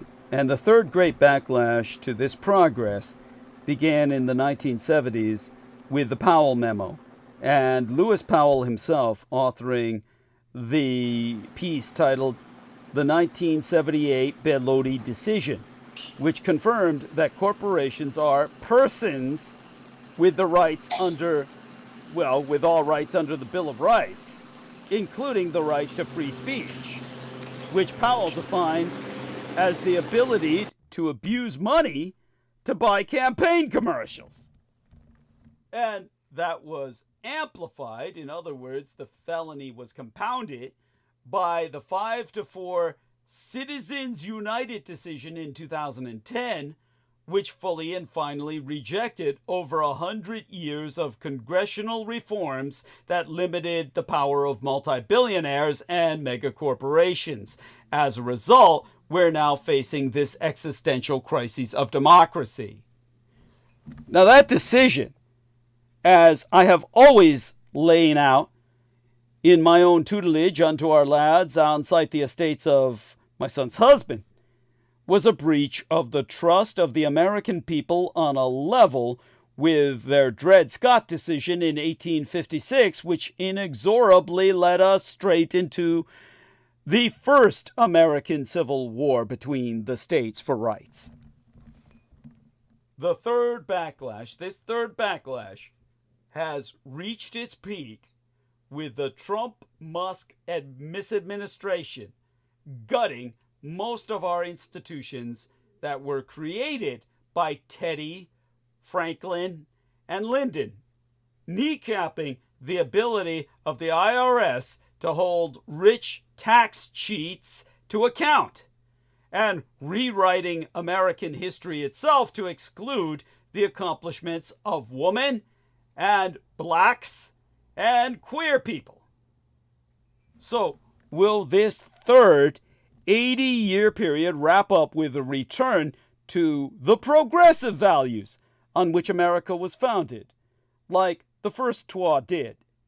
Or will Trump and Musk succeed in ending our democracy, replacing it with an autocratic, illiberal democracy like in Magyarország, or Hungary, and Russia itself, where, you know, the elections don't even, I mean, why do you even hold them?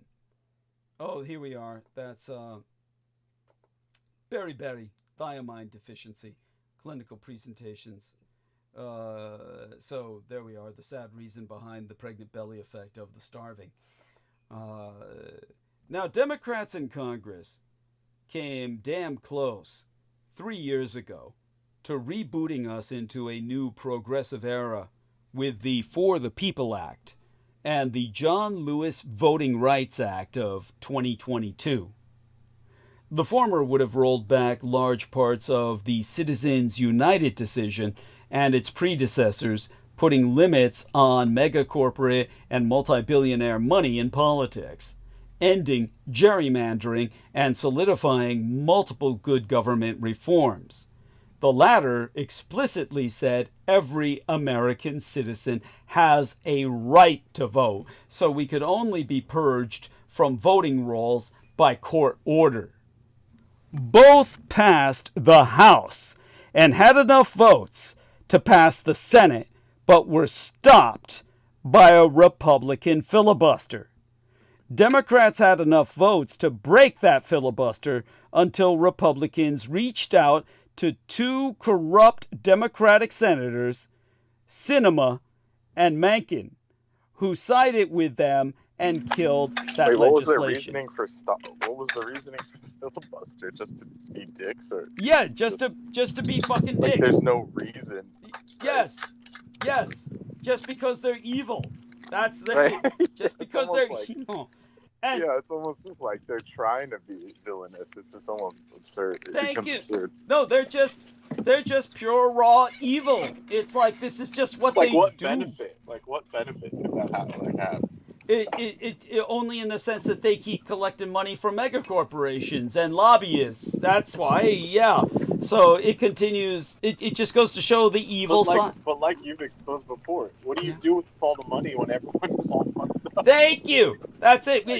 They don't get it. No way to use it. They don't get it. Yeah, when all the money finally winds up in the hands of Elon Musk and Vlad Putin, what do? Then spend it with each other? I mean, it's just like, absurd. It's absurd. Yeah, and so these 12 corrupt Democratic senators, Kirsten Sinema and Mikan, sided with the red Republicans and killed that legislation, and now they're working with Fetterman, who's the stroked out retard, who says everything for Israel. And as a result, Elon Musk is expanding his abuse of his mega billions to threaten Republican politicians and defeat Democrats in ways that, prior to Citizens United, would have been crimes that would have landed him in jail or had him deported. But Americans are waking up and starting to fight back. As our correspondent, Holly Kaditis-Kiefer, reported last transmission, well, that old communist, Bernie Sanders, and Alejandro Ocasio-Cortez drew 86,000 people to a handful of rallies in the Midwest last week, and more are planned. Okay, I know this is probably a Russian talking point, but weren't those people paid to go attend that shit? Like, their supposed supporters. It's all I can say is that you probably I mean. Then some of them looked like I know this is just what they'll say no matter what, but some of them did look AI generated. Like there was like faceless crowd, where it looked like there were 80,000 people, but I've been to an event, like music festivals with like 50, 60,000 people, 30,000 a day. It doesn't look like that. No, thank you. And I'm just bringing this up because, we all love Holly, and it's just like, really, I'm just kind of humoring her. You had to expose that. You had to expose I know. I mean, I just, I'm not against, I try to be politically, neutral. I just saying. Call it like I see it. No, it's true. It's all true. Brendan's right. I hate these people, Bernie and AOC. Look, AOC, I like her as a person, but look, she's not the future of the Democratic Party. She's done nothing. She's basically done nothing. Yeah, well, she can't. In all fairness, she's just a talking point. Yeah. In all fairness, she can't do anything because the entire young crowd she was with was thrown under the bus by all these old Jews in the Democratic Party. So, so in all fairness, I mean, she's not Jewish, so she's not in. So, and she's too young. These are all hospice care Jews that are running the fucking show who are all pro-Israel. So it's, and their idea of the future is fucking stroked out retard Fetterman. That's that's who they feel is the hope for the Democrats. He's basically just a zombie that says yes, Israel. That's right. No, he says it like this. He does talk like sloth. Right. He does. I almost said Frankenstein's monster, but that's an offense to the poor creature. Yeah, that's right. Who actually was quite literate and quite articulate in the novel. Yes, that's it. Mm-hmm. This guy is just like and he shows up in like his Adam Sandler garb, where he's like in basketball shorts and a sweater. It's like, how's that? How are people not like shouting him off stage? I don't understand. It's outrageous. That was like if I showed up to work. Like that, I would get shouted out. Oh, of course. Like, what are you doing here like that? Yeah. Who do you think you are? Yeah. Seriously. But this guy just rolls up. Well, if he were like still on the right side of history and actually talking progressive liberal talking points, it would be charming. But how did he get voted in? These people, like, oh man, I'm never going to Philly or wherever the hell he's from. Ever. Yeah. Those people must be crazy. Well, remember, you know how he got voted in? He was running against a black guy who was saying, "I'd rather be a werewolf than a vampire." That's why. Oh, how that's could you right. Forget yeah, that? there you go. How could you forget that when you got a choice like that? When it's between, when it's between. Well, I mean, come on, in context with yourself, you ain't getting voted in anywhere. I wish it worked like that. I wish the Twilight brainwashing worked. Yeah. Instead, we're stuck with Elon Musk. Yeah. I'm a time-traveling alien. Oh, yeah, that son of a bitch. He wants to be... Vampire. Yeah. Oh, that piece of shit. He wants to be me so bad. You know, but he's just a punk. He's just a punk. Oh, God. Yeah. And, yeah, he's got enough ketamine to keep him on that plateau. Yeah, that's right. Jeez, that piece of shit. And he's got enough to share. That goddamn girl he was with, that rando rocking back and forth and shit. That's staring at him on acid. Oh yeah, she was on another dimension. I mean, she was like, yeah, damn. We need to I don't think I've ever done that. Yeah, thank you. That's pretty bad. Because it shows, you know what it shows? She's centering herself because she's floating. So she's got to ground herself by centering herself like that. That's like Molly or something. Some kind of, it's like MDMA, ecstasy. Yeah. So, damn, but they just get it like it's water. You know? Yeah, it's true. Oh, it's true. Yeah, they're eye dropping that shit. Now, yeah. Now, well, I mean, so we know that that's not good news. It's just shit about AOC and Bernie. I mean, okay, so we can dump that.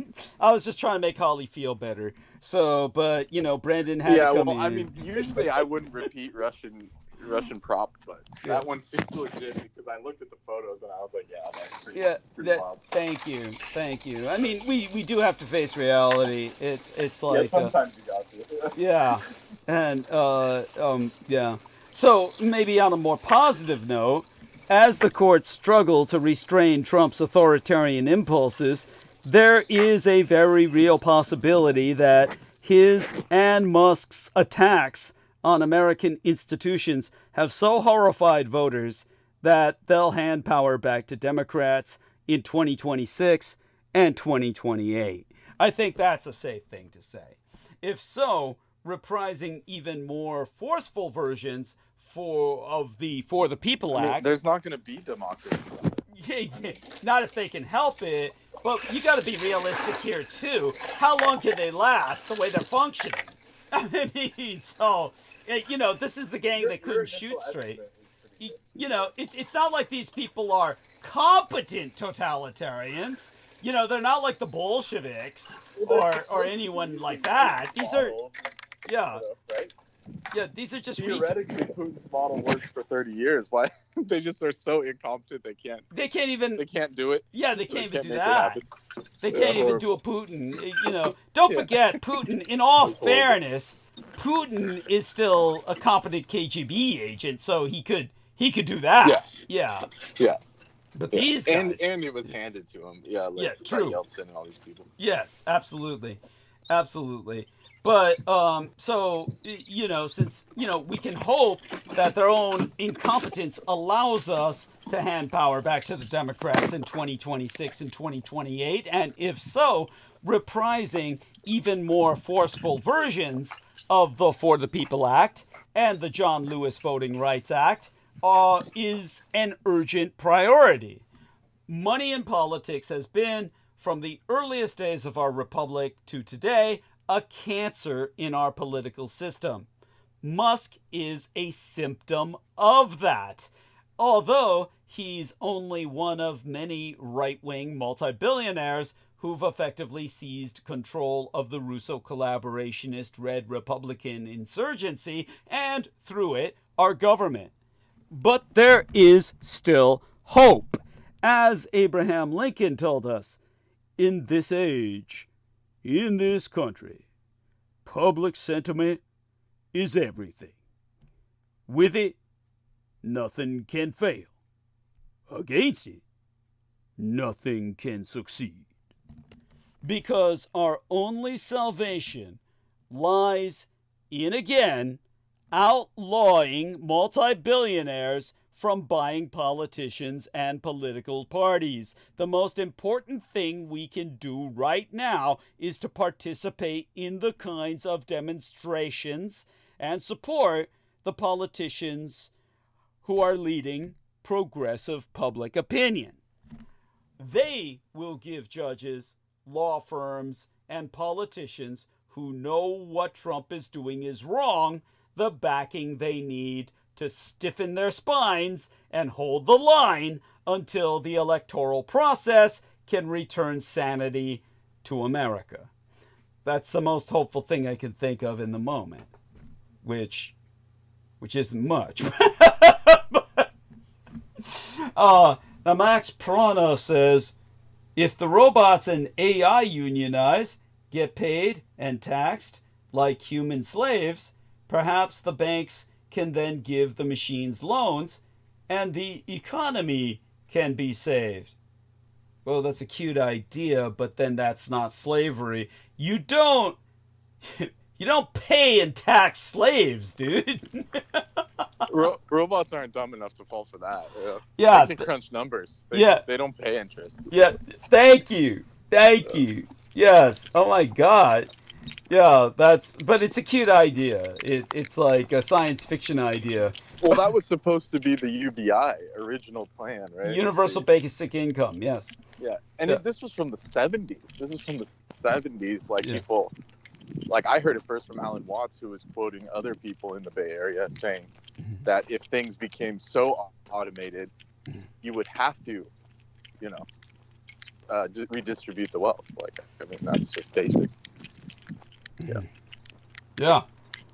and because like if no one's working, how the hell is we've said it many times. Like nothing will work, no economy exists.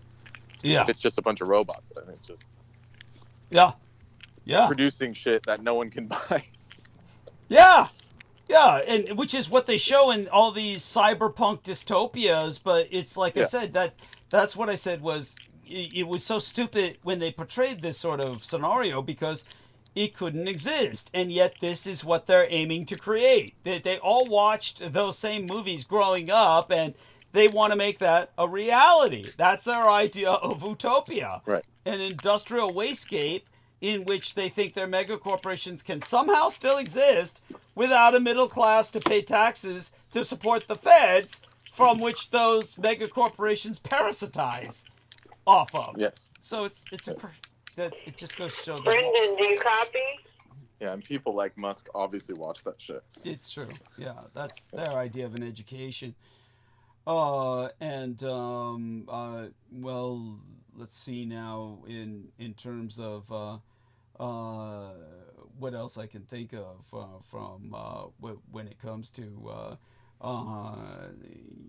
the latest in terms of other subject matter in which I will have to address. We went quite a bit far with our last episode, and I want to think about I mean, let's look at it this way.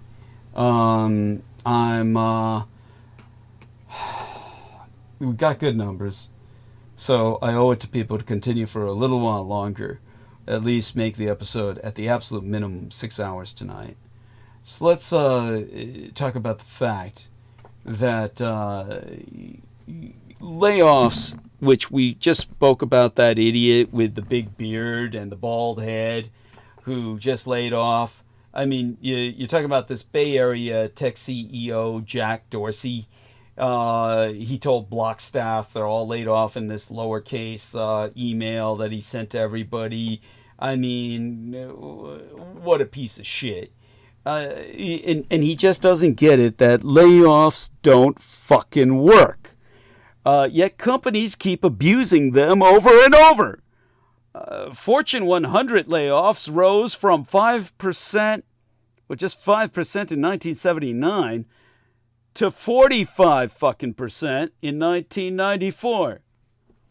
Obviously, U.S. layoffs and discharges from 2005 through 2024 are exacerbated during recession years, 2005, 2010, 2020. But in the last 3 years, well, here's the tech layoff numbers by year. When I was tabulating this, and the Blood Boys did the calculations, was 165,269 layoffs in 2022, 264,220 layoffs in 2023, 152,472 layoffs in 2024. Well, in 2001, after the 9/11 terrorist attack on the World Trade Center upended American travel, layoffs rippled through the airline industry. By late September, 81,000 jobs had been cut industry-wide. Nearly everyone made cuts, from bargain carriers like Frontier and Spirit to heavyweights like American, U.S. Airways, and United, which each laid off between 15% to 23% of their workers. The lone holdout was Southwest Airlines. It delayed purchases of new planes and nixed a renovation of its corporate headquarters, but it did not enact mass layoffs. The co-founder and former CEO, Herb Kelleher, saw these mass layoffs as anathema for a successful company. After all, no company and no government has ever shrank to greatness. So Kelleher once said, "Nothing kills your company's culture like layoffs." If that's true, then company culture has experienced an economy-wide massacre in recent years. Point, in 2023, more than 1,000 techno companies laid off 264,000 workers, employees, according to layoffs.fyi, which, believe it or not, is a fucking website where you can look at how many people are being laid off. The fact that we need a website to keep track of that in an economy is absurd. Point, the federal government has cut 110,000 jobs this year through layoffs, mass firings, and deferred resignations, including 30,000 plus jobs as part of Elon Musk's Department of Governmental Efficiency massacre. Point, BP, BlackRock, IBM, Meta, Starbucks, Workday, and many other big firms have announced mass layoffs so far in 2025. Even Southwest joined the club, announcing mass layoffs for the first time in over half a hundred years in February. Kelleher wasn't around to see them. He died in 2019. They had to wait for him to die to pull that shit. Research has consistently proven he was right about mass layoffs. They're damaging to companies, especially when done for cost-cutting purposes. They're damaging to laid-off employees who've seen higher rates of suicide in the aftermath of mass layoffs. And they're damaging to the employees who keep their jobs. So why do companies keep doing them? I should say committing them or perpetrating them, as they are essentially crimes. Well, this brings us to two criminals, Neutron Jack and Chainsaw Al. You see, once upon a time, American imperial businesses had far more people who thought like Herb Kelleher. In the middle of the 20th century, as America entered an era of unprecedented prosperity, influential companies practiced a form of capitalism, actual capitalism, true capitalism, meaning competitive capitalism, that balanced profits with employee welfare and the public good. Seasonal employees got axed at times, but mass layoffs were relatively rare, as workers routinely stayed at a single company for much of their career. Things changed starting around the 1980s. As companies sought to rebound from a nationwide economic funk, they began practicing a more rough-and-tumble capitalism that prized shareholder value and ushered in a free agent model of employment, the gig economy. Celebrity CEOs like Neutron, Jack Welch, and Chainsaw Al Dunlap popularized a style of mismanagement predicated on reducing costs to produce short-term profits. one of their favorite tools was mass layoffs. Welsh, who ran General Electric, laid off more than 100,000 employees during his 20-year tenure. Every fiscal year, he'd rank workers and slash the bottom 10%.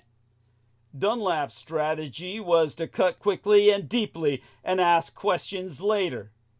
In his memoir, titled Mean Business, an appropriate title if ever there was one, mean doesn't just mean cruel. In its classical definition, it means you're fucking cheap, greedy, and stingy.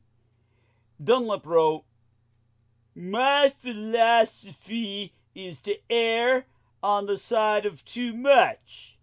Too many asset sales, too many layoffs."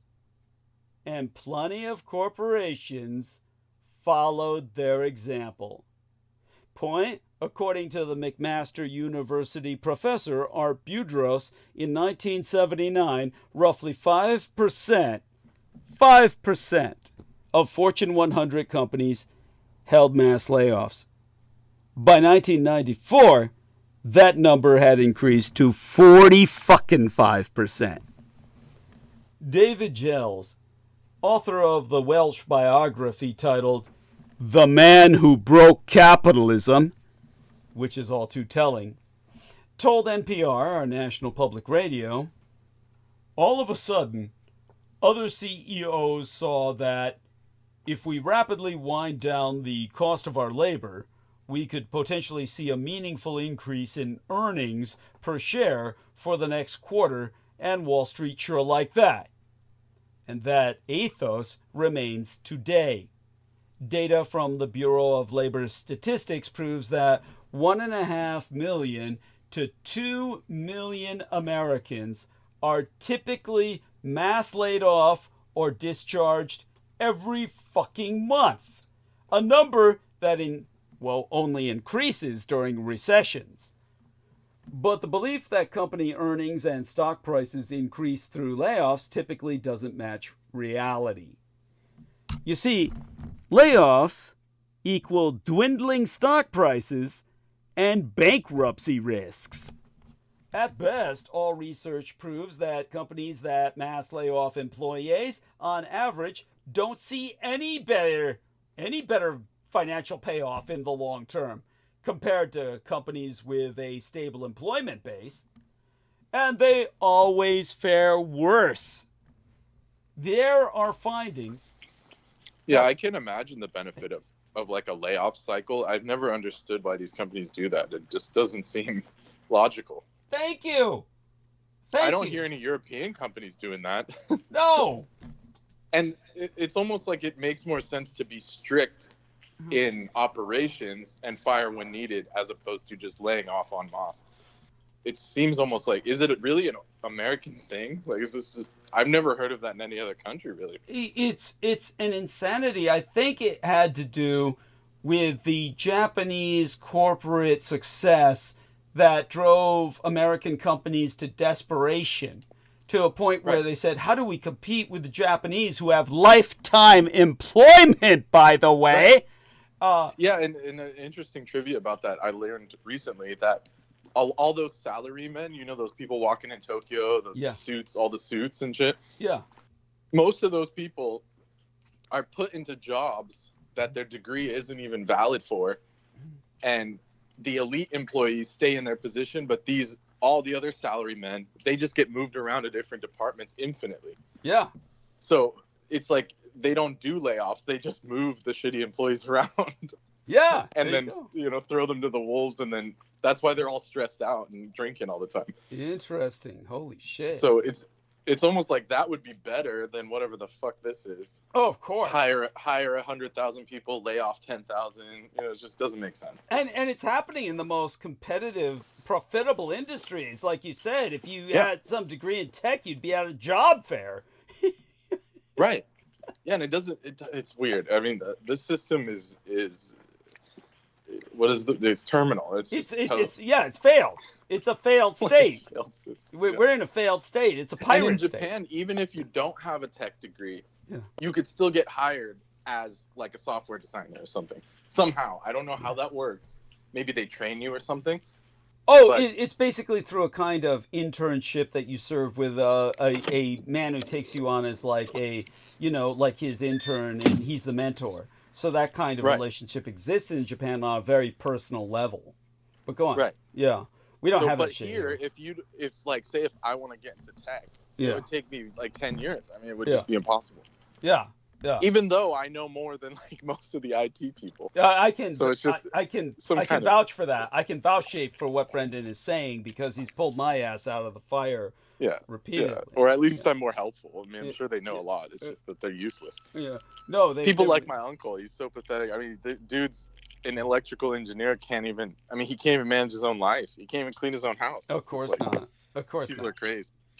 No, it's true. I mean, these it's like these people who get these degrees, they are not personally developed. That is part of the problem with our educational system, is it's not developing an integrated person. This is why for a period of time, that term developed.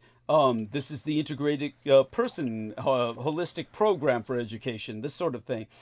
Yes. These are concepts that we need. These are concepts where, for instance, I feel that every child in school should be educated with some degree of just basic electronic repair of things in their home, like electrical appliances, to a degree where they don't need to be calling, some predatory, specialists to fix everything in their home when it breaks. Though of course, obviously we have to be reasonable about this. There's only so far you can go with that, but you get what I'm saying. Of course. Yeah. Just it's topsy-turvy. But in terms of the layoff, sorry to interrupt you. No, please continue.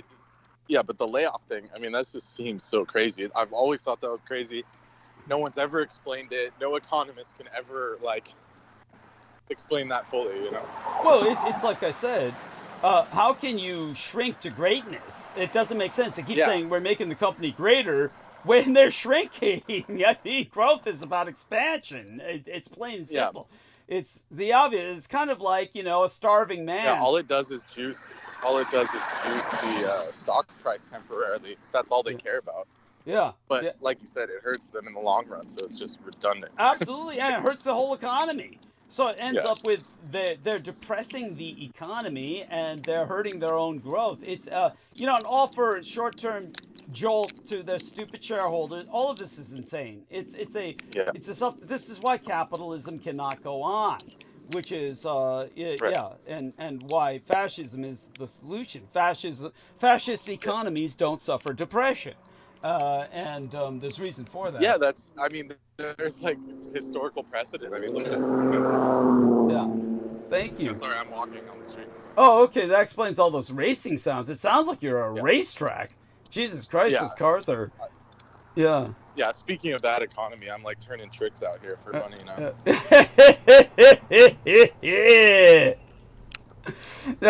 Yeah. So anyhow, there's plenty of findings that prove layoffs lead to both short-term and long-term issues, including point, neutral or negative immediate returns in stock prices, point, declines in profitability that last for up to 3 years, point, a 2 times as likely chance of bankruptcy compared to companies that haven't done mass layoffs.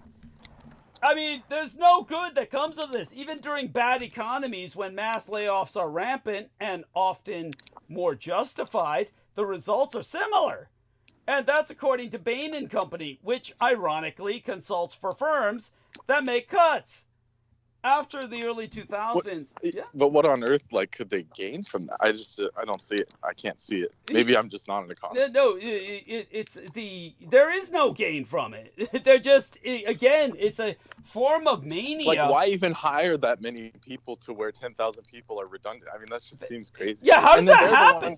These guys are crying about how the government's overbloated. This is ridiculous. Thank you. Ridiculous. That's the insanity. Yeah. I mean, pot, kettle, black. Right. I mean, after the early 2000s .com bust, Bain and Company researchers proved that stock prices for S&P 500 companies that had no layoffs or laid off less than 3% of their workforce increased an average of 9% in the next year. So if you keep your people, you're better off. Yeah. And meanwhile, stock prices were flat in companies that laid off between 3% to 10% of their workers.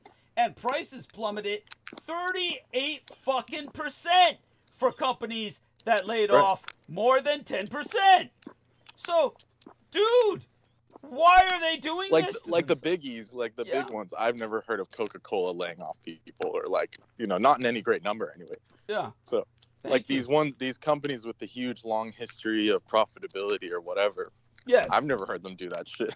Thank you. On a dime, like on a whim. Thank you. Yeah, it makes sense. Thank you. Because they know better. They're started by the old families. That's why these were they've been around long enough to know. You don't. That's not how you play the game. Thank you. It doesn't. It's karmic. It really comes down to karmic. They understand the karma at the managerial level. Oh yeah. Yes. Yeah, because if you screw over 10,000 people, it's like, oh, dude, not so nice. Yeah, of course. Yeah. And the names of the managers that did, like I said, Neutron Jack and Chainsaw Al, their very names show there's something wrong with it. They're pathological personalities. That's Is that this isn't like a handle, like an internet name? This is like a real name? No, this is the name they took on for themselves. It's their handle, but they adapted the handle themselves. I want to be known as Neutron Jack, the man who neutroned my own company. I want to be known as Chainsaw Al, the man who chainsawed my own company. Yeah, and it's These sick. people are sick. They are. They are. Well, supposedly they have firms that are like specialized in this, where they send these like those people, these like wolves to go in and gut the place. Mm-hmm. Oh, that's just awful. Yeah, that's what Dodgy is a version of that. Yeah. Dodgy is a version of that. And, Now, some of these issues that I've just articulated stem from the fact that a company that does mass layoffs is typically in distressed shape already, but the experts have proven several other reasons for why mass layoffs lead to negative results. Point, mass layoffs are often symptoms of unsound business strategies and don't do anything to cure the larger problem. You're just venting. You're basically taking it out on innocents. Point, absent significant strategy changes, productivity declines with fewer employees, which you've already described, Brendan, at the government level, the Social Security level. Point, companies routinely... Yeah, imagine you wake up one day and you have 4 times the amount of work. I mean, there's no normal person can handle that. Of course not. Crazy. Yeah, it's of course I find it hard to have any sympathy with many of these government employees who have never really worked before at all. But I mean, let's be honest. 4 times the work for them, of course, is going to kill them. But if they had the basically 4 times the work for them would be the normal workload for a corporate employee. Let's put it that way. Yes, exactly. Yeah, literally. Yeah. Now, the exact quote was, "I have to answer the phone all day." Yeah, and I was like, okay. That's what people do. Yeah, that's what people... It's called a job. Yeah. Yes, thank you.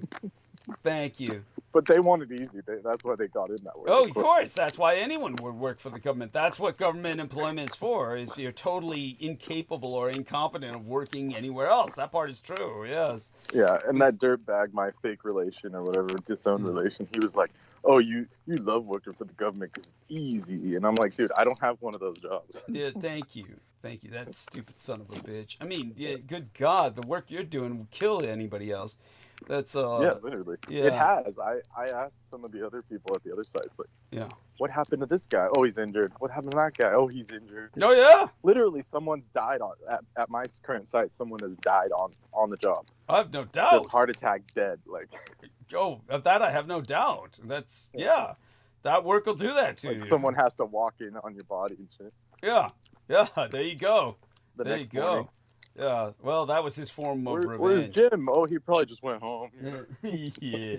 then you find him there. No, man, he's at work forever because he never checked out. He never clocked out, so he's at work for eternity now. Yeah. Right. Yeah. Those are the spirits that haunt your place. Yeah, those are the ghosts. Literally. Yeah. Literally. There you go. They're like still sweeping and shit. Yeah. Poor son of a bitch. Yeah. Now, another point to be made is that companies that routinely replace laid off employees, who often receive severance, of course, with expensive consultants, or they replace them, or they hire contractors for similar wages, it all reduces the cost savings. So there was no point. It defeats itself.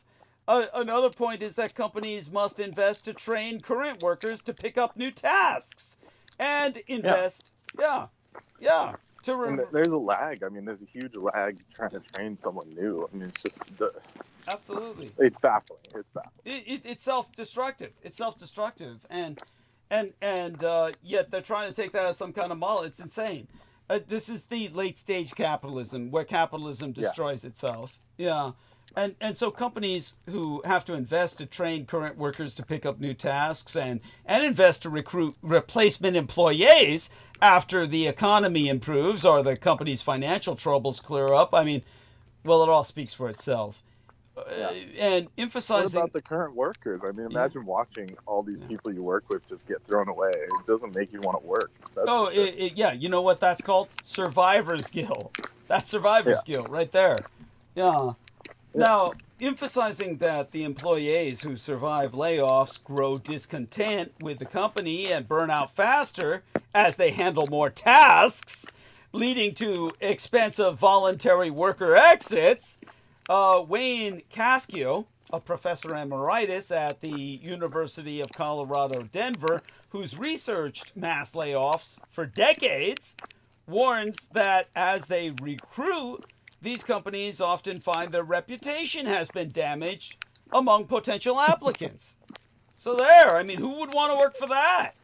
So, to quote his T, if they have 12 offers and one is with a company that just had mass layoffs last year, and another one is with a company that hasn't had layoffs, which one are you going to pick? Now, it's obvious. Yes, thank you. Now, of course, what the capitalists will argue is that, oh, come on now, Doug. Layoffs don't always portend future problems. Companies who enact them as part of a broader change in strategy fare better than those who enact them simply to cut costs. But yeah, that, of course, is the exception to the rule. It's also true that recent mass layoffs among some techno brands have been accompanied by positive reactions from investors, if no one else. Spotify stock went up by 7.5% immediately after mass layoffs in 2023.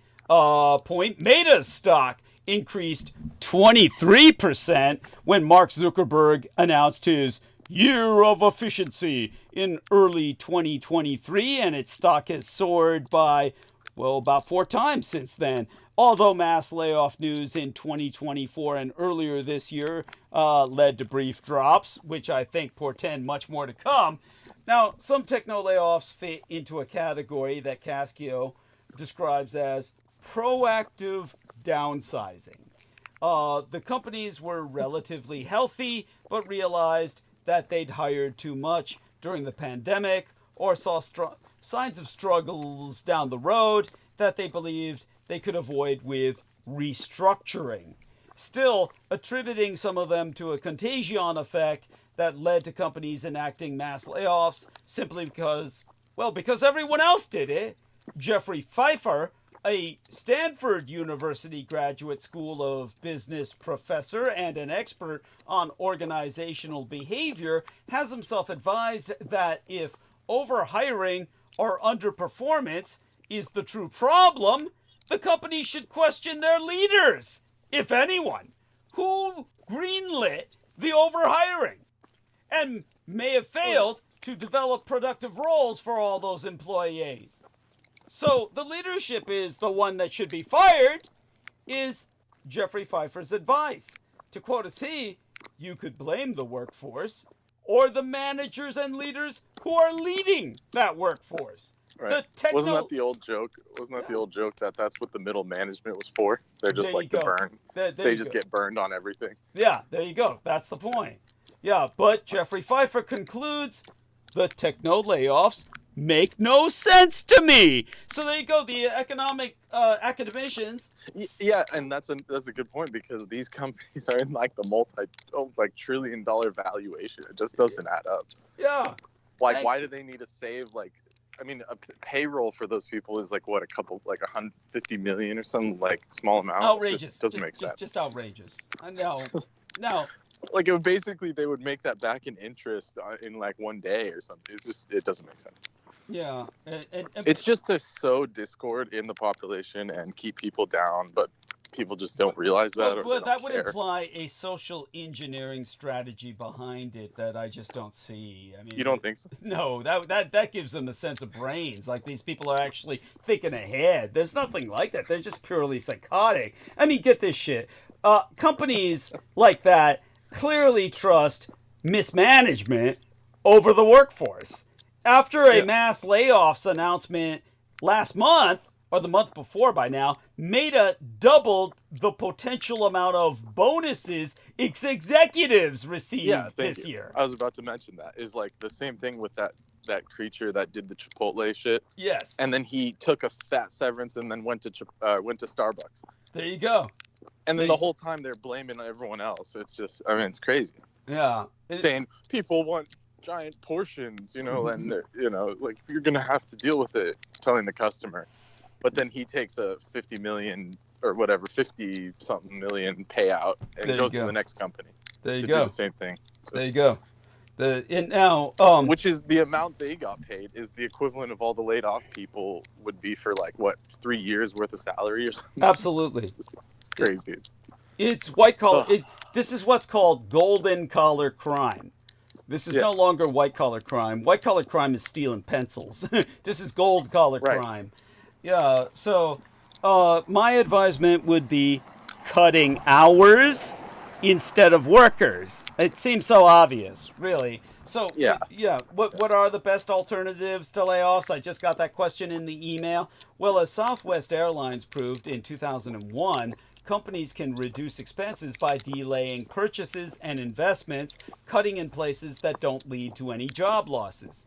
And if that's not enough, companies should attempt to reduce hours or initiate furloughs. That's a temporary, unpaid leave of absence rather than mass layoffs. Now, the research of the aforecited Wayne Cascio has proven that even if mass layoffs occur, companies that try these alternatives perform better than those who instantly lay off employees when faced. Southwest is a perfect example. Thank you. Perfect example, because they're the biggest airline pretty much in America. Thank you. And they've never had really any issues other than that. Yes. Even with their terrible seating arrangement where you do a cattle call. Yeah, thank you. Yeah. So whatever they did was, just logical. Thank you. Yeah, and so the companies that try these alternative options, they perform better than those who instantly lay off employees whenever faced with financial problems. At least during the pandemic, many companies showed a willingness to delay or resist layoffs. A survey from the Society for Human Resources Management found that a majority of firms enacted furloughs or cut travel and employee perks before laying off workers. Still, as the last few years have shown, mass layoffs are happening, and often without any signs that they're indicative of larger strategic maneuvers, as suggested by, Brendan Zogit's social engineering hypothesis. The problem is that there's only 12 ways to make money in business: growing revenues or cutting costs. Now, slashing costs is a far more predictable way to ensure future growth by, then finding new ways to generate revenue. And too often, companies do the predictable thing. Now, the aforecited Pfeiffer was reminded of that impulse on a recent flight when he got upgraded to first class and ended up next to an airline executive. Now, the industry had used buyouts, or rather abused buyouts and layoffs, to shrink staff sizes. Dude's humble. He doesn't even have his own plane. What the heck? Yeah, no kidding. No kidding. Yeah, good point. Now, that industry had abused buyouts and layoffs to shrink staff sizes during the pandemic and faced difficulties in refilling positions when the demand picked up. So Pfeffer told the executive the mass layoffs had been a terrible idea. Imagine some academic telling an executive this. And then he asked him if his airline had gotten rid of any airplanes when the business was down. And the executive said, no, it had not. So Pfeffer closed their conversation with a question that shut the executive down into sullen silence for the rest of the flight. He said, so why get rid of the employees? Like, who's gonna fucking fly the plane? Yes. Like, it just doesn't make sense. Yeah, of course. These people, they're just... And now they're running our government. These are the kind of people who lobbied this mentality into governance, and this is why we're going to have a Wall Street crash. I mean, I mean, other questions. And you're the only one Thank you. in the West, at least, that just has the solution.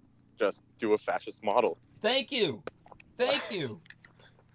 Fascism. And what does that have to do with ideology? It's just literally the model that works. Thank you. Basics. Thank you. I'm not even necessarily speaking from a political perspective, but an economic one. Yes, thank you. Which you've mentioned before, and people thought, I guess they didn't think. They don't think. They respond viscerally and emotionally to what I say. I'm a fascist. Evil. And they just say, evil. And then I talk all this liberal progressive stuff, and then they say, evil. Oh, I don't like gays and trans people. And what's this about your son? And you're sucking all this blood. And what does that have to do with economics, you dumb fuck? Nothing. Yeah, thank you. Thank you. It's like, but it is karmic. It has everything to do with it in the sense of karma. Why don't people just be nice? Why can't people just be tolerant? Where does this come from? If you can't square that with my fascism, think of myself as the personification of fascism with a human face. Oh my God. At any rate, now other questions about the state of the economy have only intensified since the U.S. stock market fell on March 10th of 2025. Wall Street is reeling as major financial companies face the crisis I've been warning about for over a decade. So I guess I could provide some helpful day-to-day tips for surviving Trump's second term and America's collapse into what I call anarch-autocracy. Anarch-autocracy. It's the worst of all worlds. You've got an autocracy that's effectively anarchic. Terrible. Oh, where the autocrats themselves are anarchists. Actually, credit where credit is due. It's not me. It's Salon Magazine's Chauncey DeVega. He does not mince words when writing about Donald Trump's second presidency, which the journalist often attacks as being even more overtly authoritarian than his first. And in an article published on February 28th, the Salon journalist DeVega articulated some helpful day-to-day suggestions for surviving America's collapse into autocracy and competitive authoritarianism, or perhaps something far worse, his words. And he stresses that Americans will need to look after their physical and mental health as Trump's second midterm moves along.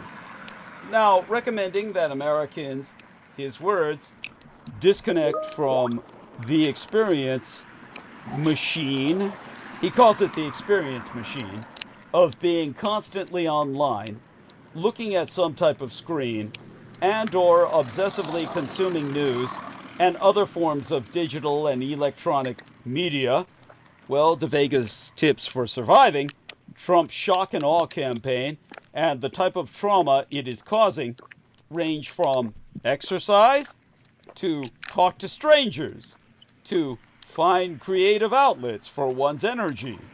And other tips from De Vega include read books and support independent news media and the arts and other creative workers. This is where we plug all that myself. would be nice if I all that would be nice if I didn't have 4 jobs and shit. Yeah, no shit. Same with everyone else. Yeah, no shit. Yeah, thank you. But at least support Douglas Dietrich. So, yes, this is where I plug myself. For God's sakes, we need $200 fucking dollars. Somebody put something into the PayPal account. It's right there on the screen. And believe me, this is urgent. It's I need your help, and we're not going to make it otherwise. Notification of donation received. 100 United States dollars from Brooke Hagberg in Canada. This is from our friends in the north. Canada, sweet as maple syrup. Thank you, Brooke Hagberg. I love you. And someday we've got to meet. So you and me, baby. Yeah, that's it. Follow her example, people. And feeling better already. Feeling better already. Well, the leak scandal is still growing, by the way. Look, what our man Brendan brought up, the abuse of a commercial mobile phone by U.S. President Donald Trump's closest aides to transmit secret details of a planned military attack, all while including a journalist on that exchange, has further bedeviled our misadministration today. Even a few members of Trump's own party started making noise about a potential investigation as more facts are being revealed. The Atlantic editor, Jeffrey Goldberg, was accidentally invited to the chat by the U.S. National Security Advisor, Mike Waltz, and he had to publish the full exchange after Trump and his aides spent a day arguing the details of the active military operation weren't classified. And on the chat, the Secretary of Defense, Pete Hegseth, laid out precise timing for strikes on Yemen that, had they been intercepted, would have endangered the lives of military personnel. Now, dozens of Yemenis were killed in this American imperial attack on Houthi rebels. And Tulsi Gabbard, Trump's national intelligence directress, also was on that chat. The weird, what would we call her? What kind of cultist would you call her? Hindu cultist? Or if not a Hindu cultist, what would you call her? Just plain cultist? Just crazy cultist. Just a crazy cultist. Another example of appropriation. Thank you. Taken to its worst extreme. Thank you. Now, it's hard to explain what they are. Thank you. Yeah, it's just they just are, and they're just fucked. And I can tell you, they're not Vedic or any kind of Hindu sect. Obviously, that's appreciated. There's nothing in the scriptures that says anything about that. What they're doing. Thank you. Now, both she and Hegseth have been forced to face some difficult nomination hearings despite Republican control of the Senate due to their complete and total lack of anything that would be considered traditional experience for their current roles. Hegseth, a former National Guard infantry officer and weekend cable television host, as our man Brendan pointed out, continued to deny war plans were discussed despite the now public transcript. I mean, today, the 44-year-old Hegseth said, "Nobody's texting war plans. You know who sees war plans? I see them." I mean, oh God, it's like, what do you do? I mean, well, this leak debacle. Yeah, but Doug, serious question: where the hell is the Department of Defense? Yeah, thank you. Where are these people at? Where's the Pentagon at? I guess they fired them all. I mean, it's like. Or they're just smoking cigars on their golf course. They're jacking off over child porn. That's what I was articulating earlier. Yeah. Now, while this leak debacle gripped Washington and the news channels, the Trump misadministration is continuing its campaign to cut government staffing. Put that in context of everything we just said. as well as any taxpayer-funded congressional mandates. From state healthcare research to vaccines for millions around the world, billions of dollars in allocated funds are sought to be eliminated. Maneuvers that are sure to trigger yet more litigation, which I've already gone into detail about. And last night, Trump teed up another issue likely to be decided by the Supreme Court when he issued an executive order aimed at regulating elections. It was seen as another facially illegal broadside, since, as legal experts have immediately noted, such regulation is largely the province of the states. So he keeps saying, put all power back to the states, while nationally, well, abusing. The logical conclusion. I mean, it's just everything fractures into states. There's not really. Yes. Doesn't seem like it could go on, like this. Yeah. Yeah, well, I've gone over De Vega's advice, and I may turn back to his article again, but here's my own advice. Most immediately of all, prepare for a recession, to say the least. Questions about the state... It's already... It's already here. It's here. Yeah, I can't believe people are in denial that much. Thank you. I can't believe the market's still floating on air. I mean, it's... Oh, well, it's all fake. I mean, we know it's like totally... Yeah. It's always been on stilts, but now it's like... Yeah. And with all the planetary placement, it's just... Tell people about the planetary placement. Tell them about it. Oh, I mean, there's a bunch of planets in Pisces right now. So Pisces is and Virgo is the axis of goods, trade, and organization. So more like there's a lot of energy put on these different aspects of our lives, and it's just not going to end well, like in the market sense, in like the mass market, because Pisces is an oceanic sign. It has to do with everything, like everybody on the whole world, and Virgo is the market, so it's going to disrupt everyone's market worldwide, and there's no doubt about that. I mean, there's like, even if you don't believe in astrology, it's like pretty obvious. Thank you. So, there you go. I appreciate that. Yeah. Now, questions about the state of our economy intensified the week before last as the U.S. stock market fell on Monday, opening that work week before last yet again, just 1 day after President Donald Trump declined to dismiss the idea that a recession could happen. And in a Sunday interview with Fox News, Trump was asked whether he believes that a recession might happen this year. And to quote his T, "I hate to predict things like that. There is a period of transition because what we're doing is very big. We're bringing wealth back to America. That's a big thing. And there are always periods of, it takes a little time, but I think it should be great for us." Now, the Dow Jones Industrial Average resumed some of its losses the Tuesday thereafter, after it fell about 150 points the Monday beforehand, while the S&P 500 tipped by 2.7% that same day. It looks like one of those roller coasters that would make you sick and shit. Thank you. Every day it's like the inverse. Like it's up, and then it's down, and it's up. Thank you. That's not a good sign. Thank you. When I was learning about trading and stuff, they say, there's like the dip, the dip cycle. Yeah. And every time you see that, it's not a good sign. Thank you.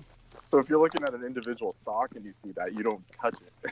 So imagine everything all at once doing that. Definitely not a good sign. Thank you. And part of the worries about the recession that we're already in derive from, it's more like worries about a crash and a depression at this point. Yeah, it's a full-on crash. Thank you. That's the only logical extrapolation. Thank you. And it derives from Trump's tariffs and trade war against countries such as Mexico, Canada, and mainland China. Well, at this point, fuck it. It's against everyone on Earth. Now, in light of such concerns, financial experts are advising clients and others that economic downturns are a natural part of the market, if you believe that shit.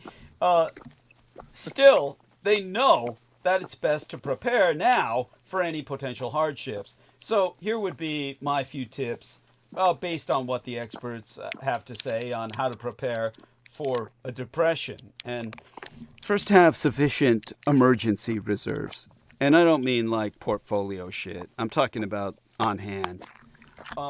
Mass layoffs often occur during recessions or depressions. So it's best to be proactive and save in advance of potential cuts. Ending unnecessary subscriptions or other forms of entertainment can help people supplement their emergency budget. How much should you save? Well, I myself would advise people to try to include their non-discretionary expenses when budgeting their savings. And that means that aside from rent, utilities, food, and insurance, there should be some cushion for other purchases that might be made on the regular, whether that be clothes for work or ink for the printer. Now, financial planners have told the Fourth Estate that the savings should be stored in either a money market fund, that's a low-risk mutual fund that invests in... Out of touch. I'm sorry, I have to say something. Yeah, tell us. They're so out of touch. I mean, if you're paying $10 for eggs, there ain't no emergency fund left. I mean, 90% of people are toast. Even the people that were, like so-called middle class. I mean, they're so strapped. I've never seen them like this before in my entire life. So forget about an emergency fund. I know it sounds pessimistic, but it's not pessimistic. It's realistic. Oh, by the way, So what's this? Armenian Parliament approves the bill to tell us about this. To join the EU. They want to be part of the EU. So. Excellent. So the new, God. It has to go back to Christendom. There's no other option left. Thank you. Honestly.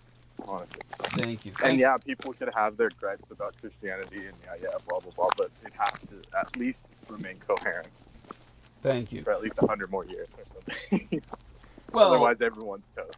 Well, yes, thank you. Well, I'm a Christian myself, albeit most people don't understand. Yeah, that's which of course translates. So anti-Christian.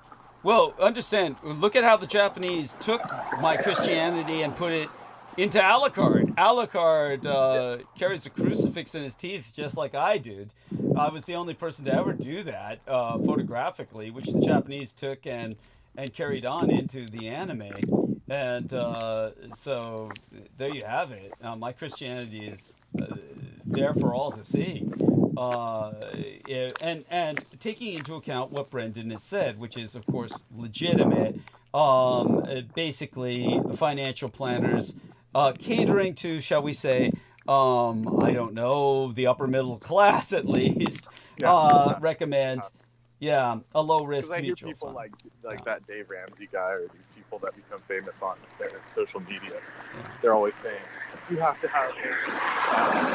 have to have what? Your car just drowned. You have to have an emergency fund. Yeah. That's like 3 times your monthly expenses. Yeah. So for the average person, that's like $10,000. I mean, like... And the fact, like, you can't even save that in a year on anyone's salary, let alone someone... that's scraping by. So no, it's just absolutely true. Absolutely. And then true. he has this shit where he says, "Oh, do baby step 1, save $1,000." And it's like, I mean, if everyone's got like $30,000 in credit card debt, $1,000 ain't doing nothing. I mean, that'll pay your like minimum monthly payments on your cards or something. True. True. It's like everything Brendan says is true. I mean, basically, I'm just kind of like, how would I say it? All I can say is that I don't mean it. Like, we have some older listeners, and they do have some money, so this is mostly towards them. Got it. But for the younger generation, Brendan's right. We're cooked. There's no hope. Well, I mean, the only thing we've got left is revolution, and it's against the older people. Unfortunately, this is why I have so little sympathy for so many of the older people who are getting gutted because they voted for this. Yeah, this is like, right. And they count, like that lady in the comments that I was telling you about. Yeah. Like, they counted on that Social Security, and they're sitting there on their knees. Please, God, don't cut my Social Security. Then why did you vote for this guy? While celebrating them at the same time, these people are doing that. So doing these cuts. That's the insanity. It's like these people are sawing themselves off on a limb. But for what it's worth, if you do have money, basically, per Charles Schwab, a low-risk mutual fund that invests in short-term debt securities, what they call a money market fund, or a high-yield savings account, is the way to go. And that way the money grows as inflation also increases for what that's worth. I mean, these are like canned responses. Like, if you look at their mutual, because I get their emails. I know about Charles Schwab. Yeah. If you look at their money market mutual, it's like, I mean, you're getting 6% at like tops. Yeah. Inflation's 9%. I mean, you're losing 3%. Yeah. So it's kind of like, you know. Yeah. I don't mean to cut into what you're saying. It's just, no, please do. I mean, that's just what. Honestly, yeah. I like, mean, something's not adding up with their numbers. You know. Well, it's like you said, they're dealing with dinosaurs. They're dealing with dinosaurs. It's like they're operating in like this 1950s kind of. Yeah. If you save $1 a day, you'll be a millionaire. Yeah, it's just like. Yeah, it's like, well, and that's what kind of ticks people off in my age group, which I'm not really part of it because I cook my own food. But there's like, they'll say, stop buying Starbucks, stop buying drinks. Like my uncle would pull that shit when I was on vacation. Stop buying all these. Oh yeah, like drinks. he's one to talk. Like he's one to fucking talk. Yeah, dude that has like 5 houses, so it's just insane. And then he'll have like $100 steak dinner or $100 steak at dinner and say, you're such a overspender. You know, it's just, so I have contempt for people that think like that. Yeah, no, it's why horrible. aren't you saving? You know, it's like they fault the victim. They fault the victim of like our stop circumstances. eating. You know, the joke was stop eating avocado toast and buying Starbucks. And then someone did the calculation. Yeah. And at most you would save is like $2,000 a year, which even if you invest is like you're getting pennies by the end of it if you count in inflation and all that jazz. So no, it's true. There you go. It's true, and honestly, it's a moot point. No, it's not a moot point. It is the point. It is the Or point. I'm saying their thing, like, oh, stop buying this stuff. Yeah, That's they're just It's just like they're acting on reflex, and their reflex has and they have no concept of what the younger generation's dealing with.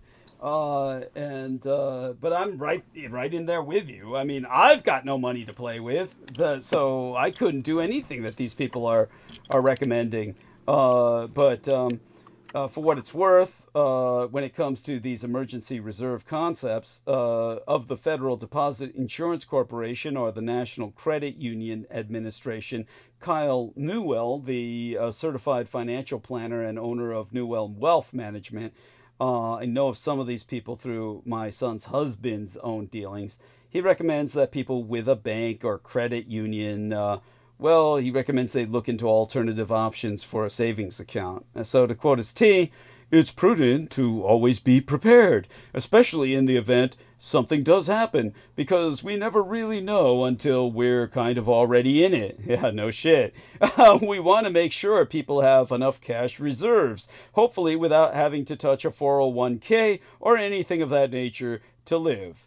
If it's a 2-income household, maybe 3 months of living expenses. If it's a single-income household, maybe 6 months of living expenses. I would want to be FDIC insured or NCUA insured. If it's a credit union, you want to be in government insured money. I'm not quite sure how applicable that is anymore with Elon gutting our government, but well, I think that's the irony is they left those because that's where all their money's. Thank you. So when the depression happens, guess what? All that FDIC insurance will cover their asses. Yes. Thank you. Imagine that. They didn't cut that. Yeah, thank you. Did you hear what I said earlier about the secret executive order that allows Musk to dissolve all Social Security and put it into his own personal bank account? Oh, yeah. Yeah. I thought I mentioned something similar where that's the whole point of the those paybacks. They're saying we're going to give you your money back, right? Those dividend payments. Yeah. So that was the scheme, is that the way they would distribute that is by putting it into the Doge or whatever the hell that thing is. Dodgy. Into their bank accounts. Yeah. Meaning a non-governmental bank account. Yeah. And then they distribute it as if it's a stock dividend, which means they hold all the stock. of the entire country, which is just... It's a heist. It's a heist. Yeah, scheme as fuck. Yeah. It's, obviously, all I can say is they need to fucking die. I've said that already. These people are stealing your money, your livelihood. Of course, if you have any money to play with, another point that's made is only make large, long-term investments if necessary. Obviously, during financial downturns, the value of homes, cars, and mortgage prices can fall, making it optimal for those looking to make long-term investments. Now, advising people to only make such purchases if they live in a two-income household due to potential for being laid off, Jory Johnson, a certified financial planner at Financial Futures, LLC, has gone on record to say, and here I quote a she, if their emergency fund is adequate and they feel confident in their job position, buying large ticket items during a recession can be a very good move. But it's more important to make sure that you've protected yourself against unforeseen events like being downsized or laid off. Now, still, other planners note that people should only purchase a home if they can do it under the current market conditions and not necessarily make a decision with the idea that a recession will happen. But of course, as Brendan and I concur, we're in a recession and we're heading towards a crash and a depression. So I'm not sure how this affects home ownership. It can't be good for it. I think the whole housing thing is dead, right? I mean, it's like nobody's got, it's like in general, it just seems to be a bad bet. Yeah, it's stagnated and sellers can't sell anymore no matter how much discount they apply. Like you remember, what's her name? Oh, Selena Khan. The real estate lady. Yes, Selena Khan. Couldn't sell houses towards the end of the boom because it was just, no one had money. It was pointless. And, the real estate agents are just kind of floating by on just trickle as opposed to what they had before. Oh, God. It's and all these BlackRock people or whatever, those investment agencies, they locked a lot of the housing market out of any kind of growth, or it has no breathability because they just buy it and sit on them. And sometimes they rent them, sometimes they don't. And I've even seen one locally where this house got sold for market price, some inflated $600,000 shit. No, not a single soul ever moved in for the last 2 years. And sometimes they'll have some contractors go park a truck there. Literally they just bought some old beater truck, some older, just the cheapest truck they could buy. They parked it in front of the garage and pretend like someone's there. And so that house is completely locked out of anyone buying it, anyone living in it, just out of some weird, what would be the word, some investment scheme where they could just say, oh, my portfolio gets inflated because we own 1 million of these houses. That's what these BlackRock and Vanguard people are doing, with all these shell corporations. Disgusting. So it's all fake. Thank you for exposing that, and it needs to be exposed. Now, of course, just I'll just say one more thing about this, and I'll sum it up as briefly as possible. And this is the part that, honestly, Brendan and I find most offensive, is basically because Brendan and I are not in a position where something like this is even in our lives. But what financial advisors say is, keep contributing to your retirement fund. I mean, as if that were even possible with people like us. But if people continue to do so, experts say it's important to keep investing in a 401k or other retirement account. And according to the aforementioned Newell, folks that are already relying on their retirement income should try to reduce the risk of their investment portfolio and look into their more conservative options by reducing the exposure to stock funds. But overall, experts say people, especially younger folks, should not sound the alarm, with Newell qualifying that the stock market will start declining before a recession happens. And oftentimes, people's 401k are tied to the stock market, so they may see value go down. They should know not to panic because they have the time to make it up.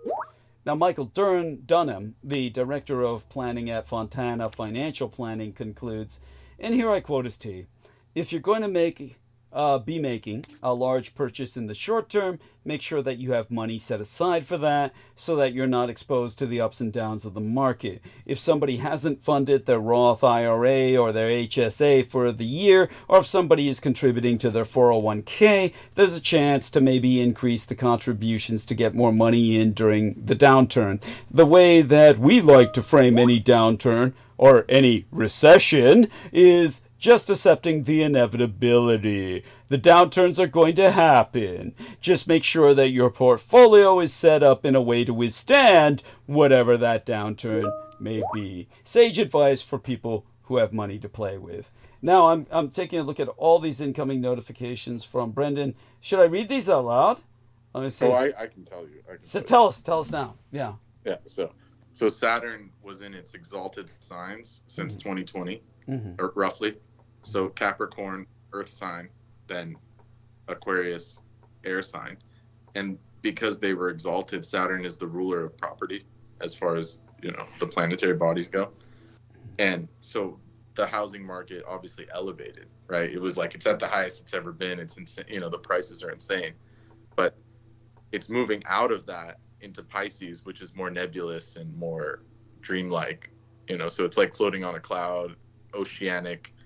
So Saturn won't have that stability.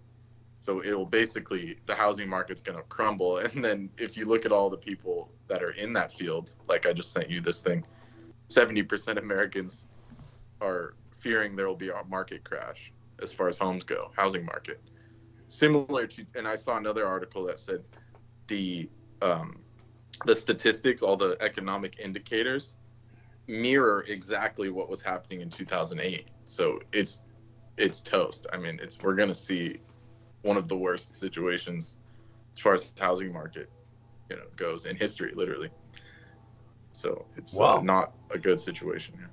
Well, it doesn't bother you and I. I mean, we have nothing to do with it. We're just going to sit back and even, I will confess, Brendan's Ōcéanus, since we don't have the option to even purchase homes, will be sitting back with a sense of schadenfreude over all of this, really kind of enjoying other people's sufferings, who have banked on all this shit. I mean, it brings me back to that, the Janis Joplin, quote.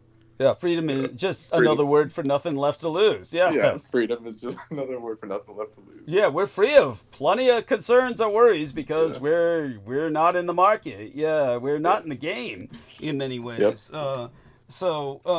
Now, and if you saw like my portfolio, like even though it was like pittance, it was like under $1,000, but on paper, I'm the best stock market trader on earth. I made like 300%. Jesus. Wow. But it was like, I had no money to put in it. So it was just like, I got like a couple $100. Oh. But, but on paper, I would be like, I'd be up there with these fucking top dogs. Thank you. Yeah. Now, yeah. Thank you. I appreciate that. Now, this is why people should listen to Brendan. Now, in my own reading from the aforecited De Vega, who wrote that Salon article, to quote his T at length and verbatim, he warns that he was recently reading about how people who live in authoritarian countries quickly learn to speak in code, obliquely, and who to trust or not during conversations at parties or when making small talk with strangers. We aren't there yet in America, but we will be very soon. At the time of this writing, Trump has only been president for 37 days. It feels much longer. If Trump serves his entire second term, he will be president for 1,461 days. Trump is signaling, in violation of the Constitution, that he will seek a third term in office. This would make Trump ruler for the rest of his life. The Republicans in Congress have already indicated their enthusiastic support for a third Trump term. In all, what Trump and his MAGA movement have already broken in terms of our country's democratic norms, institutions, traditions, and the American people's expectations of normal will take a very long time to fix. Moreover, it may be near impossible to restore what has already been broken, if not destroyed. Unfortunately, too many people do not yet realize what they have lost. None of this is normal. America is rapidly succumbing to a state of malignant normality and moral inversion. You are not suffering from Trump derangement syndrome if you are feeling and know that something is very wrong and aberrant in America today and in the years and decades that brought us to this horrible place. Now, what brought us to this horrible place is the glorification of ignorance, which has led to science illiteracy. Now, let's take a look at this, what Brendan has entered here. Okay, so tell us about this, Brendan. Yeah. I said, yeah, this is from an economic YouTuber, and it says, housing market doomsday, 100 times worse than 2008. And I said, LOL, sadly, it's not clickbait. Because he provides all the data points that basically prove it, that it's literally, they're trying to obfuscate these statistics so that, so people don't panic, but it's literally on paper worse than 2008 ever could have been. So we're talking catastrophe level, like max level when it comes to the housing market. All I can say is... because it's unsustainable. I hate to say it, but again, all I can say as an extraordinarily poor person who has never had enough money to place into any portfolio or purchase any house in my life, all of it being spent on care of provision for my parents after I had earned enough money at very high risk of my life over and over again to do that if I had not dedicated myself to parental care. All I can say is that I'll look at all this with a sense of bemused, if not amused. I'm sorry, Schadenfreude. It's just a joy. Yeah, I was about to say Schadenfreude is good enough. Yeah, it's just like, what else can you do, really? Yeah. I mean, I'm laughing, but it's like people's lives will get destroyed. It's just not funny, actually. Well, it is in a sense that, most of them deserve it. Most of them voted for Trump, who are at that property level. Most of the property people are the people who voted for Trump. It's that's just the reality of what it is. And this American thing where they hate taxes. I mean, that's just crazy. I mean, no, that's insane. It's just, it needs to be reframed. There's this guy that does, it's called underwriting in the UK, but it's just marketing. And he's like, he became famous on all these shorts and shit, but he was saying that it needs to be rebranded where, like, instead of calling it a tax, it needs to have, like, marketers should, obviously I'm not advocating this, but it's a point he made, that marketers need to come in and rebrand, like instead of people thinking they're getting ripped off, they need to see the value of what they're paying into. Otherwise, like these people rely on the tax system for infrastructure, their house, they get water, sewer, garbage, all their stuff comes from taxes, but then they don't want to pay any. So that disconnect is what created this kind of crazy manipulatable population where they think somehow a tax is evil or something. Yeah, thank you. And George Knight has joined us. So welcome aboard, George. And for God's sakes, there's this horrible incident that I shared with Brendan Zoget. I'm going to provide a link to yourself that occurred in England, and maybe you can make some sense of this for us. There's something to do, we think, with the English sense of class consciousness, and that these men were like working men who were just guilted out that the community would starve if they didn't risk their lives. And so here, I'll give you this private link, and you can review this at your leisure, as well as what I've advised about the last episode. But these two engineers or mechanics wound up trapped in an industrial bread oven on a conveyor belt, baked alive, just in England, and it's just horrific story. But again, maybe you can give us some sense into the social psychology of how this even was allowed to happen. And then, of course, the British company he complained about the fine. Oh, we feel the fine is exorbitant. Fine. The management should have been put in prison. But anyhow, it's just outrageous. And yeah, it should never have happened. Yeah, well, Brendan was fearing that you yourself might suffer that kind of mistreatment someday. But fortunately, in your case, you're pretty much allowed on your own. You're pretty much on your own cognizance when you're out loose in the field. Correct? Yes. Yeah. Absolutely. Yeah. Absolutely. It's what you call they call it in the field method statement or risk assessment. You're responsible for your own safety. So yeah, you have to be vigilant. You have to be very cautious. It's it's a precarious world out there because anything can happen. We get not just the environment we work in, but also people out there can be very hostile, as we've seen in the past, which is what I've alluded to in the past, but something I was consciously aware of before I entered my field of profession. It's something that I made aware on the first day I was even employed. I made aware that, people were being attacked, having these, just these shards, these needles just placed in positions where you could self-inflict yourself without being aware it was even there. So it was sabotage. Yeah. Yes. It's also a form of ambush. It's really a form of ambush. It's an ambush. Yeah. Yes, exactly, Douglas. Yes. Exactly. Exactly. To compromise your own safety, to compromise yourself.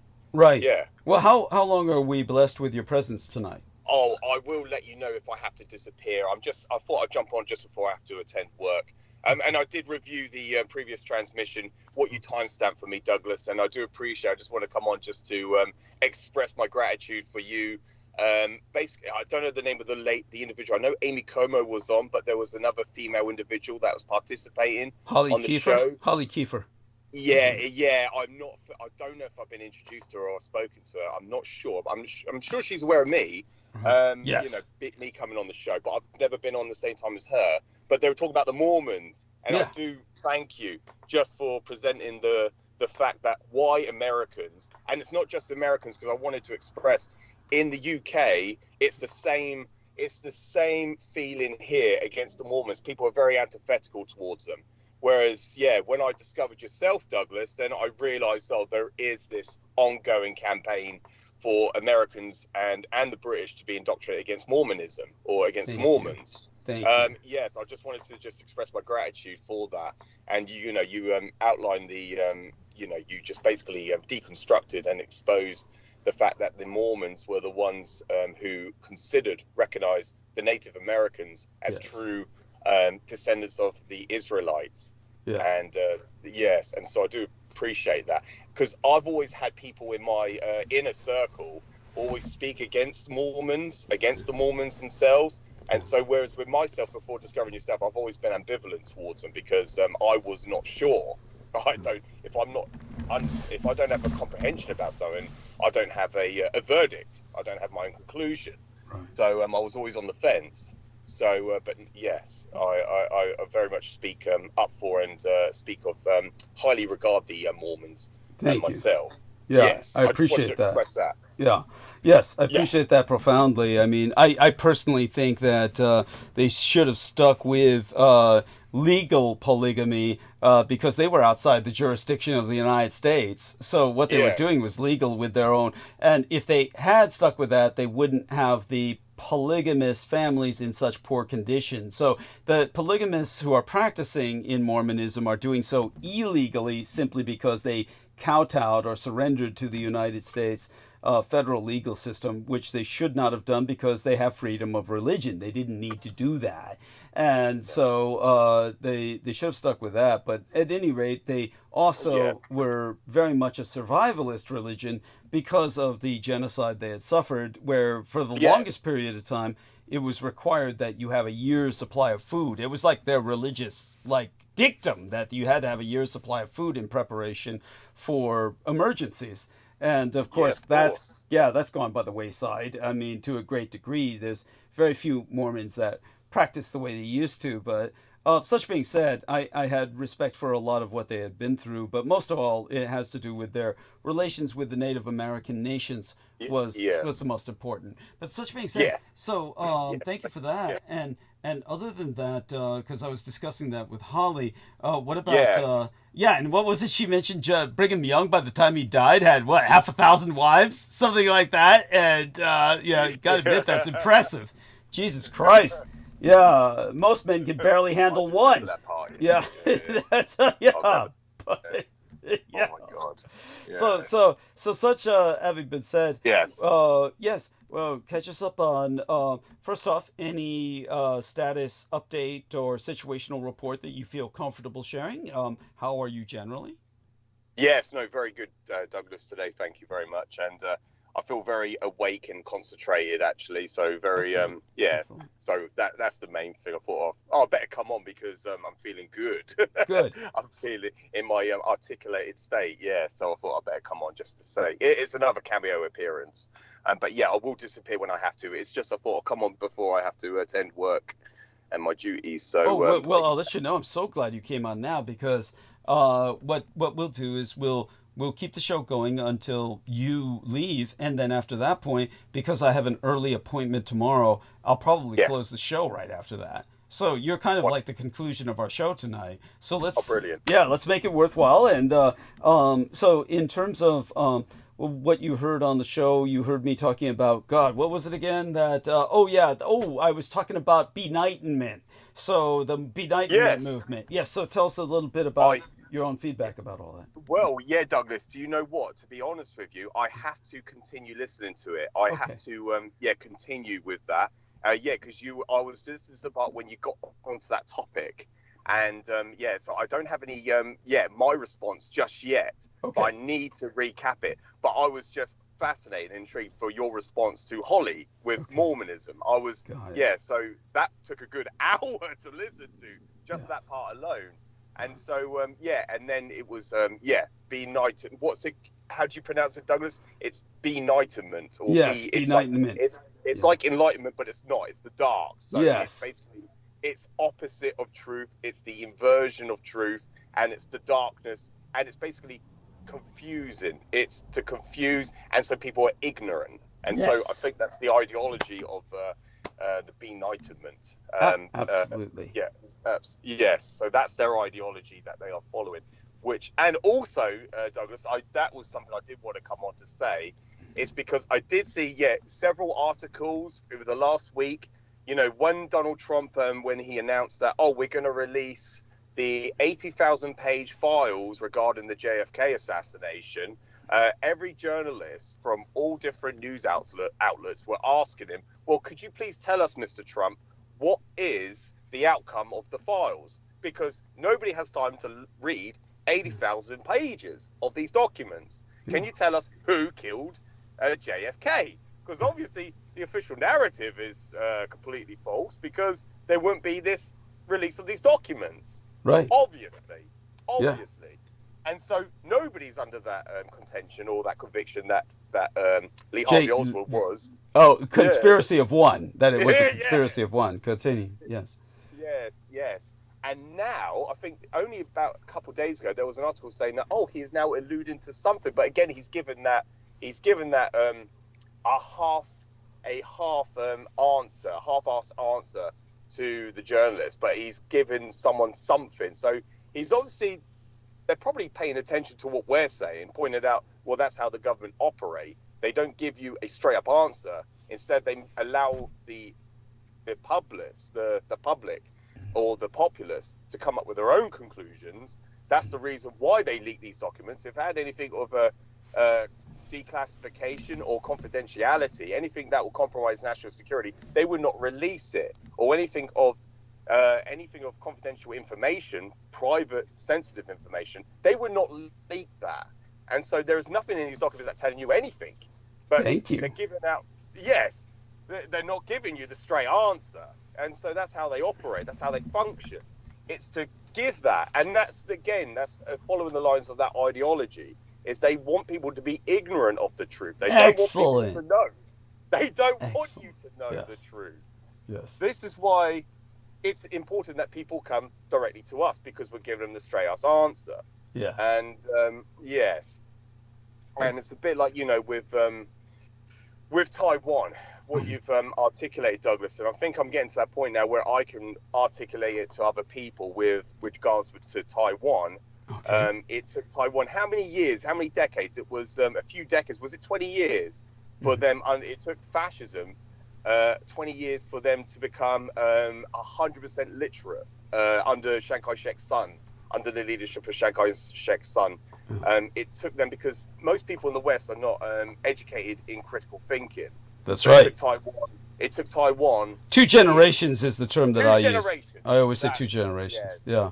And, Generations yeah. to become 100% literate. And this is the problem with the West, is people are not capable of critical thought or critical thinking. They cannot come up with their own conclusions, which That's is right. what we were trying to express to Brooke Gibson. This is what we're outlining, is that people cannot and should not go on the internet, go on the Google search engine to find out their information, because there's nothing on there that gives them the straight up answer. So it is important that you turn to people like Douglas Dietrich, which is why I regard him with the highest respect, because that is the enlightenment. Thank become you. enlightened. You become enlightened. Yes. Yes. Under Douglas. So yes. It's but with Taiwan, like you said, Douglas, it would have to take a it would.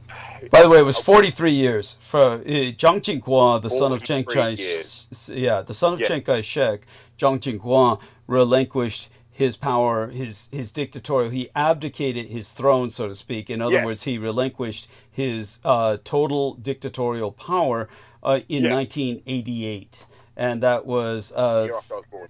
essentially 44 years after after 1945, which is when Chiang Kai-shek switched sides and took the side of the Axis, and the Japanese helped him relocate to Taiwan. In which case, of course, they had to be under martial law during that time for obvious reasons.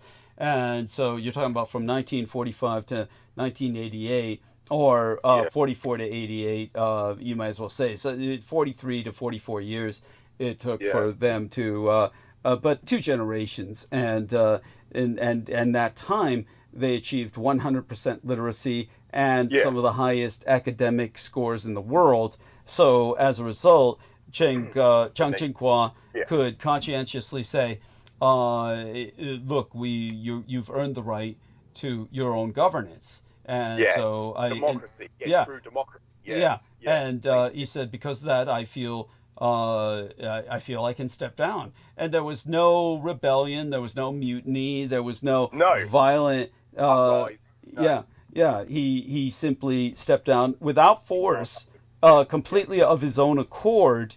So what I'm saying is, we can do that here in America. We could do that. But because we have such a larger population, I'm saying it would take a few more generations. Yeah, what I say would be a century of progress. It's not that people couldn't participate in some level of governance, but it would be at the county level, and then slowly work its way up towards what would be a state level as we consider it at this time in history. And then, but of course, I'm basically more and more thinking that in America we need to do away with the concept of states. By that I mean that we've got to think more and more of a united America as opposed to the United States of America, because we're so fractured and polarized, and that doesn't help. But such having been said, continue along with. I was going to say, but Curtis Yarvin wants to break it down even further into miniature statelets, where you've got the so-called the CEO is now the king. The king is run by a king. So that's where the concept of the monarchy comes in. But instead of a true monarch, you have a CEO of a corporation. And what they're talking about is basically a form of neo-feudalism, is what he's advocating. Neo-feudalism would be the term for it.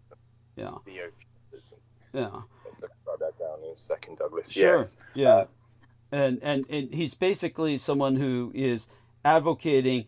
Now, I have mentioned this before, that Yes. the United States is effectively a series in terms of our civilization. It's basically a composition of major cities, and these major cities have a incredible outreach. They're basically powers unto themselves. So I said, after a catastrophe, if we were to have a apocalyptic downfall, I would predict that the social model would be one of what I called mayoralties. But I'm still thinking in terms of conventional cities where they're reaching out to the countryside for the logistics. What he's thinking of is artificial, synthetic city-states built from the ground up, but as company towns. And that these would be run by CEOs who would have total control of everything in these cities. Yes. Yeah. So please continue. Yeah, you've got an idea of what's going on. Yeah.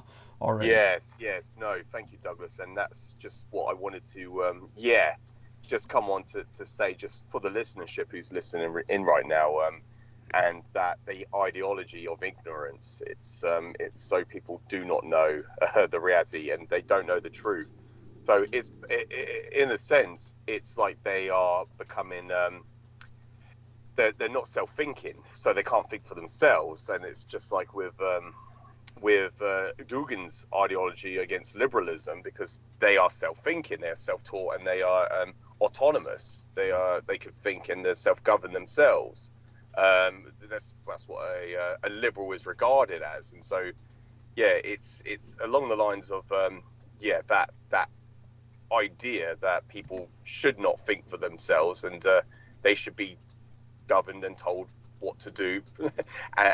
In this case, it's they want perfect. No, sorry, I've just had an incoming message, so that's good news. Sorry, Douglas. Oh, good. Well, I'm glad it's good news on the incoming message. Yeah, it's good news. Yeah, it's good news. And so people are told what to do, told how to think, but also that Trump wants to get rid of democracy. He wants to become a dictator. But also, I noticed with Curtis Yarvin, he speaks strongly of Franklin Delano Roosevelt. Of course he would. Of course he would. He loves that man. Yeah. I mean, if he was sat next to him, he would be riding him. Yeah. And he was talking about, because I listened to what he said. I listened to literally about 2 minutes of this man speaking, and he was praising FDR, saying, "Oh, did you know this man was in a wheelchair? He was paralyzed from the hips down, and the public didn't even see it." Yeah. He goes, "That's how total power this man had." Yeah. And the media and the press were totally complicit on it. Of course. And they were trying to hide it. Oh. And this man was praising this individual who, essentially what they are doing, they're following FDR's plan. They're following it to the T, to the letter. They want to dismantle. They want to invade Canada. They want Greenland. And all of this was under Franklin Delano Roosevelt's own administration, his own advocacy. It was his plan. It was his conspiracy. Yeah. It was his, when he was assistant secretary to the Navy under War Plan Red, War Plan Crimson, and the Rainbow War Plan. This was outlined in the book, the plan, had multiple volumes. It was one of the largest and the most in-depth detailed military conspiracies. Yes. And they will say it's a contingency plan. No, it wasn't. In a preemptive strike against the US, this was the contingency plan. No, it wasn't. This was the plan. This was what they had. This is what they had persecuted the Germans for in terms of a conspiracy to wage war, was exactly what the Americans were guilty of, a conspiracy to wage war. So continue. Yes, exactly. Yes, absolutely. And so that was very, very, that was prominent in when I was listening to this man, Well, obviously, yeah, he's just following FDR's plan ultimately, and so it comes back to the New World Order, the New World Order map, which was the New World Moral Order map that was comprised under Franklin Delano Roosevelt. And then if you have a look at that map, and I saw it the other day, Douglas. Somebody put it on Facebook about the map and what would happen in World War II if the Germans had won the war. It's so benign and it's so offensive that people would use that to promulgate their anti-Germanic stance against the Reich itself, ongoing today. And I pointed out and I exposed the FDR map, the New World Moral Order map. And so that term New World Order was not German in its origin. It was not coined by the Germans. It was coined by the United States. Yes. And the first man to use that term was Thomas Woodrow Wilson, yes, the president of the United States during World War I. Both him and FDR were both socialist Democrats. They were both part of the Democratic Party. Every president between these two men were all Republicans. yes. In between World War I and World War II, they were all Republicans, and yet the two presidents of World War I and World War II were both Democrats, Yes. socialist Democrats, who were very heavily involved with, communism, and that was the other thing I wanted to bring up, Douglas, about communism, and that when you outlined that Karl Marx, what's his real name? That's Mordecai Levy. Mordecai Levy. Levy, Yeah. that's it. Yes, there was no handbook, no manual on communism. Yes. And I just wanted to express, thank you for sharing that as well. And the context is the context is that people always say, oh, well, true communism has never been practiced. Yeah, well, there is no handbook on how to practice true communism. He never provided any he never articulated any way to do that. It's this, yeah. So Thank yes, you. continue. Yeah. But I appreciate that, because I think Holly mentioned Bernie Sanders. Oh God, yes. Because he was gonna basically collectivize on the agriculture. So you would have had a result of many people dying and starving to death. Yeah. And that was the idea under communism. Well, Amy Como, who lives in the state that Bernie Sanders runs, says it's America's North Korea. That's basically what. Oh my God. Yeah. But go on. Yeah, continue, please. Yes. And so the idea is to starve the population, get rid of so many people so there's less to share amongst everyone. Pretty much. If you're not killing them outright, you're killing them one way or the other. Yeah.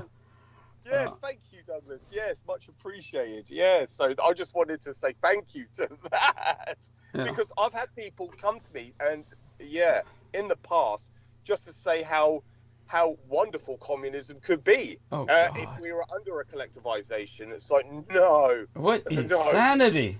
No. This is the insanity of this indoctrination. This is what the people, I'm surrounded by. But that goes to, with FDR, he had Henry Wallace in the White House, in the Oval Office, who was fired in January 1945 because he was going to collectivize off American agriculture. He was an insurgent, an enemy agent in the White House. Yes. And this is what you have now. Yeah, absolutely. We have Thank an you. enemy. Yes. In the White House. Absolutely. Thank you. Very much so. Yes. Yeah. So I'm just bringing the parallels, the correlation between both administrations, both FDR, both Trump, and just the correlation, and that this is the This is just the. It's just it's the reality. Thank you, Doug. I reiterated again earlier tonight the need. Did you? Thank you.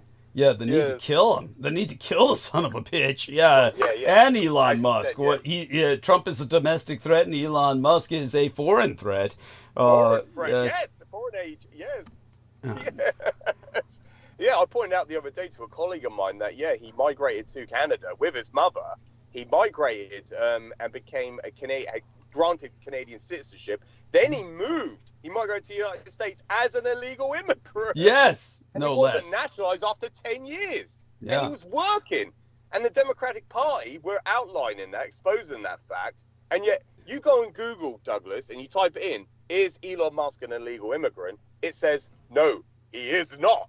And they tell you, he moved there and he gained he became a nationalist. So he didn't gain, so basically he didn't become, he granted national, what's the term? So when you move over, you become nationalized. Yes. It wasn't naturalization. Naturalized. Thank you. You got it. See? after 10 years. Excuse me, that's my slur. Yeah. No worries. Yes. No worries. You got it fine. Yeah. Yes, thank you, Douglas. Yeah, but by all means, you're doing well. Keep continuing. I mean, you're doing fine articulating the situation. Yeah. Yes, I'm just pointing it out so people can understand. Because most people are confused. Most people are discombobulated. They have no idea what's going on. No. And yet, yes, no idea. And yet we are definitely at. Yeah. So with Keir Starmer, with Macron of France, they are outlining, they are preparing Europe for war. They have told the public, you be prepared for war. This is going to happen. Excellent. This is going to happen. It is inevitable. We are on the brink of war. And not only are people unaware that we are in war at this moment in time, this is a state of war at this moment. And not only are we legally in a state of war, but we are in a pretty much an unconventional state of unconventional warfare. But it is, people are mobilized. The nation states are mobilizing, which then came to what happened at Heathrow, Douglas. Yes. And what happened with everything. But I haven't got any more information because there's very little I could find out about it. No doubt. No doubt. Which goes to show that is definitely something on the government, the UK government's hands. That is something because they have not leaked that information. That information is still confidential. So it goes to show who's behind it, because I can't find anything out about that. Thank you. So yes, I appreciate your trying. They are mobilizing. Yeah. Yes. And the fact that you can't find something about it exposes that what we've already said on this program is true, that it was Russian sabotage, an act of war. Yeah. Just another act of war. They committed an act of war when they first deployed Novichok. Exactly. Yeah. A WMD. A weapon of mass destruction within the UK boundaries, within a UK soil, deployed it, which could kill millions of people. Yeah. A weapon of mass destruction. And did indeed kill at least one British citizen. It did, yes. Yeah, at least but a weapon that can kill millions. It's ridiculous. Yeah. It was just, it's so benign to me. It is, it's truly, it's so offensive. And then people tell me, oh yeah, let's not poke the bear. Let's not mess with Russia. The insanity. That's what you get people saying. It's like, no, they have already deployed the bear's already gnawing your arm off. Tell them that. Now, by the way, Brendan asks, George, did you check housing.ai? I presume you probably haven't had much. Yes, it's still not a great deal about it, Brendan. That's the other thing. Not a great deal about it, unfortunately. Yeah, it's only what you have sent me, the links that I have been asked, that you've sent me, that I can see anything about it. But yes. Yeah. By the way, John Warrington sent a link where John Warrington, the link is that Javier Milei in Argentina is going to expose files showing how the Nazis fled to Argentina. The newly released archives could provide deeper insight into the extent of local support that enabled arrival of the fleeing Nazis. So basically, he wants to expose how war criminals fled to Argentina. This Argentinian presidente is totally a Jew fuck. And, absolutely. So it's an absolute disgusting disgrace. But so such being exposed shows how desperate he is. So this is how he tries to restabilize his failing government with foreign support from Israel. And but we'll see what happens. And aside from all of that, what you're articulating about the war that we're in right now, that people are in denial of, and the fact that the governments are insisting that understand this is an inevitability, but their populations are in a state of denial, even if not outright hostility to the concept of war with Russia. It's not something that they have a choice in. It's the Russians have chosen The Russians have chosen war, and this is what will ultimately force Europe to. I think it's so frightening for Europeans because now they know America's on Russia's side, and that the British realize now that in this war they're on the side of Europe. And, yeah, exactly. Yes, exactly, Douglas. Yeah. That is the reality. Yeah. That's inescapable. Yes, and so it's just ignorance is truly bliss because people have no idea. They have no understanding about the reality of what's going on, and they're just living in their veil or bubble. They're just living in the veil of tears, so to speak. They're just but they're looking at it blindly. But they're coming to that realization. It's another form of disconfirmation they have to undergo. But once once it hits home, they have no option, and they'll soon know if they don't already if they're not cognizant. I can't pronounce it. Sorry, Douglas. No, you saying it correctly. You're saying it correctly. Cognizant. Yes. Yeah. Yes. They're not aware of that, and so once they do come to that comprehension, then they'll have no option. They'll have no choice, which is what I'm trying to help people understand. That is I'm trying to get them to that level of understanding, and so it will make life so much easier on their part, but also to realize the gravity of the situation. And we need to stop Russia in Ukraine. It's going to be another, like World War One, like World War Two. The fight will be in Europe. Yes, absolutely. That will be the battleground. It will be the battleground.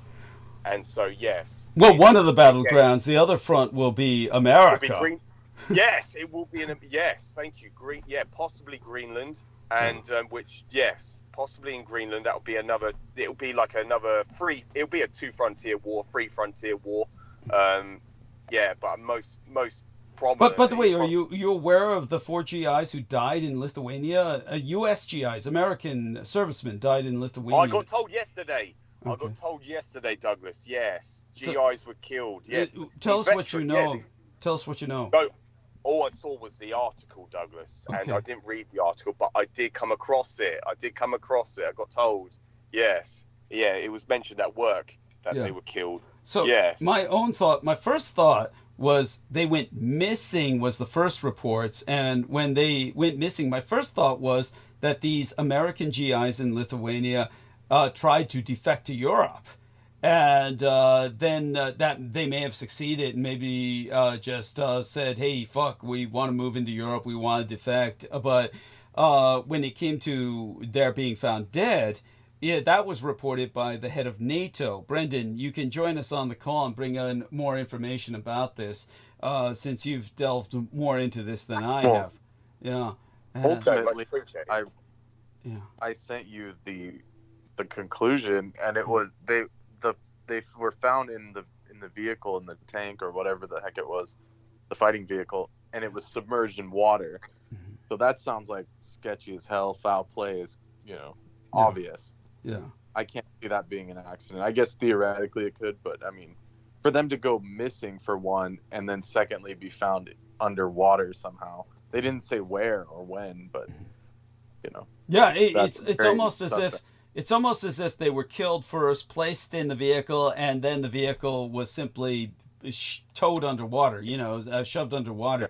But it can be. But what I thought about was not so much even Russian sabotage or an ambush, which it could have been, but I think that, again, it goes back to the potential for defection. These Americans were realized because they're in the military and the orders are leaking like a sieve. If you don't know this, George, America's got a big scandal right now where they leaked all their fucking battle plans. Yeah. Intelligence. Yes, I know. Yes. Yeah. Trump is already. What did he order? It was the guy from one of the journalists from one of the news outlets, one of the news articles. He leaked it to. Was it to the Houthis? Did he leak it to foreign intelligence? It's a miracle that the Houthis and foreign intelligence didn't glom onto it. It's simply a miracle. It was simply what happened was he had leaked it to the press. He leaked it to the press. Oh, he leaked directly to the press. Yeah, by total accident. And but he was already talking to people who should know nothing about it, just trying to impress his friends. This alcoholic son of a bitch who used to be an officer in the U.S. National Guard. But what my point was that when it came to the four men, what could very well have happened was they found out that, we're not really here in Europe to help anybody in Europe. We're here to help the Russians. And they just said, fuck it, we'll defect to the Europeans. And were killed by their American commanding officer or sergeant. Yeah, by the counterparts. Yes, yes. And who then just said, put the bodies in the vehicle and shove it underwater so it looks like all these fuckers were on a joyride and had an accident. That also comes to mind. And people think that's absurd, that's ridiculous, that's silly. The reality is not at all. Things are getting very serious right now. America is planning to invade Greenland, but I don't even think that would be an active front in the World War. That would be like one of the precursor battles, like the Spanish Civil War was viewed as before World War II.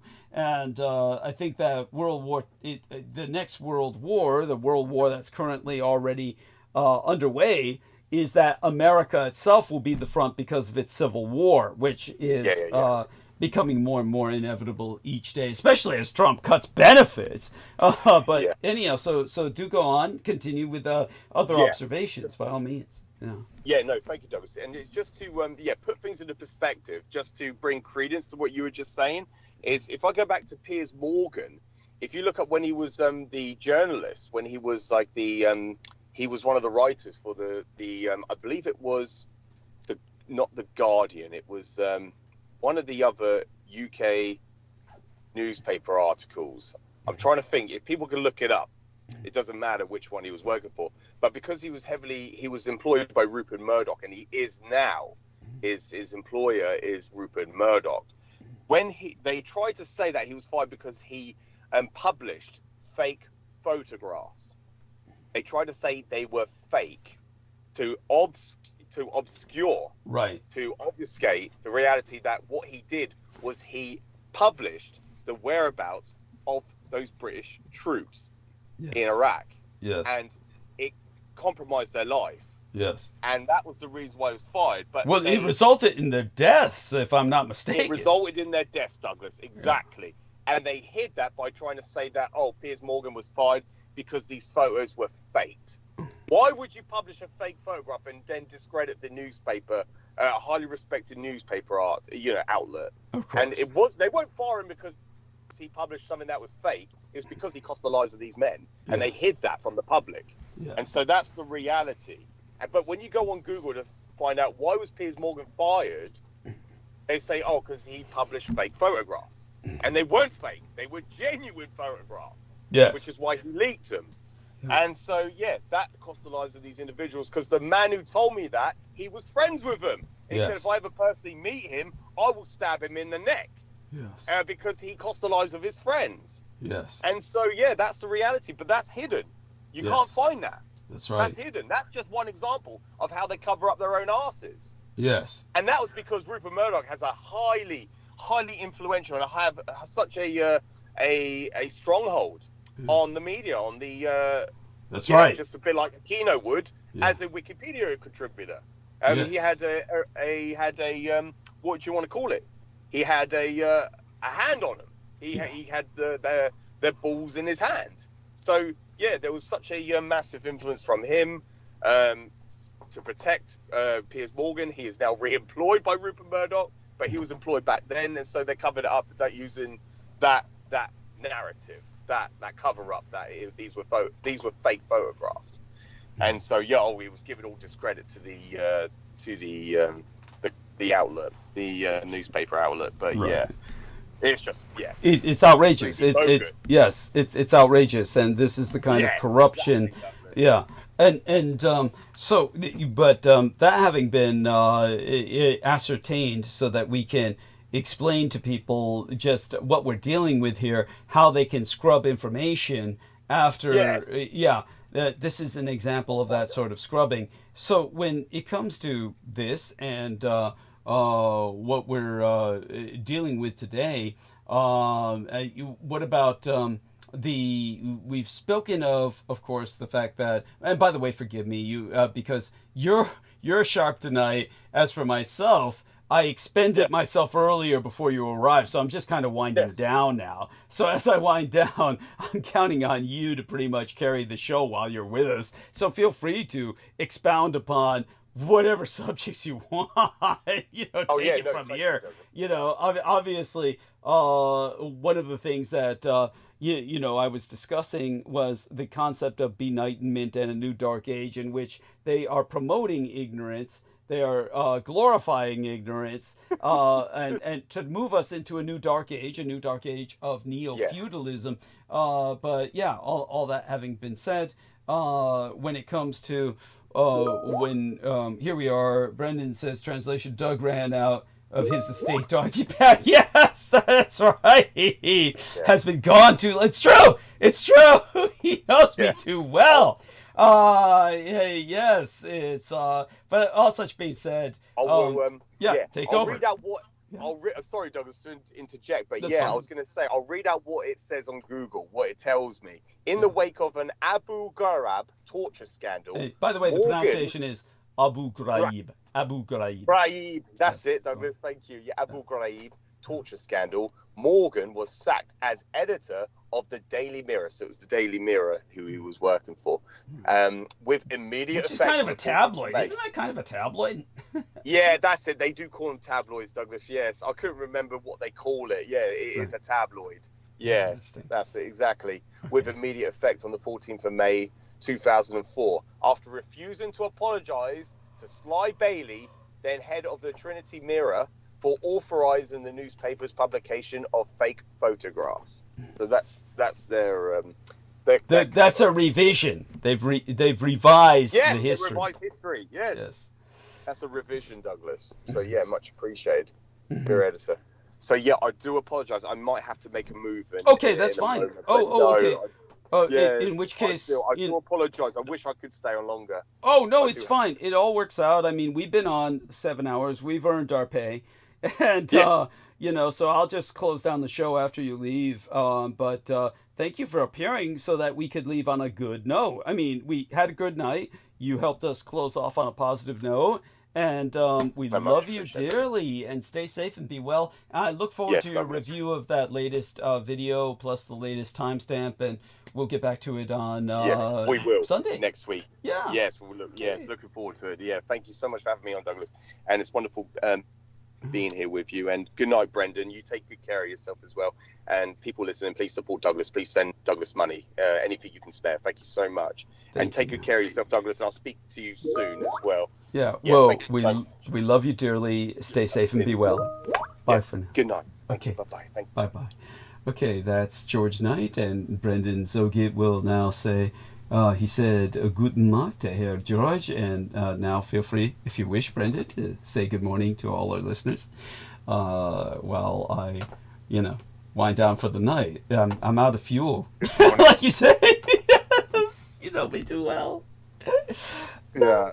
I mean, it makes sense. You've been gone for like a week now or something. Yeah, it feels like a week, but it's been enough days from the estate where I've used up all the cocaine. So, yes. They know better than to like give you a big bag. Yes. I'm sure. Yeah.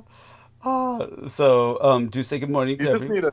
You just need to go to the psychiatrist and say, I have trouble concentrating, and they'll just give you a bunch of Adderall for no reason at all. Oh man, I wish. I mean, the world has changed. It's a lot different from when they produced all those addicts. It really has changed. Unfortunate. Yeah. Though, in all fairness, in Brooke's case, she is suffering from ADHD, so it obviously. But those people are like grandfathered in. If you had it once, then they'll just give it to you again. Oh, I know. What I've got to do is steal her identity. That's what I'll just walk in dressed as a bitch and say I'm Brooke Gibson. Yes, there we are. Kind of like what Trappist did to you. Yeah, like what Trappist did to me, that motherfucker. Yeah. I need my boyfriend's drugs. what a piece of shit. You know, all these motherfuckers. And oh my god, they're also disgusting. So but then Peter Moon's in good company with all those people. Vinnie Barbarick, Slam and Shake, all the rest of them. They're all they're all in good company with they all deserve each other, and they all hate each other. Fucking Peter Moon hated Jambo the Reese Monkey, and now they're on the same side. How does that work? Yeah, talk about a motley crew. It doesn't. It's insanity. Yeah, thank you. Just mass insanity. So, okay, well, love you dearly. But I think it was a good session. Yeah, it was. Everyone. Thank you. Yeah, I mean, you definitely had a lot to share tonight, and it's appreciated. You helped put into perspective our next housing crash. That's you know, we can all quote unquote look forward to that. And yeah, we're all cooked. Yeah. That's like the synopsis. We're all cooked, you know, dealing with this shit. Yes. But this is what these people voted in, the coup de grace. You know, we could have gone on a lot longer, but, you know, just stop voting Republican, people. When are you people going to fucking wake up? You know, it's like Brendan said, why would... Yeah. They hate taxes. Taxes are bad. Yeah, you know, fuck the rebranding. Fuck the rebranding. If I had secular power, I would just say flat out, you're all going to be taxed. And it's necessary for any of the services you want. You want EMTs, you want fire departments, you want police, you know, anything, education, you know, this all takes taxes, you dumb motherfuckers. But we'll compensate with a universal basic income. You're never going to starve. And have more of an opportunity to save money because of that. That would enable people to save money. So, and then I would take the Secret Service, which already has the acronym SS, and I would make that RSS and expand it to a military grade strength with a comparable size, and it would be unleashed to basically, well, deal violently with whoever gouges as a result of universal basic income, because all the stupid businesses would start to gouge. So the Secret Service, which was once a Department of the Treasury, which was once, by the way, the people who used to guard the president were the Department of the Treasury. And then the Secret Service broke off from them for that specific task. And their main objective was to detect counterfeiting originally. That's correct. And they still do. That's correct. And I had to deal with one of these blokes when I was at the casino, when I was working at a casino. Tell him. And I got one of those those new North Korean super bills. Yes. It was like $100 bill that was almost impossible to identify. Yes. Yeah. And the only thing that detected it was the machine, this like automated teller machine that was like, you know, designed for like our cash drops. Yeah. And they pulled it out and they looked at it and they said, holy shit. And they said, where did you get this? And I said, I don't know. Someone during the night must have, you know, used it to buy something or whatever. And then all of a sudden they're like, hold on, you can't leave. You know, you can't clock out. You can't go anywhere. And they brought in this Secret Service agent and he was like, how did you get it? I was like, I don't know. You know, it was just during the day. And I was chatting with him and he said, and he like looked at it. He took it, looked at it, looked at both sides. And he said, are you sure the machine said this was fake? And I was like, yeah. And so we ran it through the machine and he like had to go make a call or something. And he was like, basically told me that was the best fake that I've ever seen. It's almost undetectable. Yeah. Yeah. And then they let me go and stuff, like go home or whatever. Yeah. But, you know, North Koreans. So that's the only time I've ever dealt with the Secret Service. Right, which was, by the way, how Noreen Helpan was born. Her father was a Secret Service man working to interdict counterfeit money coming from North Korea through Japan. So that's how she was born, was this Jewish Secret Service agent married some Japanese woman while he was over there in Japan. And that makes sense because the person that gave me that bill was like Asian. Interesting. So maybe that's what happened. Yeah, there you go. Yakuza. It was like a Yakuza or something. Yeah, no doubt. There you go. Because the Asians love to gamble. And, you know, to do it with funny money. He was shady as hell and he bought a bunch of cigarettes. There you go. Yeah, there you go. And so when it came to what we're discussing with universal basic income, personally, I would give everyone first off a large spending bonus and universal basic income, and everybody would say, oh, then that'll cause inflation as everybody's going to raise their prices consequently. No, that's what I would expand the Secret Service for. Give them all military grade uniforms, training, and just send them loose like SWAT teams to basically intimidate and, if necessary, kill people who are gouging, and then that will prevent the inflation. People stop raising. We know the certain group that would overcharge. Now that's I have to admit that's a bit stereotypical, but may in practice probably would prove to be true. Yes, that's but nevertheless, people would automatically take it. Oh, the SS, and then yes. Well, that would, just the very name would deter, one would hope, that particular ethnic enclave from from gouging. You would think, just the very name. Yeah, except instead of the lightning bolts, they could stay in like the luxury field, like luxury goods, and still make plenty of money. Right? Yeah, of course. Presumably. Yeah, of course. And instead of the Siegrunen or the 2 lightning bolts, it would be for the American SS $2 That would be perfect. There you go. That's actually.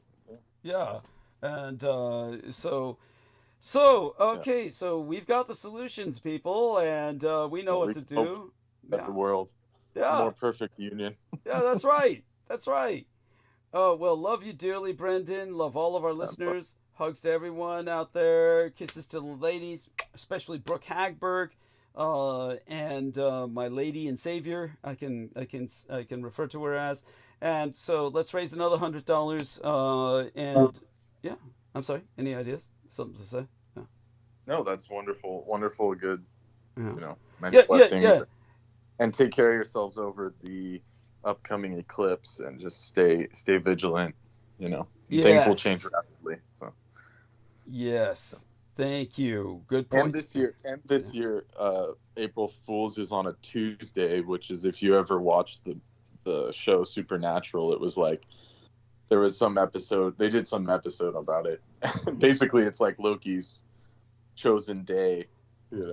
Interesting. Just be careful. Okay. And that's pretty much the same couple days as the eclipse corridor, so just be cautious. Yeah. Thank you. And like Troy Bellamy said, go Douglas, you're going off. We'd love to hear a MAGA try to debate you. Those people don't debate. Give me a break. What could they say to counteract what I said? There would be nothing they could say to counteract what I said, other than to lie and claim that everything I said is a lie. I mean, that's how they act. Critical thinking and rhetoric needs to be brought back, from the Greek level. Thank you. I really wish, even just taking those classes, people would not take them seriously. It's some relic of the past or something. It's no, those are the most important foundations. It's thank you. Sanity. Yeah. So and you got to build that completely from the start. Yeah, and that reminds me to qualify what our man George Knight said. It's not that we're trying to prevent people from accessing information, but as information consumers, they need to be educated, and it takes steps to basically think of it as the information highway in the most literal sense. It's like a physical vehicular highway. You wouldn't allow a child to drive on that highway. You have to be of legal age to drive a car. You need to be of legal age to go on the internet alone. So that until you're of legal age, you should not be allowed on the internet. You should only be allowed under adult supervision, and that it's too late for my generation. Yeah, well, obviously, we got the worst of it. Obviously, and that for that reason, we're going to suffer a massive dislocation. But we'll pursue that further. Obviously, as time goes on, we've pursued it in the past, and we'll continue pursuing that subject. So, all right. Love everybody dearly. Kisses to the ladies, hugs to the gentlemen, and love you dearly, Brendan. Stay safe and be well. Brendan and I will stay on the conversation for just a few minutes after we shut down the show, but let's shut down the show first. So we're going to shut down the stream.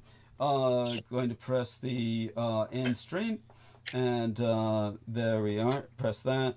and then